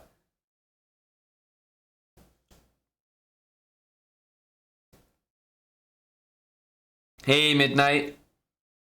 That's a noble offering, the Kazi. Considering a ban could be issued right now against J-Bell. He's willing to see his combatant, Czech Manarov, do battle. Czech Manarov, will you represent?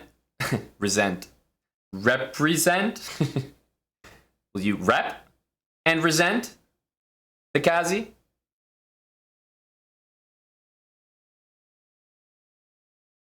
The Kazi probably saw J-Bell lose to Salty, so check is more than enough. Fair. Yeah, that checks out.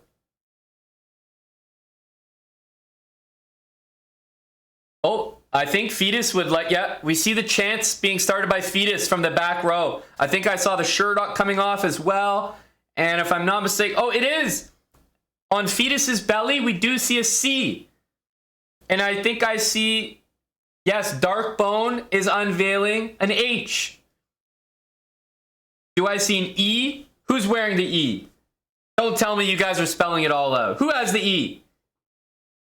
I see the E. Wait a minute. Who has the K? Jingo has the M. Gory has the K. There we go. Where's the A? Oh, Tim's got the A. Czech Manarov's getting inspired. Who has the N? Only a few more letters. Victor JB's in with the N. There's only a few more. Oh, Mike has the I. JL Pauls is already unveiling the V. JL Pauls, you gotta move. You're not in the right spot. Czech Manivor. Czech Manivro. Move to the other side, JL Pauls.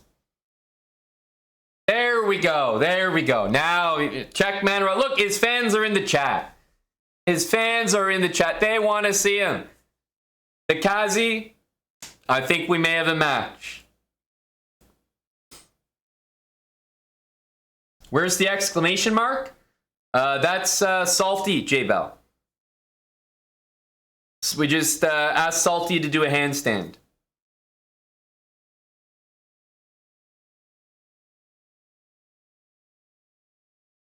All right, Czech Manarov is in. The Kazi has complete faith. Czech Manarov and J-Bell. J-Bell's prosecuting here, and he's damn good at prosecuting.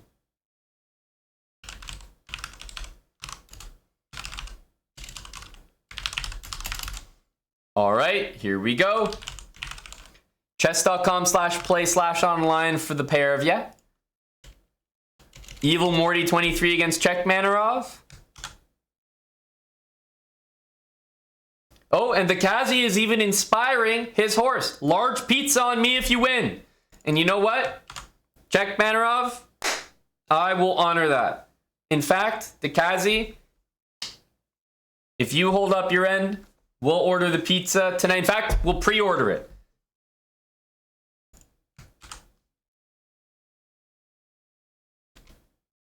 Here we go. Czech Manarov and Evil Morty. Pre-move the pizza order. Czech Manarov, the 1950. He's weighing in heavy. All right. The French essay by Evil Morty here. And, ooh, he's already spicing it up. Going for a, might see some stuff like this. Going for a tricky line here. Knight G3 from Czech Manarov. Quite literally the worst place on the whole chessboard for that knight to be. Couldn't think of a worse place to put it.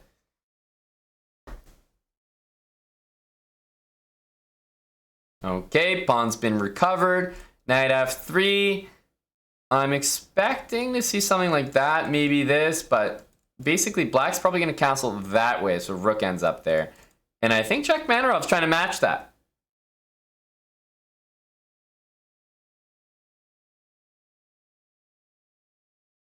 Yep, we'll most likely see this, possibly by both players. There's maybe this move, those are all candidates here. Remember, this pawn moves, all of a sudden you gain access to that square, and h5 and h4 is a nasty combination. That knight gets kicked around. What have I said about knights on g3? You boot them out with the pawns.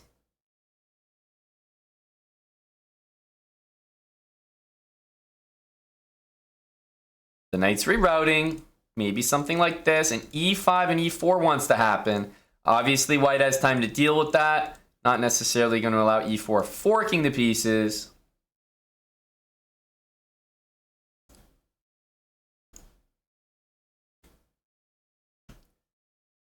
We need here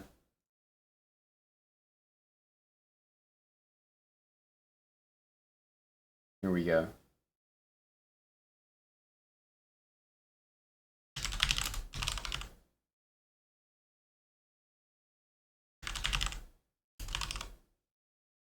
Okay, we need some of this.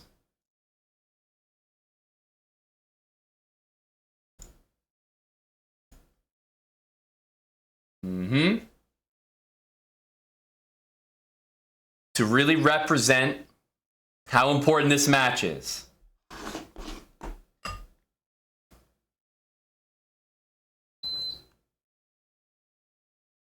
Ginkgo Child, thanks for the 5-month resub. And Algu, gifting a sub to Jappy Grappy. Thanks, Algu. Just saw that. Making sure our 69th place gets subbed. Hell yeah.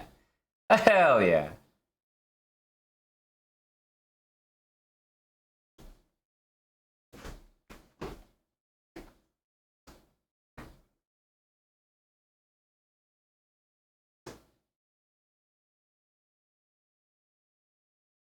Big moment here. Pawns are hanging on both sides. This is tempting, but then obviously, you know, the knight will pile in. What are we going to see here? Because I'm assuming if you take it again, you're taking again. He might do this, thinking after this you could take there. That could be something he missed. Because right here is interesting. There's a couple options here.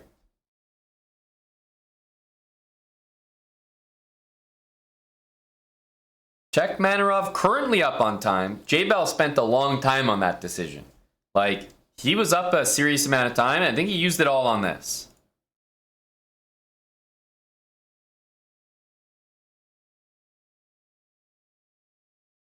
Oh, but the time is getting used right back. Check Manarov down to 48 seconds. And ticking, and ticking. And he makes the worst decision. He could have taken the pawn, but he takes the bishop.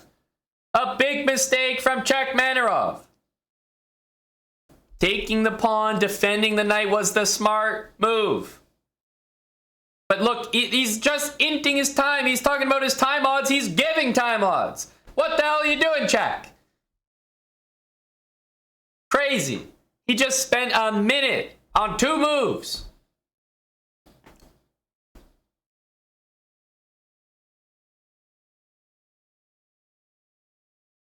Oh, yeah, it's beginning of the end there, boy. Gotta trade them ladies. And even though there's some nice squares for the white pieces here, ultimately this should be a dub for Evil Morty unless he starts choking in a time scramble. Ooh, f3. I don't love that move. I liked rook e1, and I think you can still do it. He's going to need to find a tough move here. Yeah, it's really hard to find. He's trying to get the speed going. Respectable. But it is not enough. 1 second for Chekmanarov. And that is 1 second. That is not going to be enough. Evil Morty takes the dub. And the Kazi put faith in Chekmanarov. The Kazi, how do you feel about how you were represented there?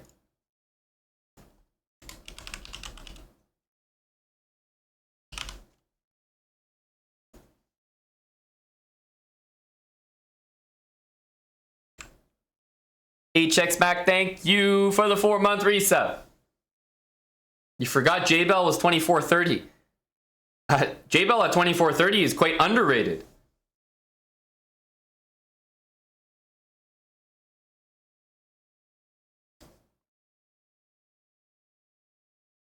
The Kazi did give us a show. He gave us a good match there. He gave us a good match there. You didn't know J-Bell was so high rated either? J-Bell, what are your thoughts on this?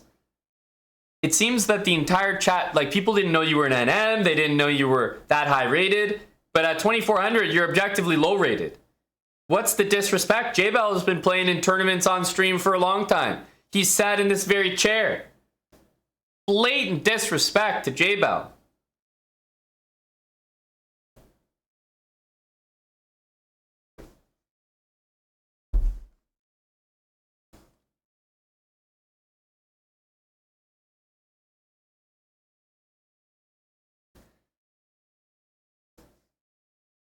Honestly, J-Bell 2400 at marbles and chess. That's not a bad combo. That's straight to the resume. Straight to the resume.